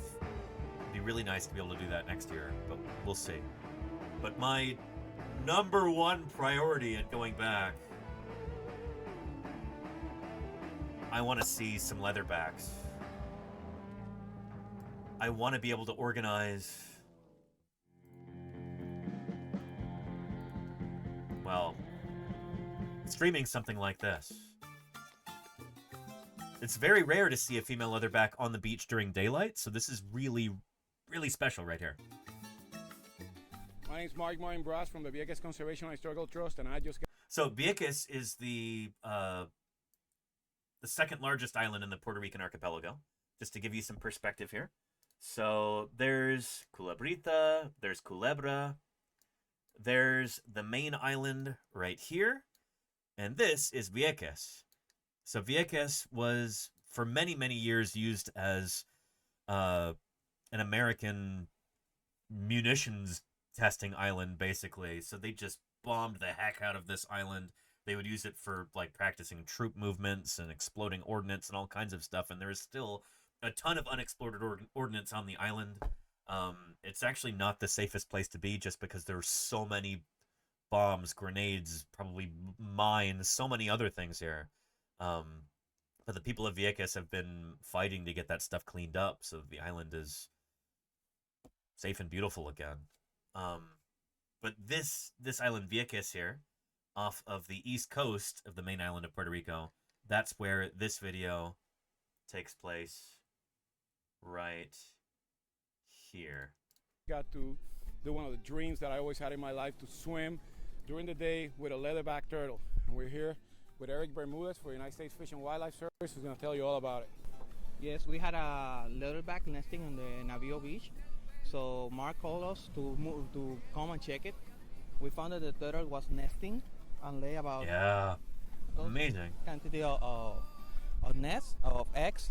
So we took the measurements on the information of the turtle and let it go. And from the sea turtles that we have here, this is what kind of species? This is the leatherback, the Dermochelis coriacea. It's the largest sea turtle we have. That one could weigh about 500 pounds. So, by some estimations, this is the world's largest living reptile. It's enormous. Leatherbacks get huge. So they average around 800 pounds when they're full grown. They are enormous. And they're cosmopolitan. So they've got a distribution throughout the world's oceans. All 5 of Earth's oceans. They can be found as far north as Alaska. In surprisingly cold waters. In waters that you or I would freeze to death in. These so-called cold-blooded reptiles can survive and thrive in waters like that, largely by just generating their own heat via muscle action. So these are turtles that are remarkably active. They spend it's less than 0.5% of their time resting. They're just constantly on the move, moving those great big pectoral flippers like that.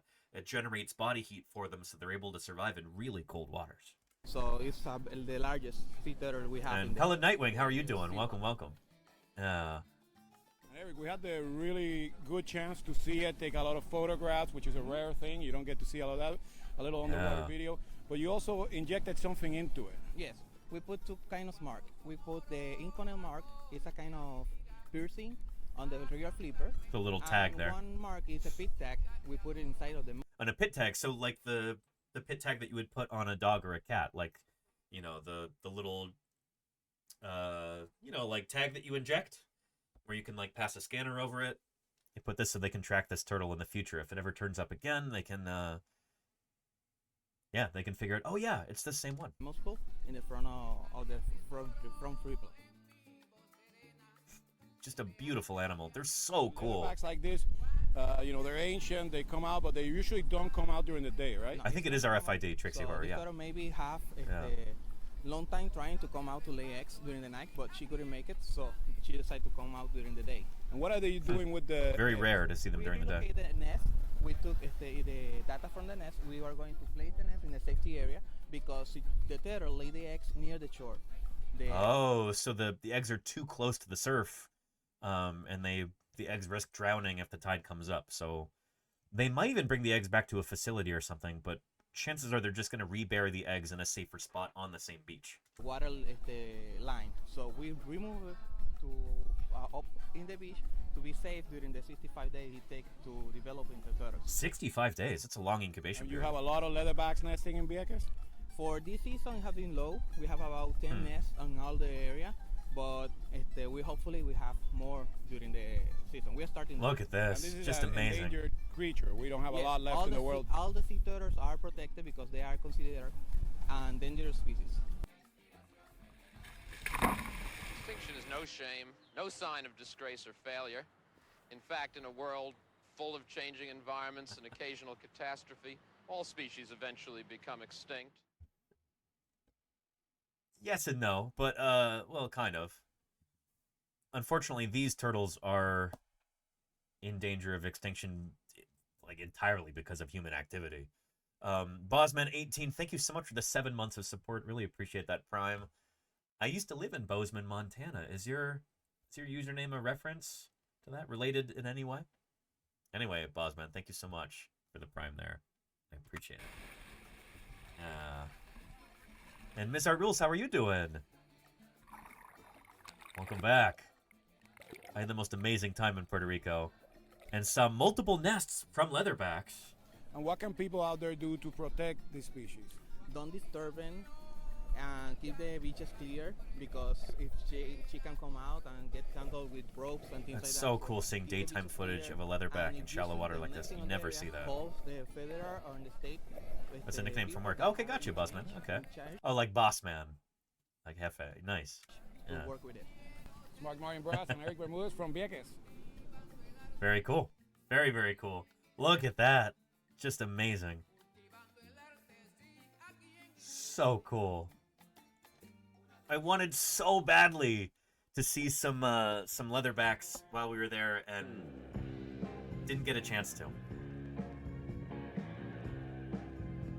But really, really hoping to, maybe if I go back. I have dreams of returning next year with some streaming gear, linking up with some turtle conservation groups, and seeing if we can run some fundraisers for especially leatherback conservation. That would be phenomenal. Really, really hoping that I can do that. Here's another video on leatherbacks here.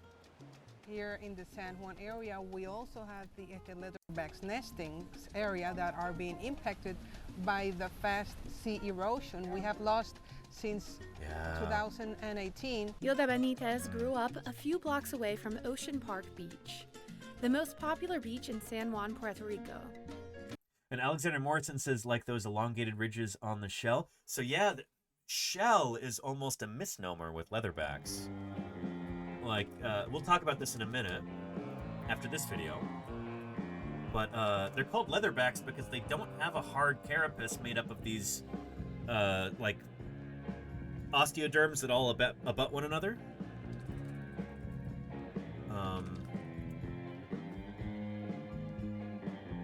Here we go. It's... I'm trying to find you a decent image here. Yeah. So they've got skin and flesh that stretches between their ribs, essentially. They don't have the big solid carapace that other turtles have. The phylogeny of sea turtles is really interesting in that there are, what, 7 or 8 species of living sea turtle? The leatherback is all off by its lonesome. It's the last member of its clade, its evolutionary group. And it diverged, I think, like 100 million years ago from the rest of the sea turtles. So it's unique. It's the last of its kind. And that's one of the reasons why it's so incredibly special. And Dust Fuster says a shell that size would probably be weight prohibitive, wouldn't it?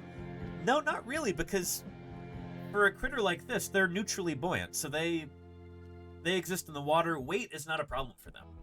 They could be as heavy as they want to be, and it doesn't matter because they're just there in the ocean. Even coming up onto land,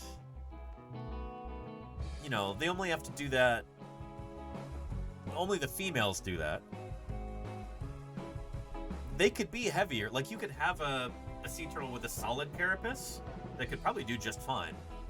So it's not that. It's just they kind of evolved in this direction just because that's kind of what they did. It's not like there's a really firm reason for that, you know? Yeah. Oh, and this reminds me, shoot. We'll talk about... Here, let me just get this started right now. I'm going to go fire up the 3D printer over here, and we are going to print a life-size baby leatherback that I got files for this morning. So let me go fire up the printer here.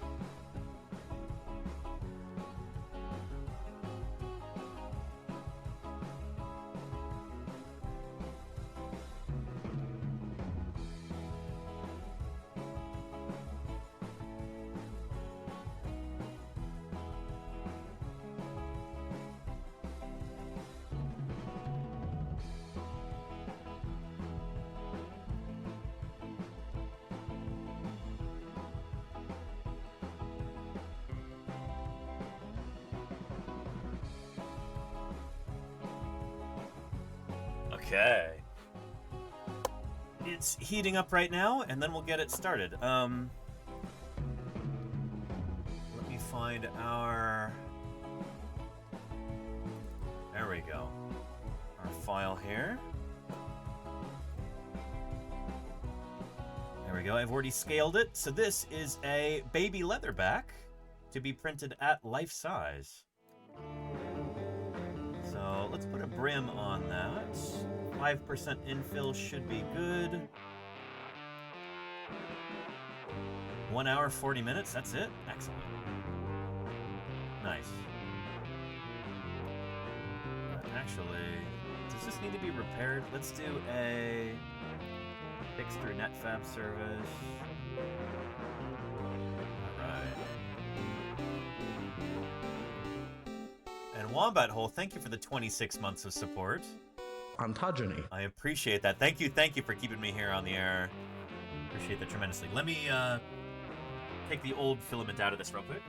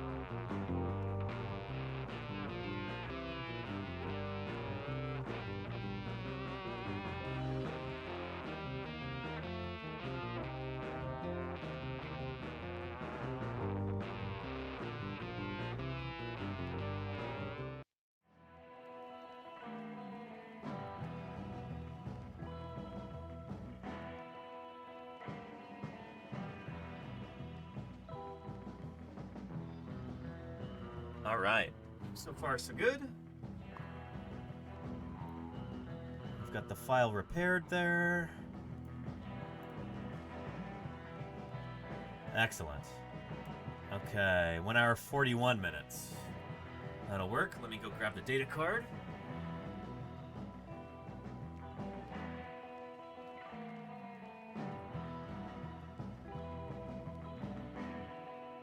So this is going to be a really quick print because I've got the large nozzle still installed.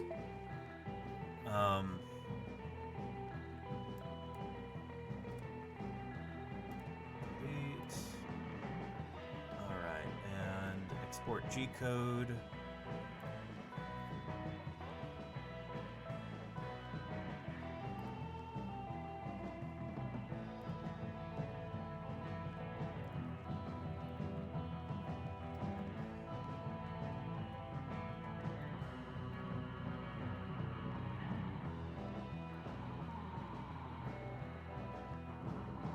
Leatherback, UV, 1 hour,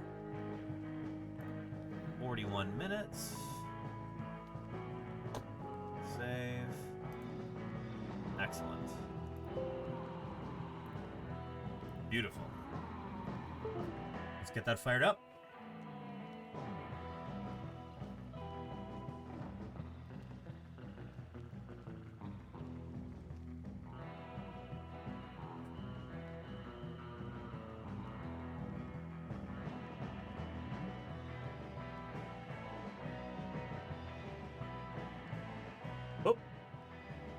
There we go. I'll adjust the camera too.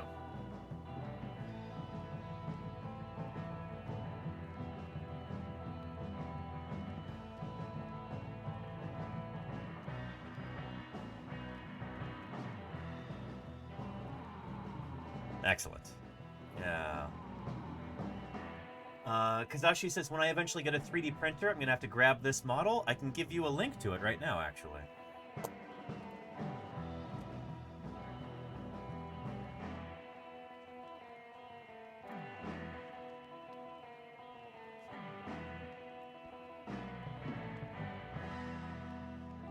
Alright, oh, there it goes.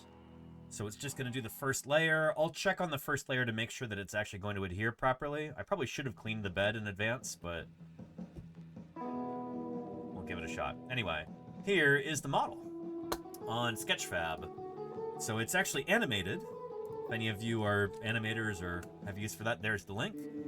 But you can download this as, I think, an FBX file. I was able to take that, convert it to an STL file, and make it printable. Yeah, good stuff. Little baby leatherback. Just adorable. And again, I'm printing mine life-size. Later on, I can paint it. Good stuff. Yeah. Excellent.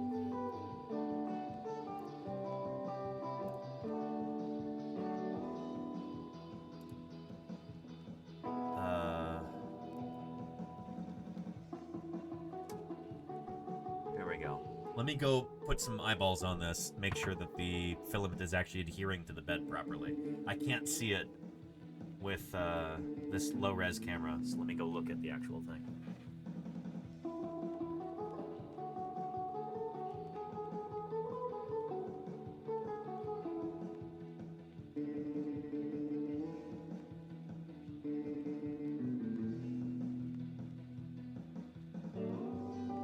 It's good so far. Yeah. Anyway, I'm so excited about leatherbacks. They are unique among modern reptiles. They're the last of their kind. There's so many superlatives about them. And it's so cool that they're all over Puerto Rico, all over the beaches. Their numbers are declining, however. And from the people I was able to contact, kind of speaking in Spanglish with them, they're worried. They're worried about these animals. There's so many different threats that they face, and I like to think that there's something that we as a community can do about that. If it's only to raise the profile of these turtles a little bit, help get people more excited about them. Again, I've learned that in Puerto Rico, most people who visit don't go there for the wildlife. Like, they're not as interested in that as people like me are. And I think that's a question of exposure. If more people understood how incredibly cool these different organisms are, these different plants and animals, I feel like people would care more. I feel like there would maybe be more funding available for the conservation. So much of it is awareness. And if there's anything that I can do to help with that, I want to do that. And if we can raise some funds along the way for local tinglar conservation, local name for leatherbacks, I would be overjoyed. Sorry. Here in the San Juan area, we also have the leatherbacks nesting area that are being impacted by the fast sea erosion. We have lost since 2018. Hilda Benitez grew up a few blocks away from Ocean Park Beach, the most popular beach in San Juan, Puerto Rico.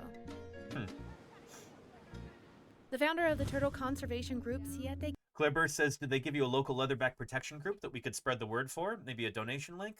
Not, kind of. I need to actually do some more reading, ask around a little bit more. There are a number of different groups. One of them, well, a bunch of them are here.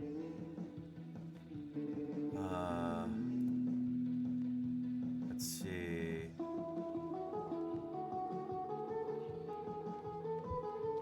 Where was that?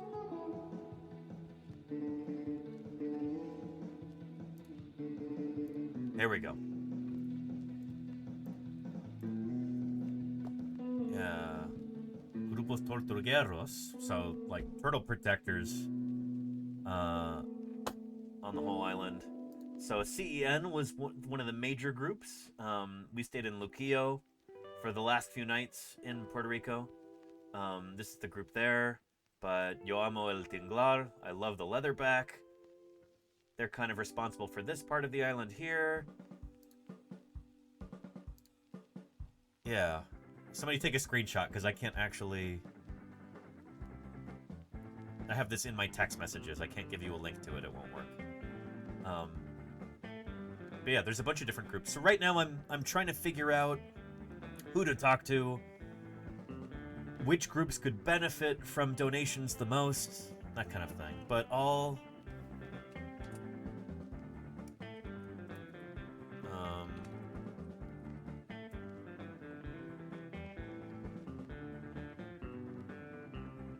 There we go. Here's one of the major groups. This is a group behind the Leatherback Turtle Festival. Festival del Tinglar. Protecting sea turtles, the largest sea turtles in the world. There we go. 13th of April is this year in Luquillo. And we can translate this to English there. There we go. Here's a link.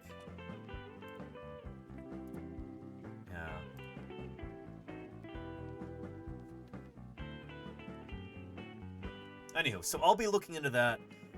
I was talking with Ios and Lordy about this. We'd love to be able to go back to Puerto Rico maybe next spring, maybe February or March, maybe April, I don't know.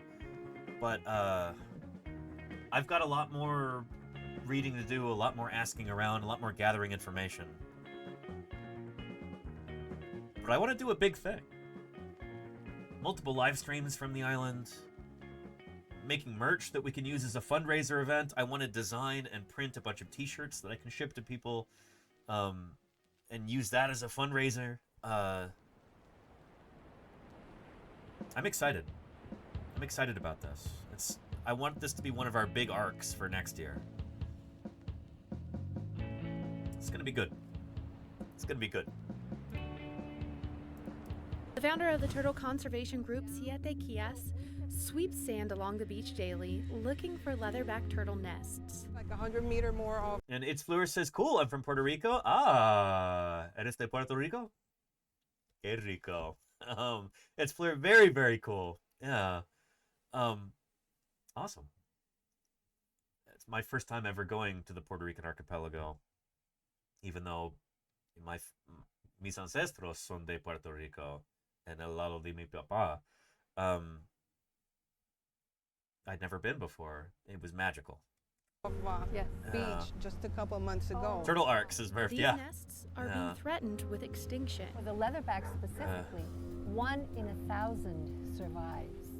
As feet of sand disappears from the beach because of coastal erosion, the turtle nests have to be relocated to other places like this one that you see here. One of those leatherbacks is Scratchy. Once a year, she makes the long trek to Puerto Rico from the northern Atlantic to dig in the warm sand and lay eggs. Nearly 100 per nest. We transfer them here. Just this year. Oh, hang on. We're getting a landlord visit here. Hello, Mini Pie. How are you doing? It's good to see you. Yeah, I missed you too, Mini Pie. Sweetie Pie was already here a whole bunch. Yeah. There we go. Oh. How are you doing, Minnie? I know you miss me. I missed you too. You glad I'm home? Glad we're all home? Yeah.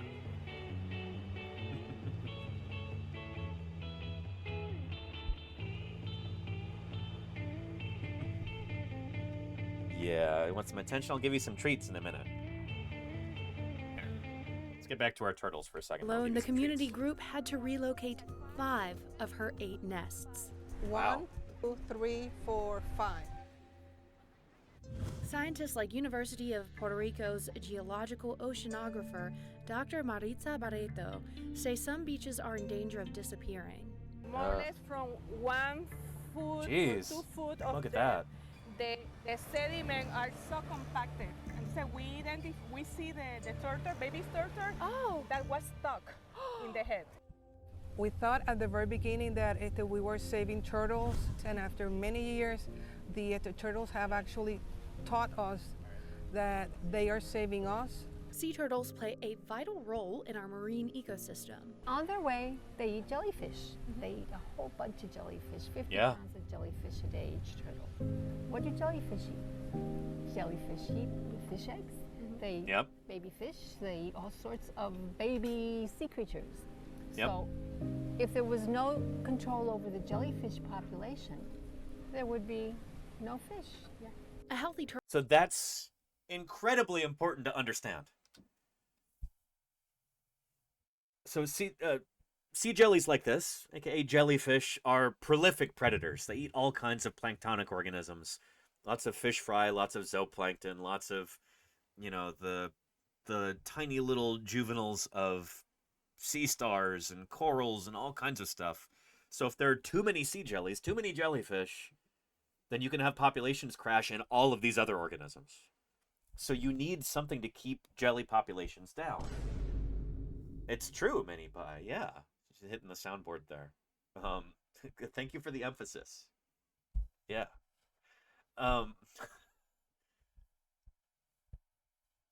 So I mean, it's one thing to try and protect leatherbacks because they're fascinating animals and they're unique, they're charismatic, I love them.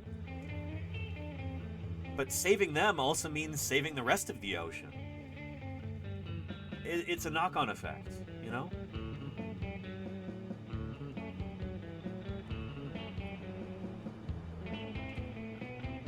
So I hope that makes sense. Again, I really want to emphasize this point here. Role in our marine ecosystem. On their way, they eat jellyfish. They eat a whole bunch of jellyfish, 50 pounds of jellyfish a day. 50 pounds a day. What do jellyfish eat? They don't weigh that much. Jellyfish eat It's a lot of jellies. They eat baby fish. They eat all sorts of baby sea creatures. So if there was no control over the jellyfish population, there would be no fish. Yeah. Yep. A healthy turtle population equates to a healthy ocean. Karen and Ilda hope their work inspires other communities around the island to do the same. I think we have saved around 3,000 turtles. Hatchlings. So if 3 of them come back, it's wonderful. Yeah. Here's a link to this video right here. If you want to go give it a thumbs up. Important stuff. There we go. All right, let's get you some treats, huh? You like that? Yeah, okay. Okay.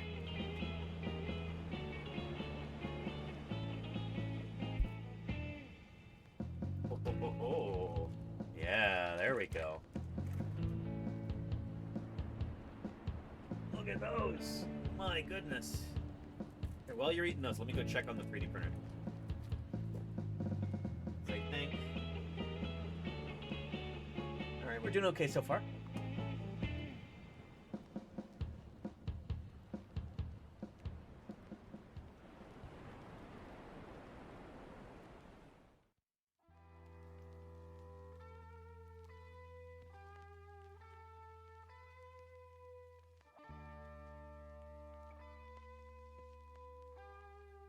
So far, so good.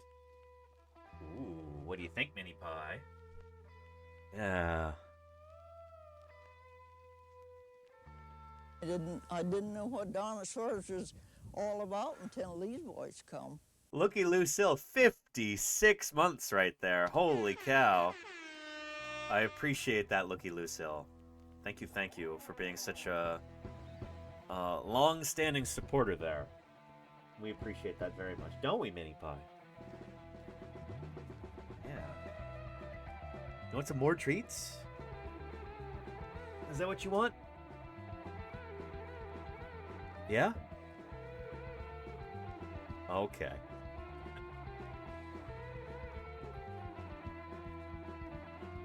Okay. Look at those.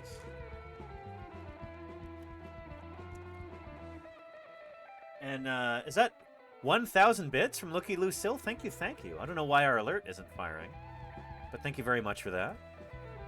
Really appreciate it. Holy cow. Wonderful. Thank you, Looky Lucille.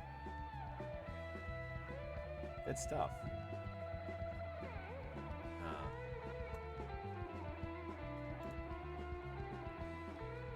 Ooh. There we go, Minnie. How's that?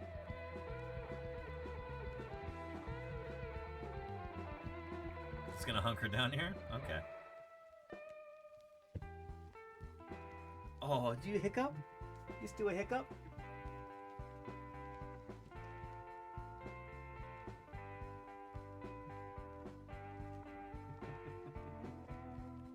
Oh. She had a little drool dribble and then a hiccup. Yeah, you're making a mess of my desk here. You got crumbs on there too? You got crumbs. She's like, I'm not gonna eat those. Alright.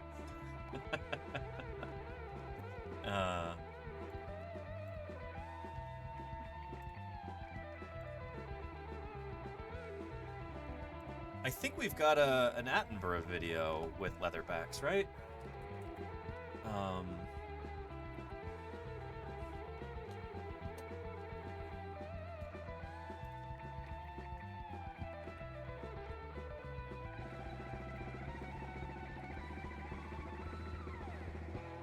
There we go.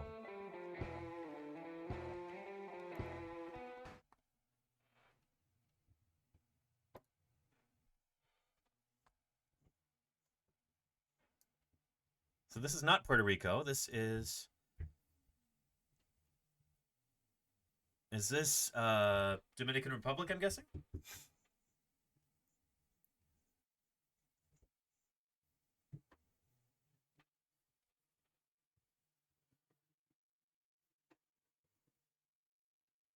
Could be Belize. I don't know. Look at that. Amazing. Just like they've been doing since the Cretaceous period. What I'm talking about, you know?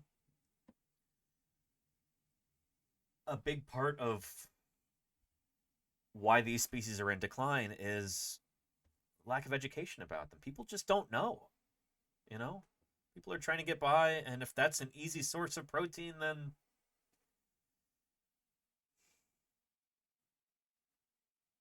so much of it is about awareness, about education. And if there's something that we as a community can do about that, if there's a difference that we can make, I want to try. I mean, because people out there are armed, you know?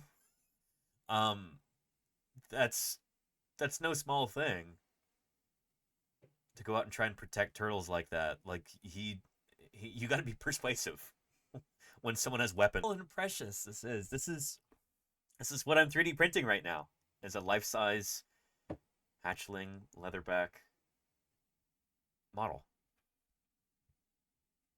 Just only the females ever come back up onto land to lay their eggs. The males, you know, they'll go out to the sea, they never come back. They never come back up onto land. At least not unless they get washed up by a wave or something like that. Never of their own volition do they come up onto the sand. They're so small. Leatherbacks are the largest turtle species in the world today. Their babies are about the same size as every other species of sea turtle. It's surprising. The adults grow to be the size of a car. Ontogeny. Yeah, some extraordinary... good stuff. Here is a link to this video here.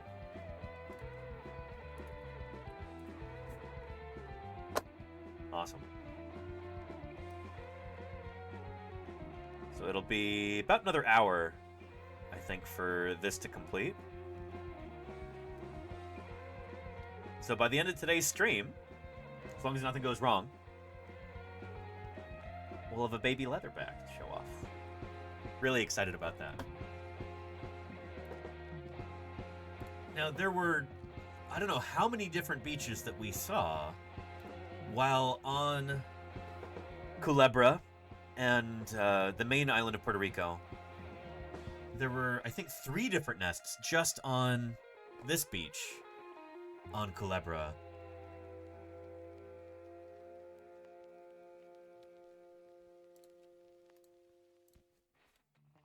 There's me there with one of those.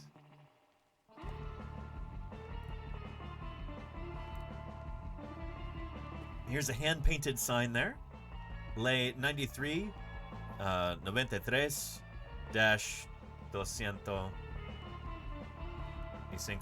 Law 93-205. Beach closed sunset to sunrise. It's a nesting area for turtles. And they've got several species of turtle painted on there. 2 leatherbacks and then probably a green turtle, or it could be an Olive's Ridley turtle. There are laws in place there. which is encouraging.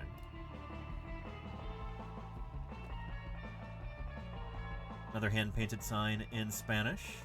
Todas las tortugas marinas están en peligro. So all of the species of sea turtle are endangered. That's what the sign said. So there's some tips, some advice, and then there's a phone number that you can call in case you see anybody bothering turtles or trying to dig up their nests or anything. This is the number that you call.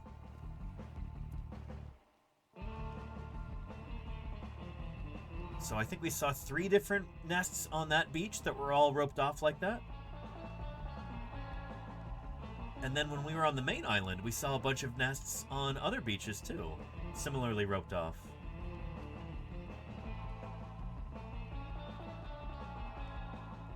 I'll show you some photos. It's a bad photo of me. But this is our last night in Luquillo, which is on the north side of the island. And there are these leatherback silhouettes that are painted on the street. You can tell it's supposed to be a leatherback, but it's got that point to the posterior part of the carapace. So by the butt, it's pointy right there. Leatherbacks have that. What you see right here. They're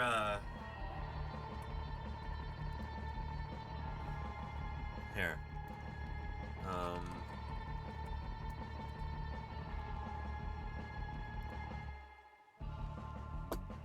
Here's a 3D model of a leatherback right there. Oh, don't freeze on me. There we go. So as you can see, the carapace comes to a point there on the back. And this might be the only species of sea turtle for which that's true.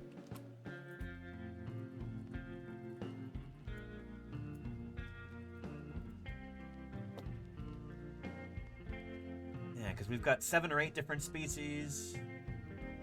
Kemp's Ridley, loggerhead, green sea turtle, olive ridley, flatback sea turtle, and hawksbill. These are the only ones that come to that sharp point at the posterior of the carapace, as far as I know. Yeah, so there's a leatherback right there, and you can see just how pointy it is at the rear end. Pretty neat. Yeah. Very cool. KK108. From prehistoric time. Thank you for the follow. Welcome to Paleontologizing. Speaking of moments from prehistoric time, let's take a look at a PBS Eons video about leatherbacks and their Cretaceous relatives. Cretaceous and Cenozoic relatives. In 1896, a paleontologist working on fossils from South Dakota described a spectacular new discovery. It was a giant sea turtle, the biggest fossil turtle ever described. Let's see. Demon Princess, when I was in Taiwan, I went diving a lot, and there was a national law. You could be fined at least 50,000 NTD, 1.6 US dollars? Okay, if you even touched a green sea turtle? Yeah.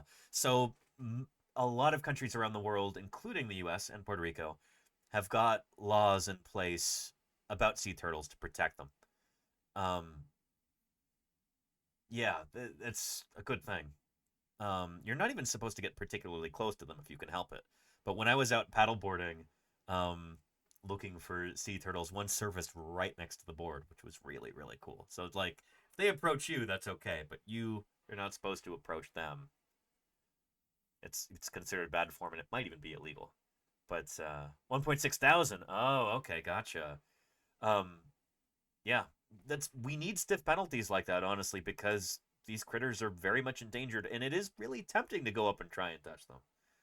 Like, people need to be told, like, no, you can't do that. Gotta leave them alone. They deserve your respect and your distance.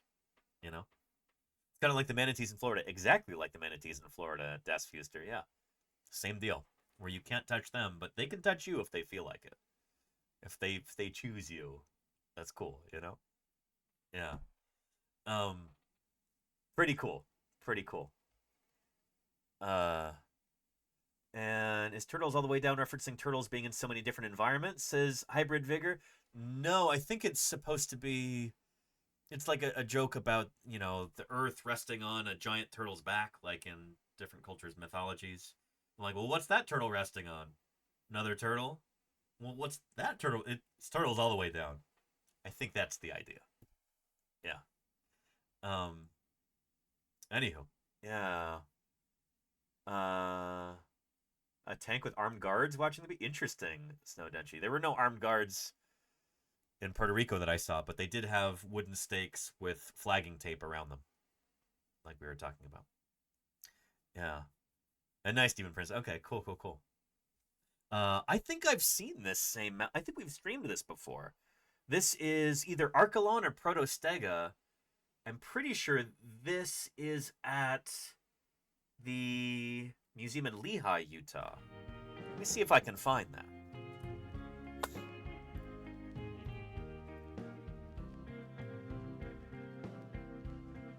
There we go.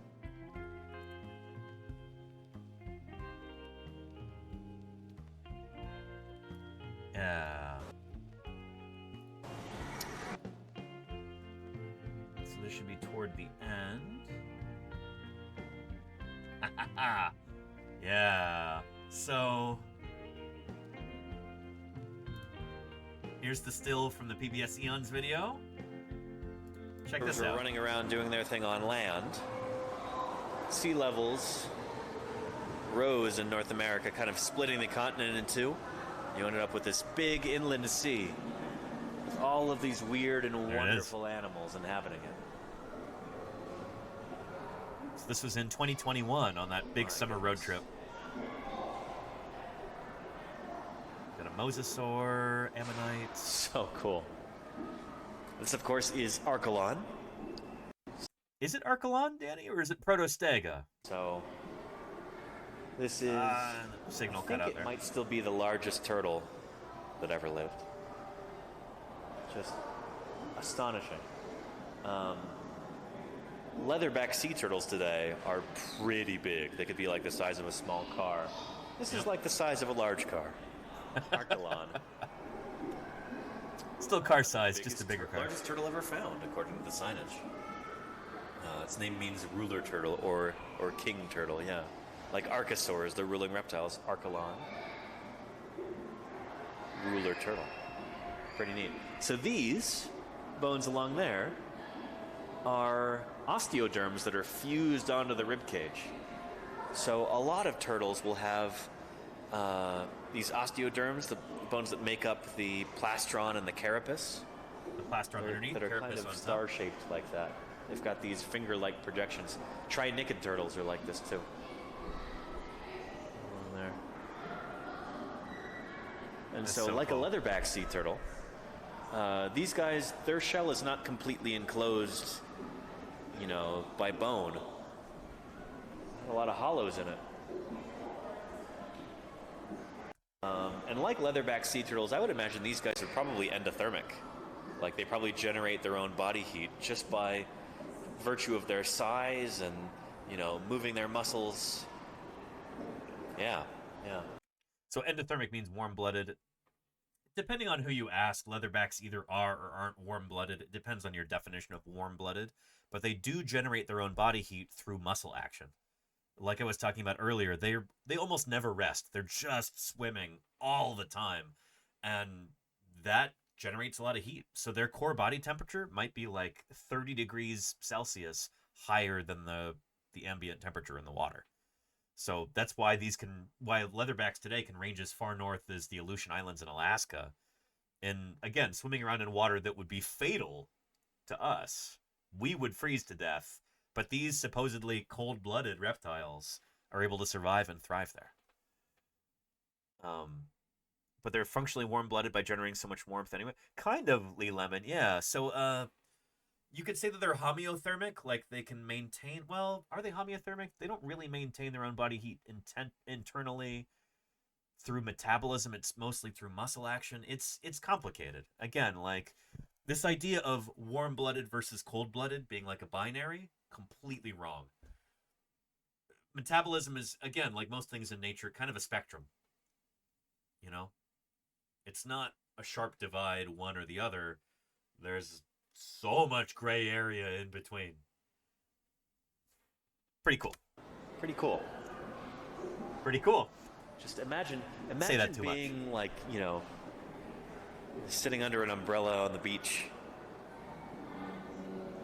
and then seeing this thing come out of the water. Big female Archelon go lay her eggs. Just watching her haul herself up onto the shore. The 13-foot-long carapace. I mean, that would be incredible. It's amazing enough when you see a modern turtle do that. Imagine something this big. Again, sorry the signal was cutting out. These guys may have been like approaching maximum size for how big a turtle can be. Like still being able to support their weight on the beach when they go to lay their eggs. Yeah.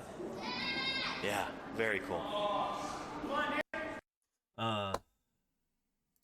Back to our video here. It lived between 83 million and 72 million years ago in the late Cretaceous period, when the interior of North America was covered by a huge sea. And at around 4.5 meters long and weighing more than 2 metric tons. So again, this is how big this turtle was compared to the host here. Just astonishing. And Henny says, do sea turtles just sleep floating at the surface? I think some sea turtle species do, and some like leatherbacks do not. I think leatherbacks are swimming 99.99% of the time.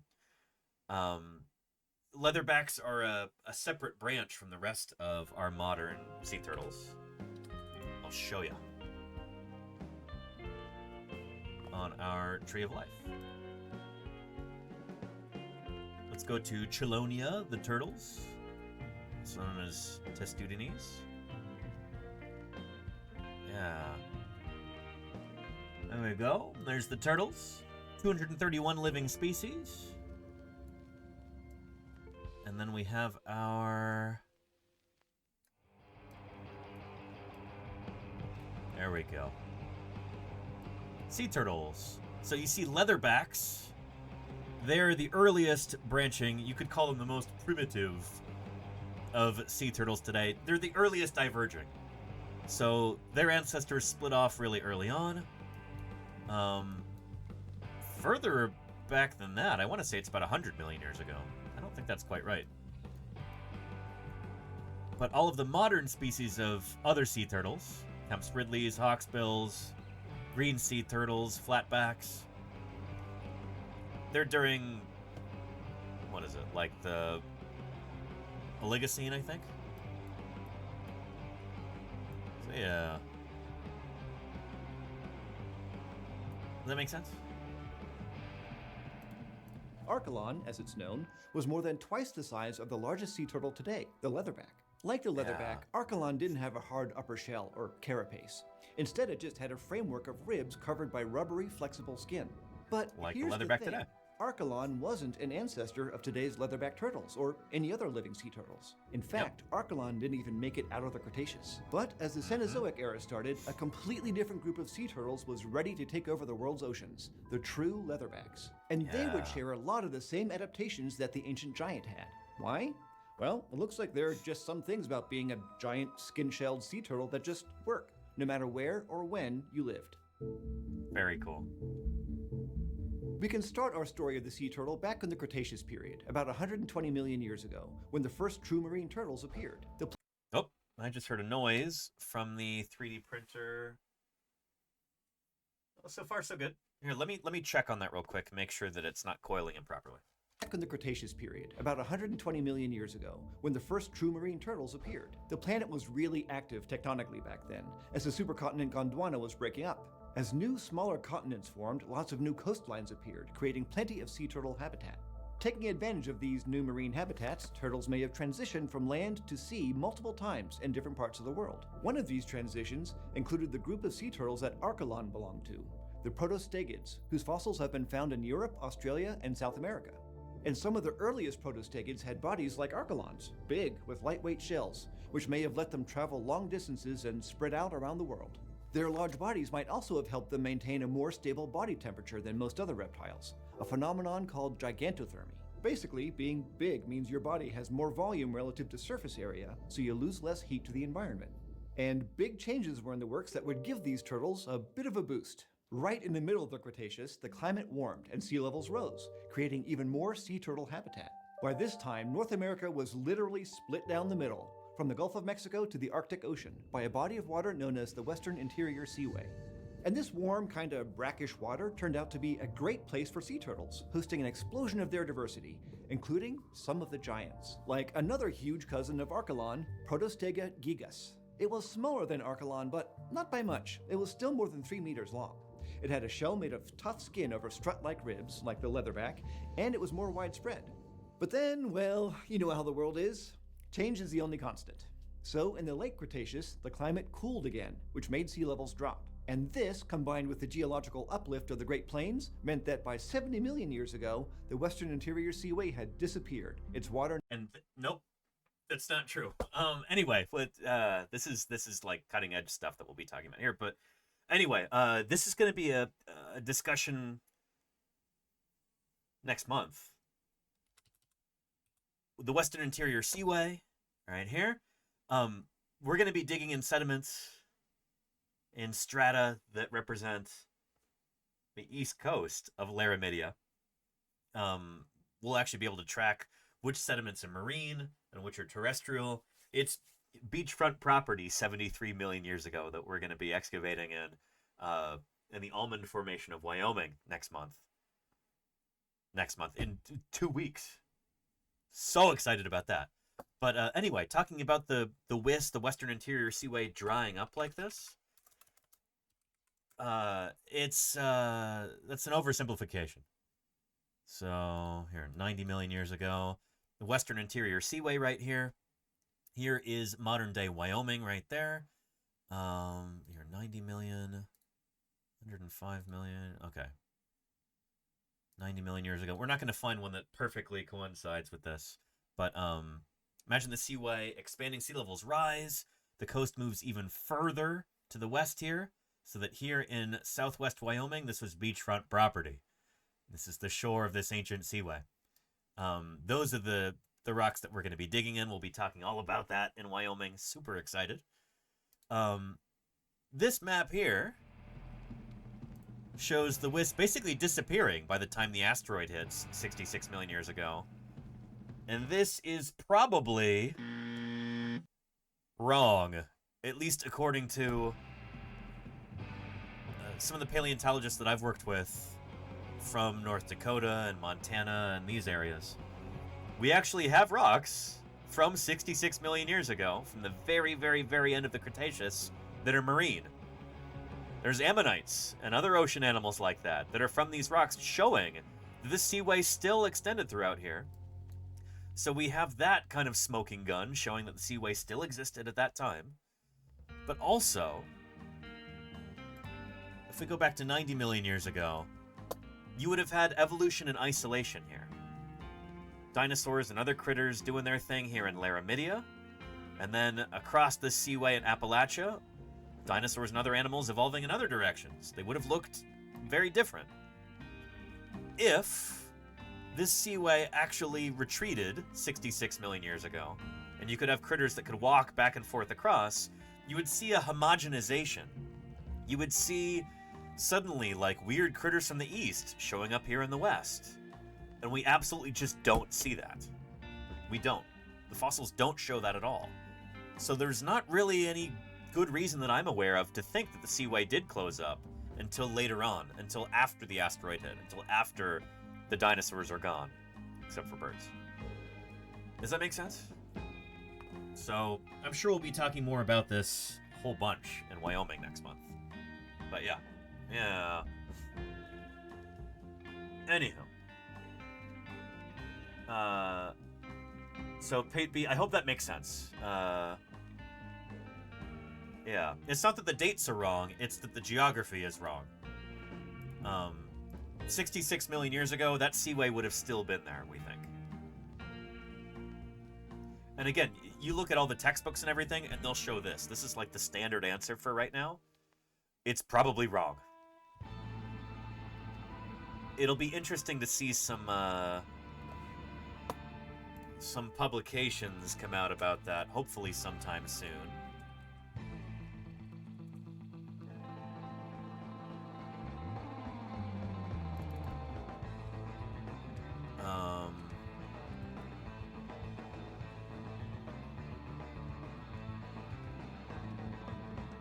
thought I wrote this down, but maybe I didn't.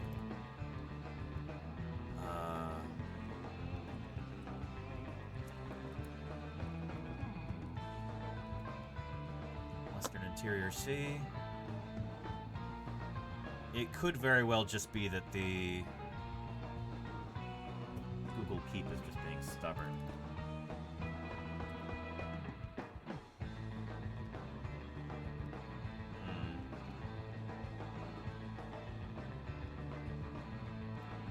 Oh well. Anyway, let's get back to the video. Cooled again, which made sea levels drop. And this, combined with the geological uplift of the Great Plains, meant that by 70 million years ago, the Yeah, this is probably wrong. Western Interior Seaway had disappeared, its water now frozen in the poles. Most of the North American sea turtles went extinct, disappearing from the fossil record. Both Archelon and its cousin Protostega were gone before the Cretaceous period even ended. We don't know that for sure. Their fossil record isn't that good, where we know, like, oh, there's a zillion of them until this point, and then they completely disappear. It's not like that at all. We don't know that for certain. They may very well have survived right up until the asteroid impact. And that was the end of that first group of giant skin-shelled turtles, the Protostegids. But a new separate lineage was gaining a foothold, or a flipper hold? Anyway, this one would eventually lead to the leatherback. These marine reptiles, a superfamily known as Calonioidea, may have first appeared during that first explosion of sea turtle diversity in the late Cretaceous. So there we go. There's Dermochelys coriacea right there. That is the modern leatherback here on this evolutionary family tree. And this is the group that living sea turtles belong to. Yep. Which means, somehow, some of them must have made it through one of the world's biggest changes, the end Cretaceous mass extinction, 66 million years ago. For example, fossils of a North American sea turtle called Euclastes show that it was around both before and after the extinction event. It had a nearly complete bony shell, and it looks to be related to today's hard-shelled sea turtles. As for the leatherbacks, the family they belong to is called Dermochelyidae, which Yeah, Dermochelyidae. So Dermochelys is the genus for the leatherback turtle. So Dermochelyidae is the leatherback family.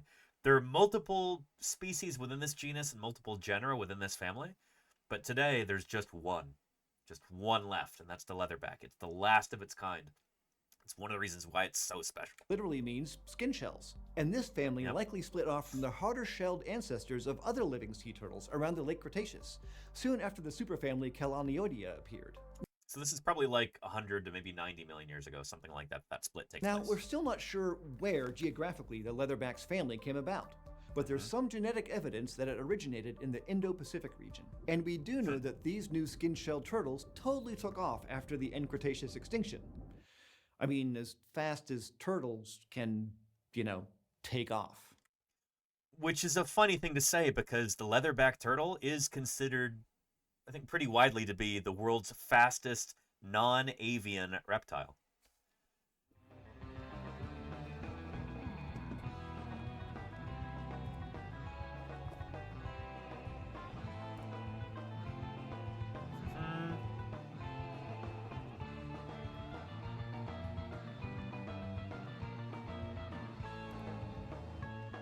They're also the fastest moving non-avian reptiles. There we go. The 1992 edition of the Guinness Book of World Records. Whatever, okay. Lists the leatherback turtle is moving at 35.28 kilometers per hour, 21.92 miles per hour in the water. But yeah, normally they go a bit slower than that. But they can go very fast when they want to. They're such cool critters. So yeah. Pretty neat. Pretty neat. Just like the Protostegids did 50 million years earlier, this group diversified and spread around the world. Their fossils found in deposits from Japan to the UK. And this worldwide expansion of the leatherback family showed how successful their body plan, that is, big and with a skin-covered shell, can be in the right conditions. And over time, that body plan gradually became even more specialized, with a new adaptation. Bits of bone embedded in the leathery shell called ossicles. Ossicles first show up in a turtle from Saudi Arabia around 56 million years ago called Erebemis. Then other species with ossicles kept popping up all over, from Africa to New Zealand and even Antarctica. Ossicles may provide some degree of protection, but some researchers think that they might also play a role in calcium regulation. Modern turtles release calcium from their shells to keep their bloodstreams from getting too acidic. And we do know that, over time, these ossicles became thinner and lighter, which helped make these turtles more buoyant. And it's possible that other factors could have shaped the evolution of ossicles too. In any event, they were part of the specialized body plan that made the long migrations possible. But the early success of the leatherback's family wouldn't last long. Only 3 species of these skin-shelled turtles were found in the Oligocene epoch, 2 in the Miocene, and just 1 in the Pliocene. So what happened to them? Well, it was probably yet another change in climate. Between about 45 million and 23 million years ago, the climate got a lot cooler and drier, making the world much less favorable for sea turtles. I think that might be, too, when North America and South America meet up at the Isthmus of Panama. So when you used to be able to have ocean currents moving between the 2 continents, once you get that closed off, once North America and South America meet, you don't have ocean currents moving in between there anymore. And that lack of circulation seems to have cooled the climate significantly. And that might be what leads to the thinning out of turtle populations and the extinction of some of those species. And today, the leatherback is the only skin-shelled sea turtle left. Like Erebus and later skin shells, it has hundreds of ossicles in its shell. And maybe thanks to its lightweight shell, it has one of the longest recorded migrations of any vertebrate animal. Plus, as a gigantotherm...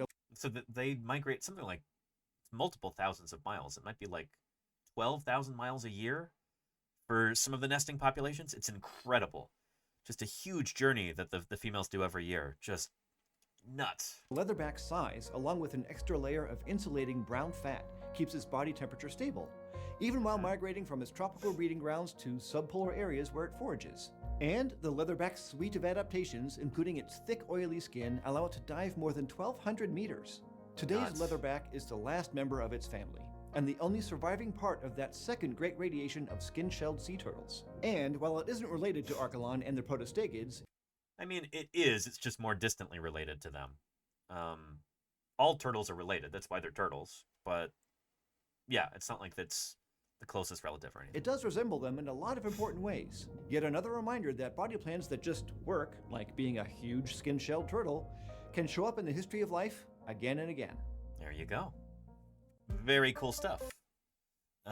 Here is a link to this lovely video from PBS Eons. Oh, come on, Chrome.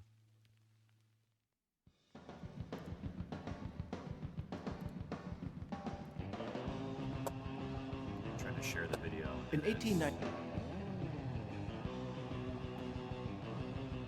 There we go. Being obnoxious. There we go. And Dr. Morbius says, what do they eat? Fish? They might eat a few fish here and there, but their primary food is sea jellies. Jellyfish.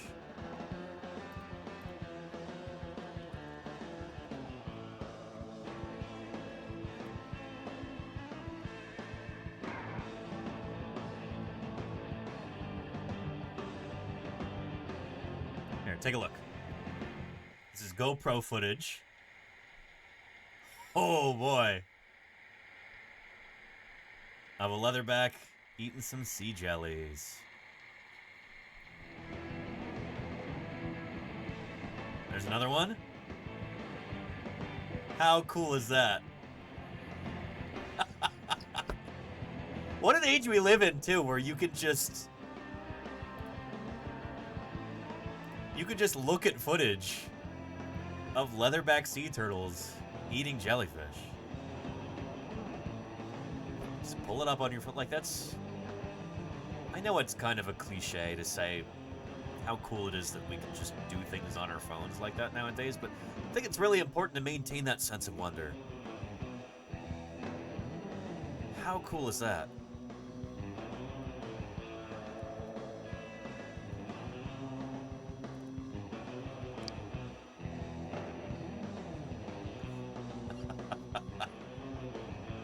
What a cool animal.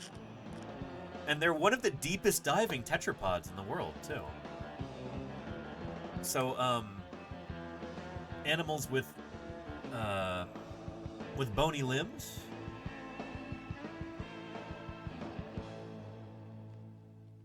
It's pretty much only toothed whales, I think, that dive deeper. And maybe elephant seals. just astonishing. They can dive like thousands of meters. Most of their dives are not that deep, but occasionally they do dive way down into dark depths, where it's also extraordinarily cold. They're just incredible animals.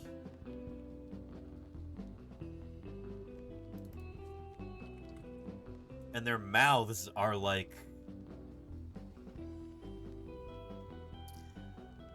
It looks like a sarlacc pit. There's no two ways about it. All sea turtles have beaks. But do they also have teeth? Those are not teeth, these are spines inside the throat. Pointed, prong-shaped protrusions in their throats called esophageal papillae. These are sharp, backward-pointed spines, which are not really teeth, and they're composed mostly of keratin. They ingest a lot of water with their food, so the spines keep the jellyfish in place while the muscles of the esophagus expel the excess water. Unfortunately, plastic bags and plastic wastes look a lot like their favorite parieton, which is jellyfish. I think that's a hawksbill right there. It's not a green sea turtle because they've got a much kind of stubbier looking face. I think this is a hawksbill right here. Green sea turtles mostly eat seagrasses, but hawksbills will eat fishes, sea jellies, things like that. And they end up ingesting the plastic waste and clogging up their intestines because it's very difficult for them to expel it because of the esophageal papillae lining their throats. Yeah.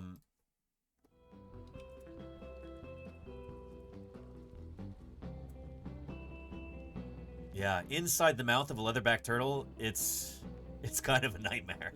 It's like a sarlacc pit. It really is. And this is one of the reasons why they're so vulnerable to plastic pollution. Is they can get a plastic bag stuck in there, or it can be impacted in their gut. It's not good. I know a lot of people complain about plastic bag bans. All these people whining about that here in California, and it's like, what do you think that's for? It's to protect animals like this. I hope it's been working.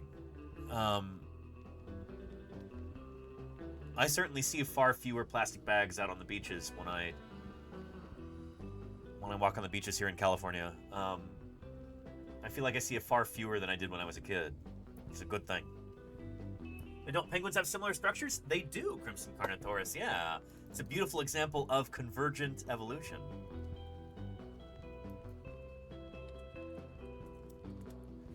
So, penguins have got similar papillae like that. That's a leatherback there. But there you go. Yeah, the inside of a penguin's mouth. Again, those are not teeth. These are keratinous structures, so they're like the same kind of material as like in your fingernails or like the claws on the feet of a bird. Those are also made of keratin. They've got these inside their mouths. Very cool. Yeah. At least it's more organized, says Hanny's. Yeah, to a certain extent. With the turtles, it looks a bit more haphazard, and maybe it is. Yeah. They're also just larger and thicker, you know? Are there other birds with them too? Asked Crimson Carnotaurus. I think so, yeah.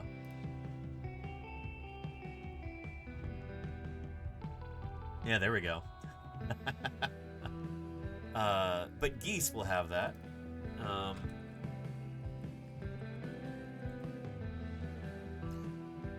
They look more like teeth on a goose.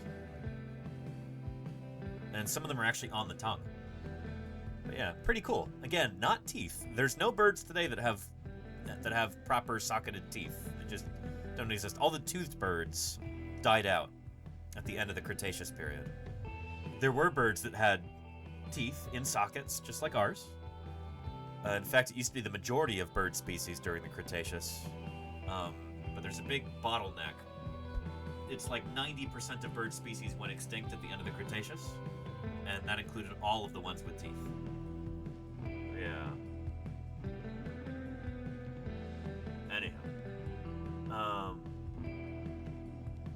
Good stuff. Really cool. Really cool.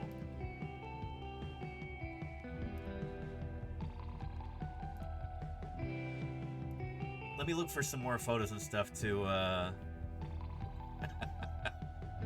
to show off here. There's so much wildlife. Before I forget, I definitely want to give a shout out to our naturalist guide in Puerto Rico. Here is Skip here. Actually, I don't know Skip's last name, but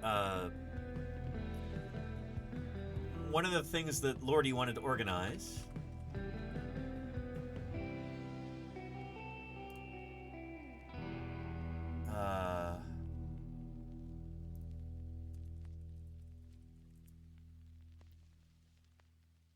let's see.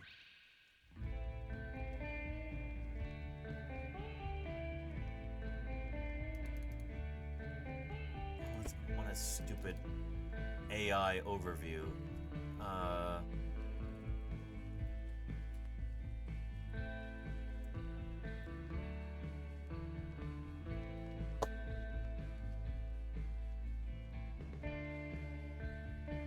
Shoot, I don't know if I actually have the link. Unless it's here. Come visit PuertoRico.com. So Skip is a naturalist who gives private tours on Puerto Rico. Tours of the rainforest, tours of coastal environments. Birds are his favorite thing. But he knows an impressive amount about the plant life, about the invertebrates, about the reptiles, about all kinds of different organisms in Puerto Rico. And if any of you ever end up visiting the island, get in contact with him.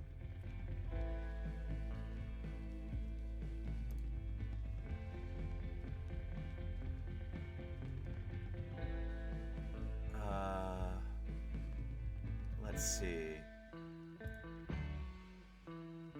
There we go. Here's the reptile tour.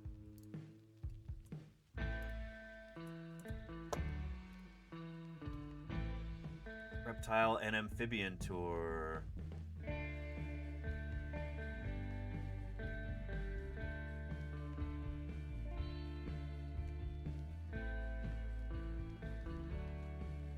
Yeah, cool stuff. So we did 2 different days with Skip. The first day we visited some salt flats, saw a bunch of different bird species, including some of these guys. Stuff I never would have seen otherwise. So in the mangroves, there were some doves that were acting kind of strangely, doing the whole like, oh, I have a broken wing, come follow me over here kind of thing that they do to distract from a nest. This was the nest there. There's at least 3 little baby doves right here, all hunkered down. Never would have seen these otherwise. Along with, I feel like there were maybe a dozen different species of shorebird. There were stilts and terns and, what were they? Dunlins, I think, and a number of other bird species. It was so cool. There were some endemic species, birds that are found nowhere else in the world. Like this Puerto Rican woodpecker right here.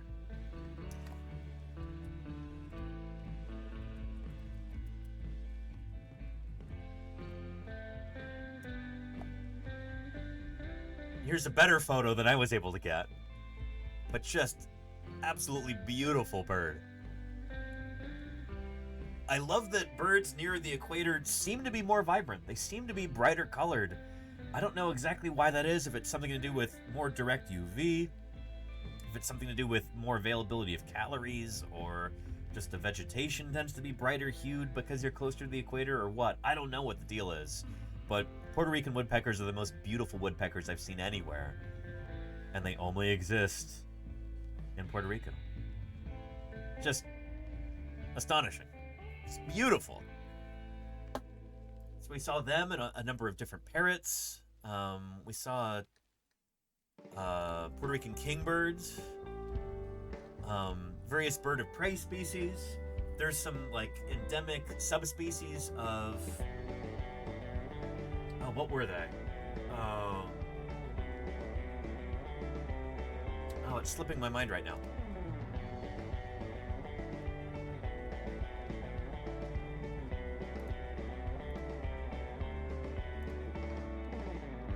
I'm trying to find some photos.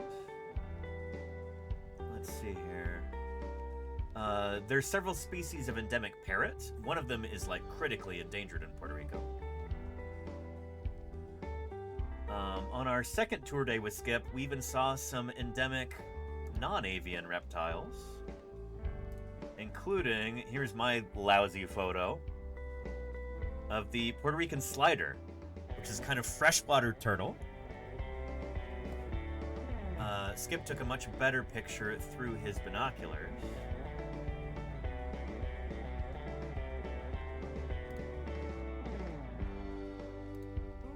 There we go.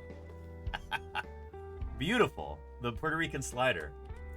A species found nowhere else on Earth. So it's related to red-eared sliders, and there were red-eared sliders right there in the same river. Those are invasive. They've been introduced. But the Puerto Rican slider is very special. It only exists on Puerto Rico. It was so cool to be able to see them.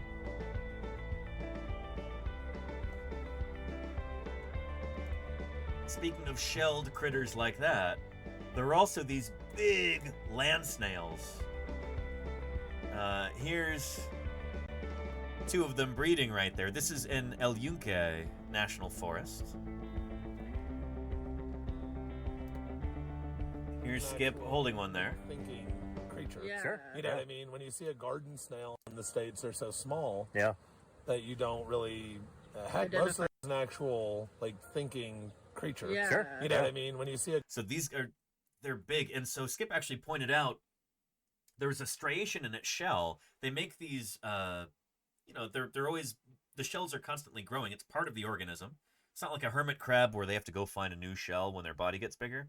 These snails are not like that at all. They're snails. And so their shell is part of their body and it grows along with them. And so as they're doing that, they're accumulating more and more material. And there was this dark band. And you could kind of feel like a divot in the shell, or like almost like a raised, almost like it's embossed, really dark colored. Just like, what happened there? Skip's like, that's Hurricane Maria. When that huge hurricane came through in 2017, it just knocked down a whole bunch of trees, just devastated the island. And you see that, a record of that in the snail shells. It's like, this is where they're getting less food. This is when they're going through a really tough time. It's hewn into the animal itself. Just wild to be able to see that. Just amazing. And you could pick up any of the snails, and they've all got that. Just wild. At one point, early on the second day, before we actually went up to El Yunque, Skip guided us to this one spot where you could see Monkey Island. Which, yeah, here, reminded me of, a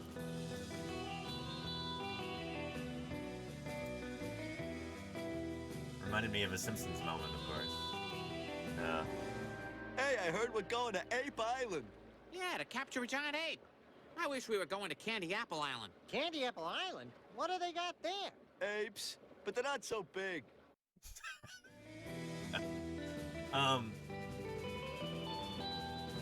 Unlike that, Monkey Island in Puerto Rico is exactly what it sounds like. I was in a small boat cruising past a tiny island 1 mile. Oh, what's with this AI voice stuff? Ugh, no. Here.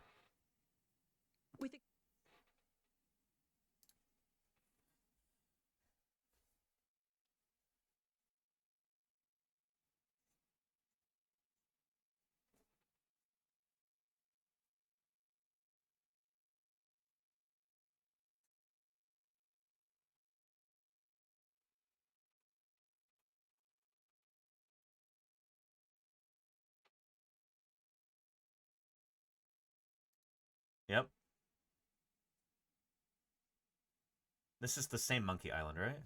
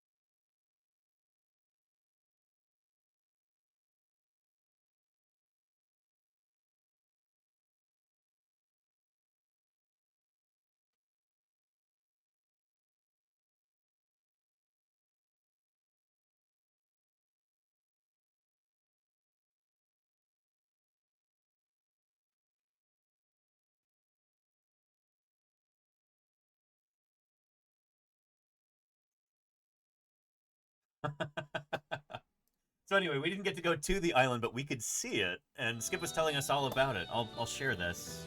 I'll actually want to watch this later to get some more context. And that is the same reporter. That's Leslie Stahl there, Charlie's Dragon. Yes, indeed.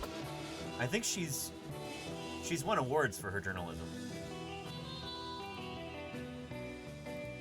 Let me find those pictures.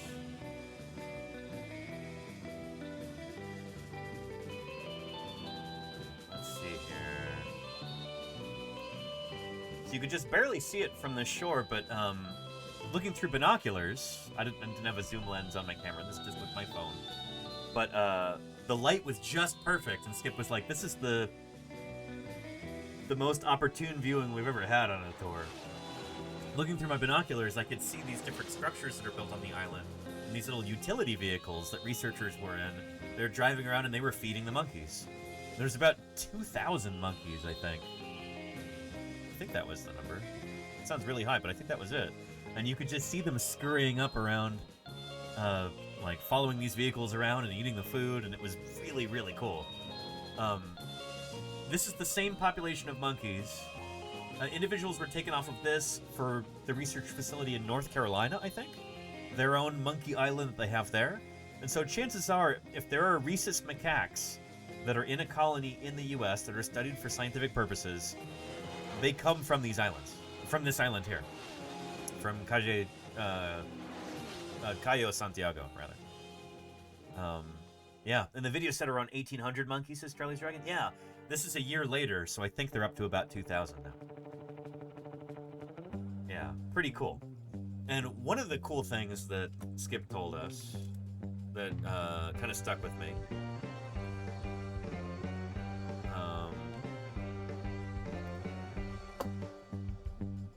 about these guys is that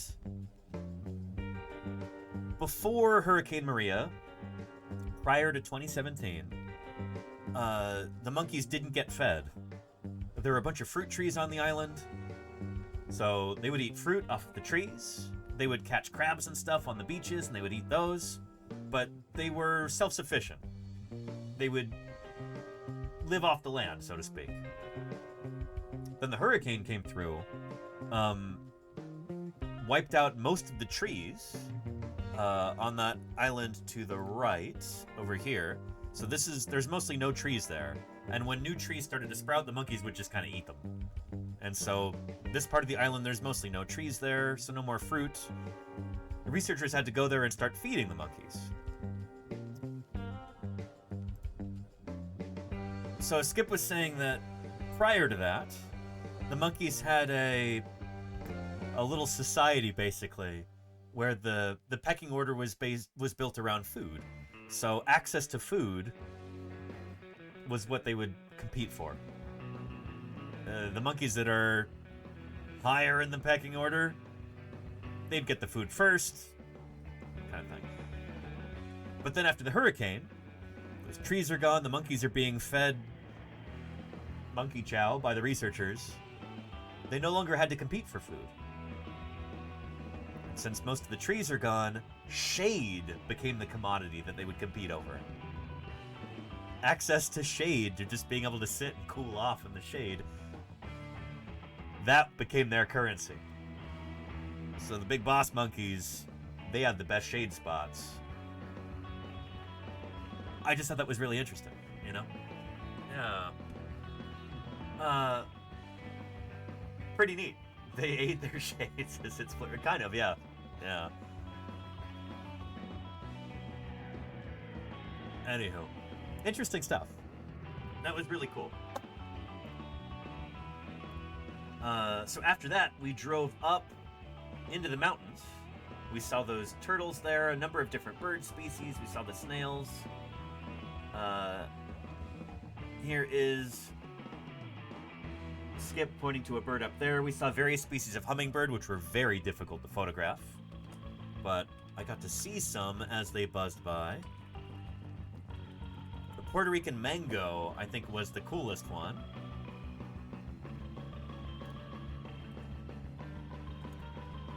There we go. It's also the largest hummingbird species on the island.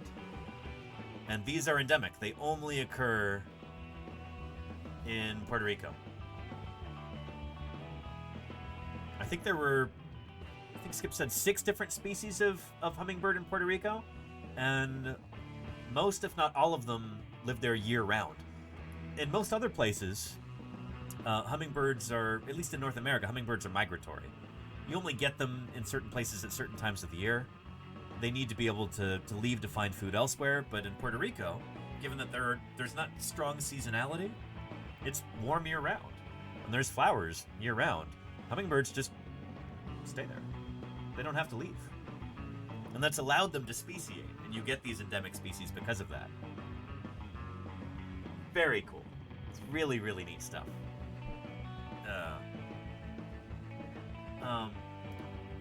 So I think we saw 5 different species of hummingbird while we were there. And there's so many different species of plants, too. I was very, very excited for this one. This is the... what was it called? Caribbean giant fern, I think? Cyathea arboralis, I want to say.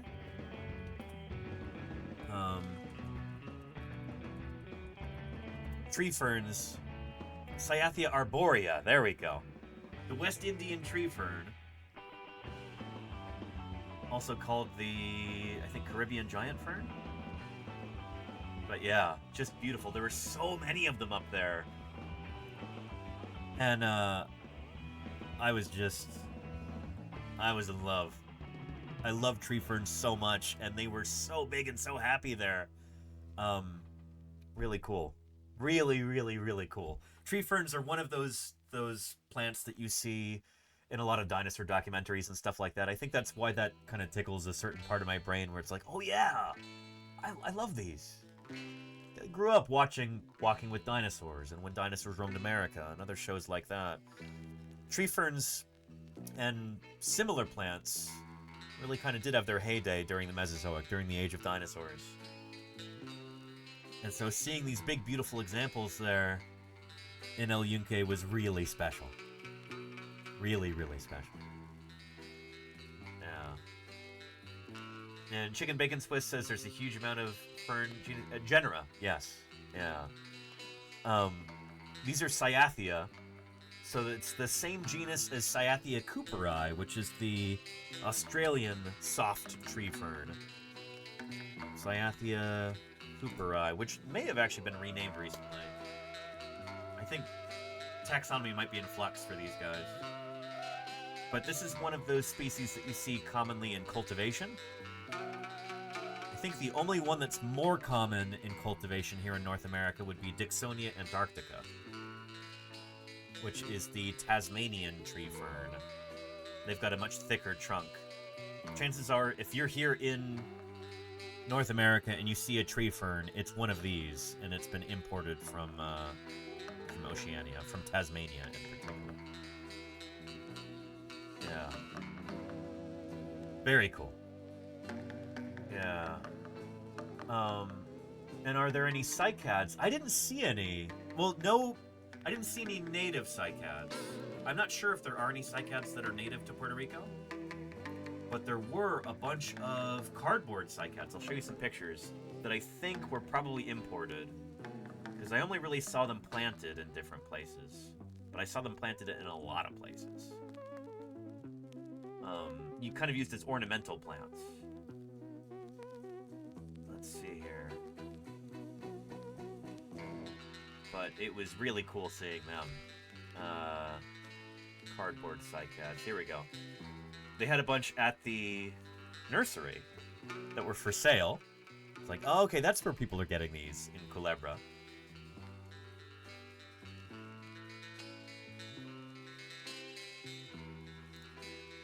But there we go. Here's me with, I'm pretty sure this is Zamia furfuracea, which is the cardboard cycad.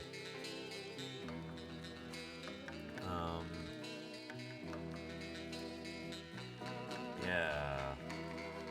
Yep. And I think they're originally from Central America. Let's see.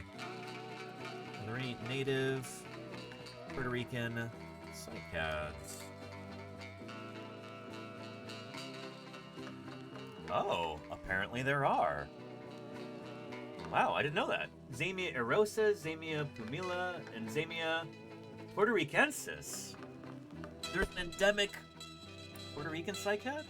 Holy moly.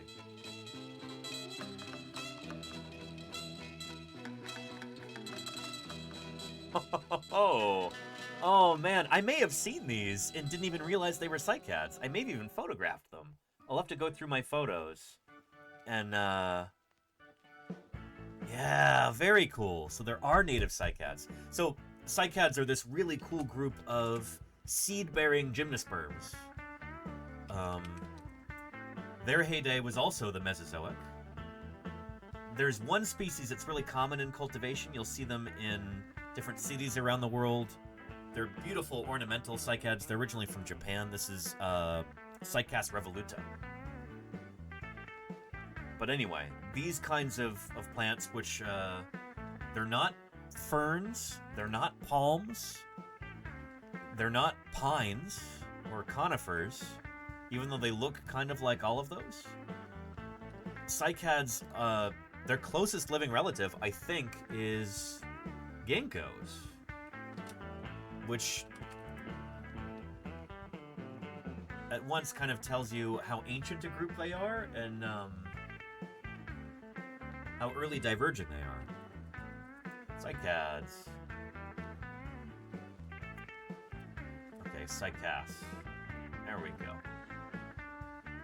Yeah. And Chicken Bacon Swiss says dinosaurs lived with cycads? Absolutely, yeah. Yeah. Cycads actually predate the dinosaurs. They go back to the Permian or even earlier.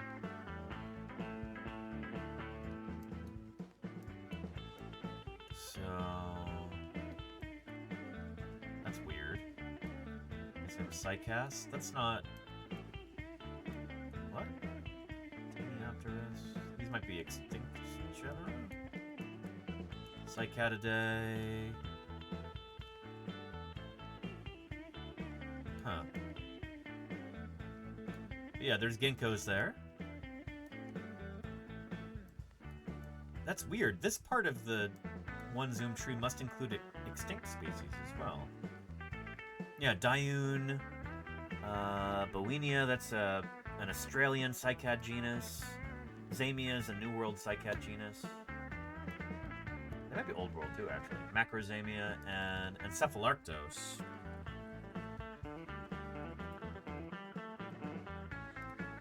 There's no C. Encephalarctos? Yeah, there we go. Yeah. Really cool group of plants. Really, really cool. And I didn't even realize they were native to Puerto Rico as well. I'm going to have to keep an eye out for them the next time I'm there. Holy cow. Yeah. Really, really neat. Yeah. And Hibiscus says, love seeing ginkgos in my neighborhood walks. Me too. Yeah, there's a good number of them here in Oakland and on on Alameda Island too, and a lot of San Francisco on city streets. The thing about ginkgos is that if you're going to plant them in a city,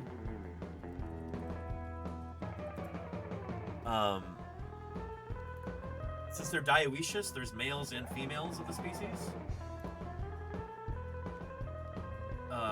Urban arborists generally only plant males because the females produce these big smelly fruits that they smell terrible and they fall onto the ground and they just get really messy and yeah.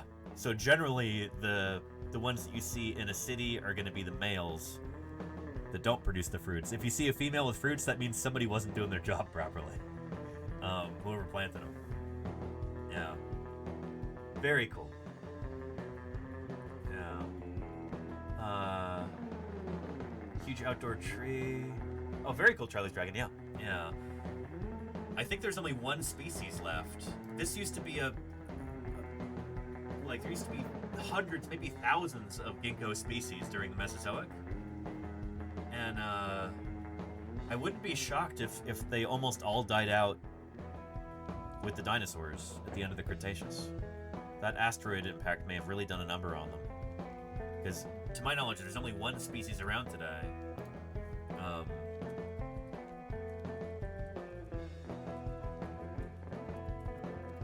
Yeah, Ginkgo biloba. Also known as the maidenhair tree. It is the last surviving species in the order Ginkgoales, which first appeared over 290 million years ago, so long before the dinosaurs. Yeah. So these used to be the most common trees in the world, like the most diverse during like the Permian period. And then during the Triassic, I think, after the end Permian extinction, conifers become the dominant trees. And then conifers kind of stay dominant until you get the rise of the angiosperms, the flowering plants, in the early Cretaceous period. So yeah. Yeah. And butyric acid, it's the same chemical as in vomit. Ugh. Okay, hibiscus, yeah. Okay. Pretty neat. Pretty neat. Yeah. And ginkgos have the most unique leaf shape. Yeah, chicken bacon Swiss, they really do. That bi-lobed shape like that. Here's a classic one there. Yeah. So this is almost a cliche in Mesozoic paleo art. It's almost like a shorthand for like, yeah, this is a Mesozoic ecosystem. Here's ginkgo leaves on the ground. But these didn't used to be the only shape. There were so many different morphologies, different shapes of ginkgo leaf back in the day.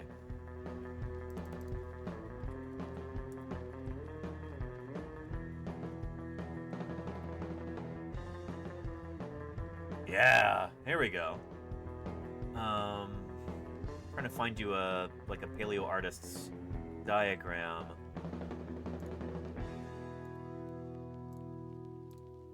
There we go. Yeah, there's Ginkgo biloba, the modern ginkgo. And you had all kinds of different shapes back during the Mesozoic, during the age of dinosaurs. Really neat. Yeah. But yeah. And got one of those in my garden. Oh, very cool, Starva.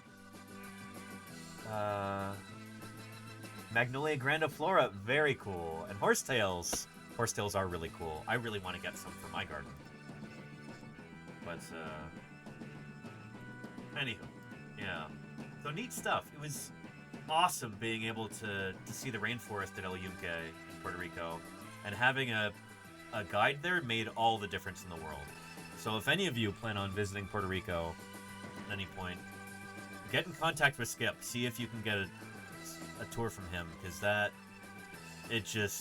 it made the whole thing just amazing. Here, let me show you this. Kind of for the finale of the second tour day, last tour day, Skip took us up to to this. A mountain waterfall up in El Yunque. This is a private area behind like an eco resort.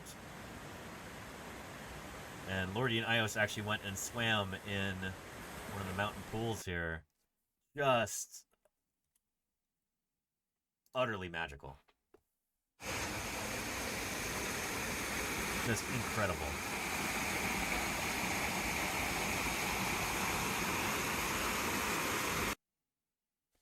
Again. Big old tree fern there.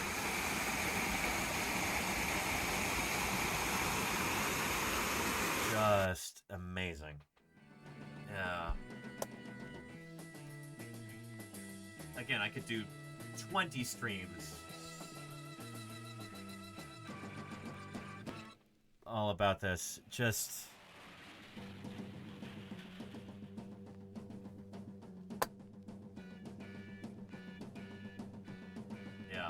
just amazing. And I've got so many more things to log onto iNaturalist. Yeah.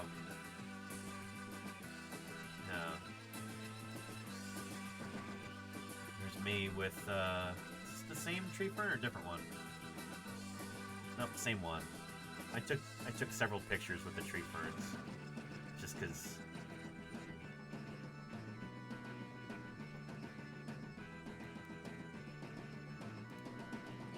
so excited about them.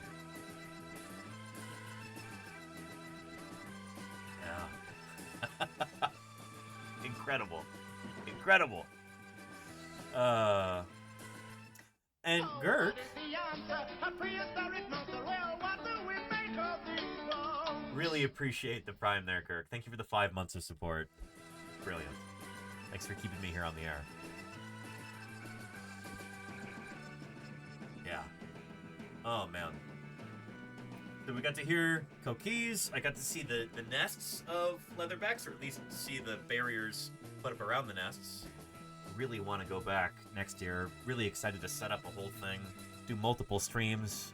Maybe see some manatees as well, because there are Caribbean manatees in Puerto Rico. Do some streams around that.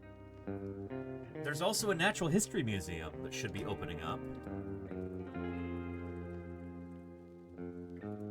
It's not open yet.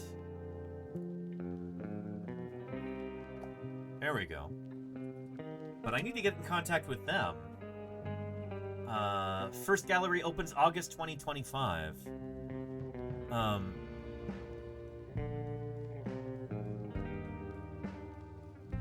I wonder if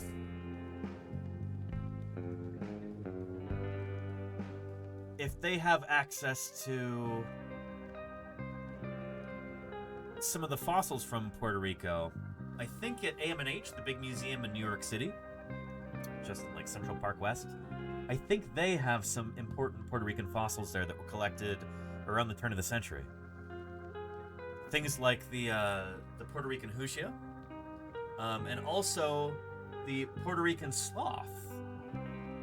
These are not very well known.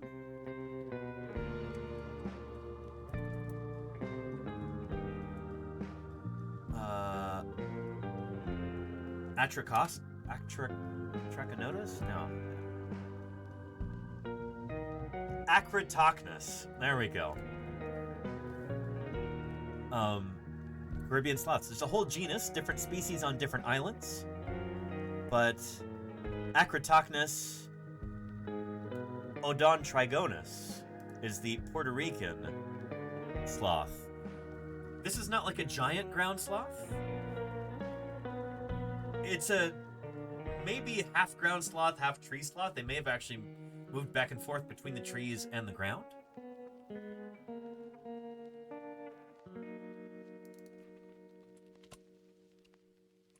But, and they're not very much larger than a modern sloth. So they would have been, there's some lovely paleo art there. Maybe kind of like this, you know? Probably pretty stocky. They very well might be descended from larger ground sloths, and then they get onto these islands, and they just shrink down, because they don't have to be big anymore in order to avoid to fight off predators or anything. They can afford to be smaller and have larger population sizes. So yeah, they disappeared, unfortunately. Probably not long after the first human habitation of the islands. But really cool critters. I wonder if they're planning on building any exhibits around them at the museum that they're working on in Puerto Rico. And I wonder if there could be a collaboration there, you know? If I could go and scan some fossils at the museum in New York at AM&H, and then 3D print exact replicas, and then print. Who knows? Just spitballing here. But these are the things that I'm thinking about for future visits to Puerto Rico, because I really, really want to go back. I feel like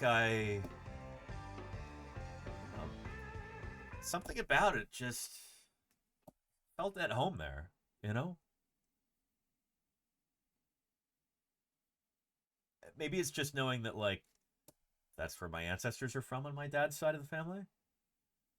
Maybe it's something to do with just the kind of informal attitude, just totally unpretentious, just everybody's, for the most part, I don't know, just relaxed, friendly. But those claws on the wings are, once again, invaluable. Bearded Fortress, thank you for the 22 months of support. How do you- Really appreciate it. Thank you for keeping me here on the air for 22 months. It's a long time. I'm excited to go back, and it's the sort of place where I feel like we as a community might be able to make a difference in terms of conservation. Protecting leatherbacks, raising money for leatherback conservation. Maybe we could do something with the museum there. I don't know. But I just felt a real sense of connection to that place. And I'm so excited to go back. Hopefully early next year.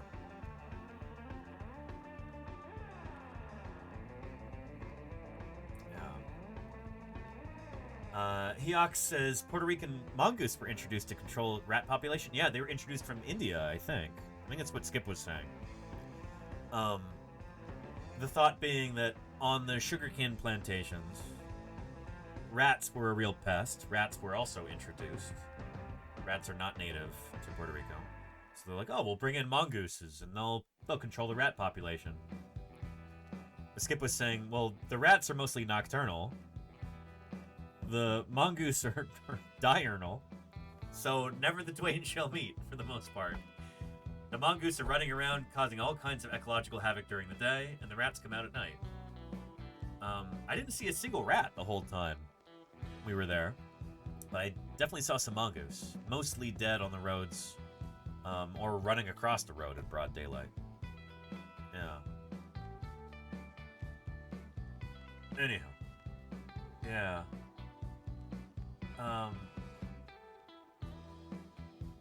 But yeah.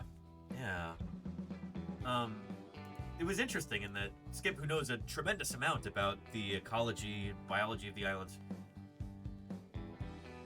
he was talking about how there are no native mammals in Puerto Rico except for the bats. There are several species of bat that exist only on Puerto Rico, and those are the only living endemic mammals. And I said, well, yeah, except, during the Pleistocene and earlier, there were extinct species of big rodents and some sloths too. He's like, I haven't heard that. This was the first day.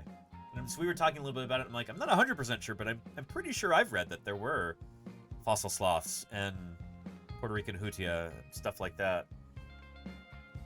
He came back the second day, and the first thing that he said was, hey, I looked it up. You were right. And I just really appreciated that attitude from him, where, spoken like a true scientist, like a consummate naturalist.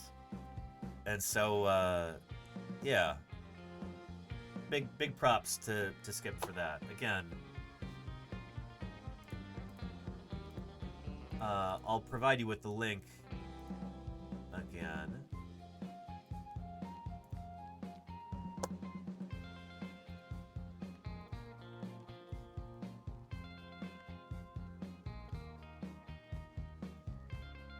any of you find yourselves on Puerto Rico at any point, get in contact with Skip and take a tour from him.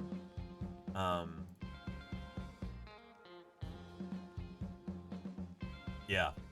It will absolutely enrich your experience. And I asked him at the end of the tour on the second day, you know, right before we said our goodbyes, I'm like, what do you, as a nature guide and as somebody who cares deeply about the biodiversity of the island, about the ecology, what do you wish people knew about the wildlife in Puerto Rico? About all these organisms that live here? And he said the one thing that I really wish people knew is that the stuff is here. He says people don't normally come to the island for the wildlife. They're not thinking about that. They're thinking about the beaches. They're thinking about pina coladas. They're thinking about, you know, doing touristy things like that, but they're not thinking about just the natural beauty and splendor and all of these amazing organisms that live here. All of these different biomes, these different environments. It's like, that should be a selling point. That should be what people get excited about, because there are so many species that are unique. They're things you can't see anywhere else. They're incredibly special. He's like, I wish more people knew about that, because it would make it much easier to protect these environments and to protect these critters. And so I'm just trying to pass that information along to you. And if we can further that mission with another trip next year, I really want to do that. So that was one of my big takeaways.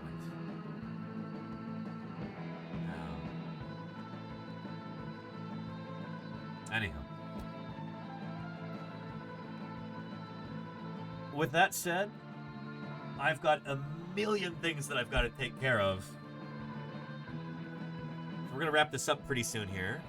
But first, let's just go over our schedule real quick. Fieldwork is swiftly approaching. So let's talk about that a little bit and talk about what we've got coming up. So today we talked about Puerto Rico, ecology, biology, a little bit of the fossil history. I really want to do some more digging into that too. And is our sea turtle done? Yes. All right, we'll go get that in a second.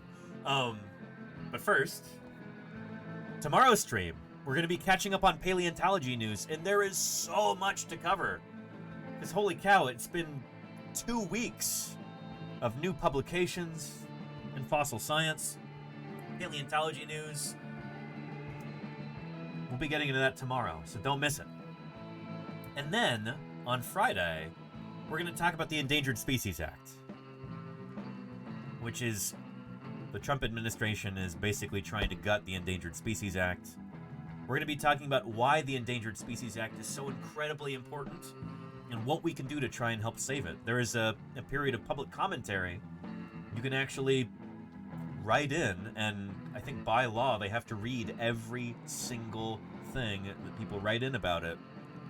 So we'll be doing that on Friday. Again, I don't normally stream on Fridays, but this is really important. And I've missed so many streams lately because of this trip to Puerto Rico that we're going to do a makeup stream on Friday. Maybe even Saturday, too. I haven't quite figured out. I've got a lot of stuff I got to do to get ready for field work. There's a slight chance we'll stream on Saturday as well. We're going to have to do a 5-year streamiversary stream at some point as well. It's Mary Anning's birthday on the 21st. That's going to be pretty special. Got to get ready for that as well. And then also be interviewing Krista Sadler, hopefully sometime soon, about her new book.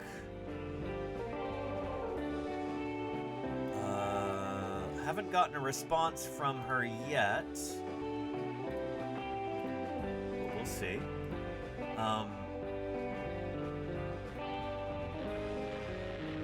Yeah.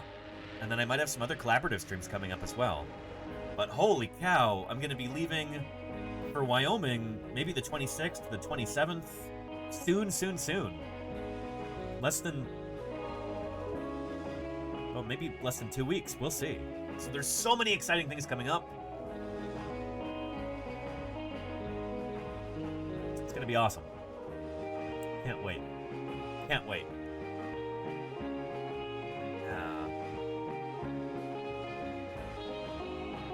Oh, and Dweller Banthos, rather.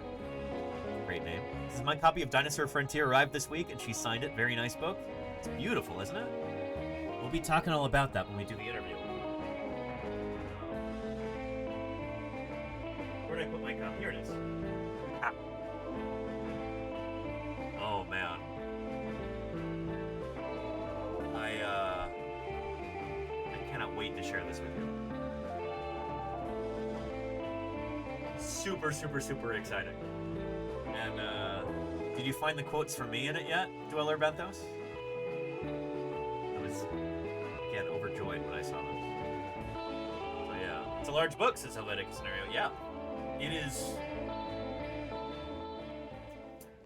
The way that I heard Krista describe it, it's like a coffee table book with brains. You will learn so much about the Cedar Mountain Formation of Utah, where I'm going to be working for between 3 and 6 weeks, potentially, this summer. July and August, maybe September, we'll be out in the Cedar Mountain Formation. If you want to know what the heck we're talking about while I'm out there in the field, get yourself this book and read it. It'll give you perspective that you wouldn't otherwise have. It'll really enrich your stream viewing experience. And you'll be supporting an author doing important work in science outreach. It's exciting stuff.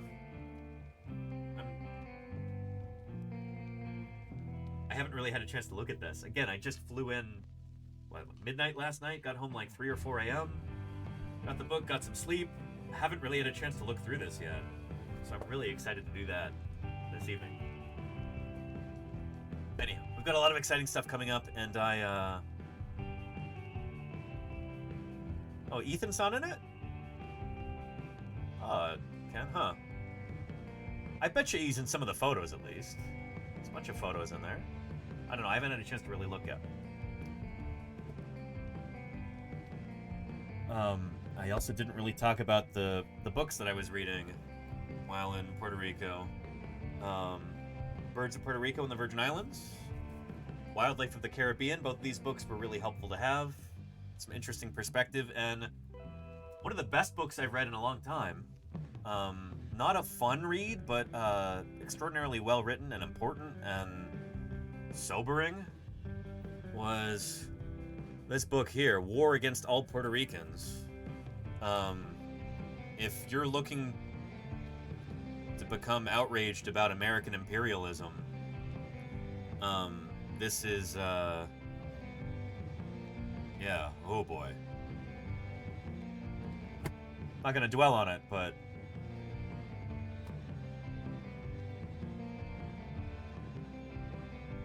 fascinating and stomach-churning. If you're curious about this, check out that book.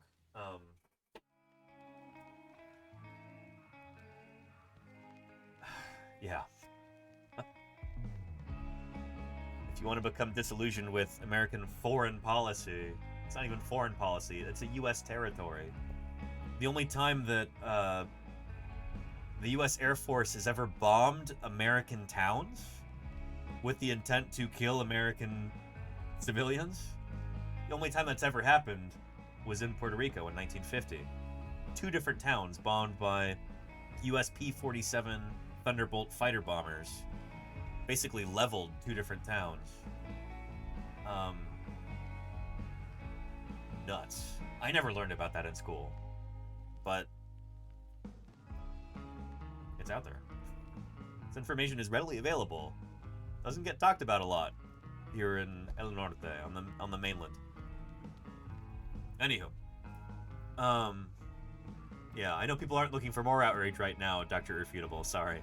Already outraged enough, unfortunately, yeah. Yeah. But anyway, if that sounds interesting to you, if it sounds like something you need to know about, check out that book. Really, really well written. Anyway, on a much lighter note, much happier news, I am thrilled to be able to crack this open here. I'm going to go ahead and dive into Dinosaur Frontier. So let's see who else is streaming on Twitch right now. And let's go ahead and raid out. Who else is live at the moment?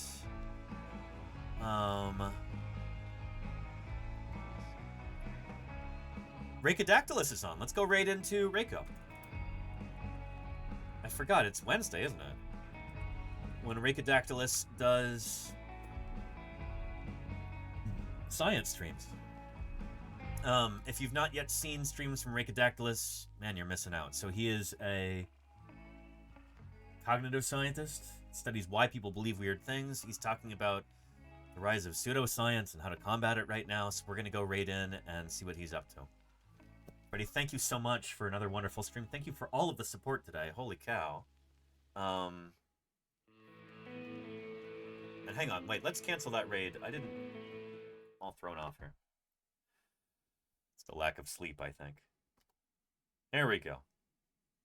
Put a Cenozoic mammal under our credits.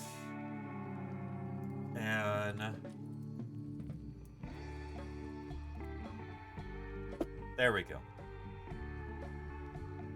We'll go right into Rhacodactylus. Thank you to everybody who's showing up in our credits right now. We are well on our way to making our sub goal this week, and I am thrilled about that. Holy moly, thank you for all of the support. Everybody, thank you for your viewership, for your questions, for your enthusiasm. Thanks for the welcome back messages. Moderators, thank you for doing everything that you do to keep this a vibrant, welcoming, safe community for everybody.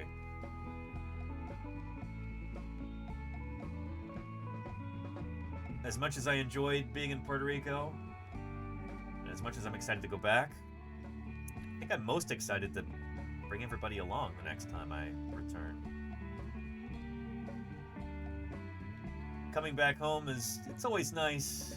It's a little bit nicer when I know that I get to see everybody here again and share science with all of you. We're going to continue to share that science with Rhacodactylus here. I'll see you there, everybody. All right, take care, and I hope to see you tomorrow for some fossil news catch-up.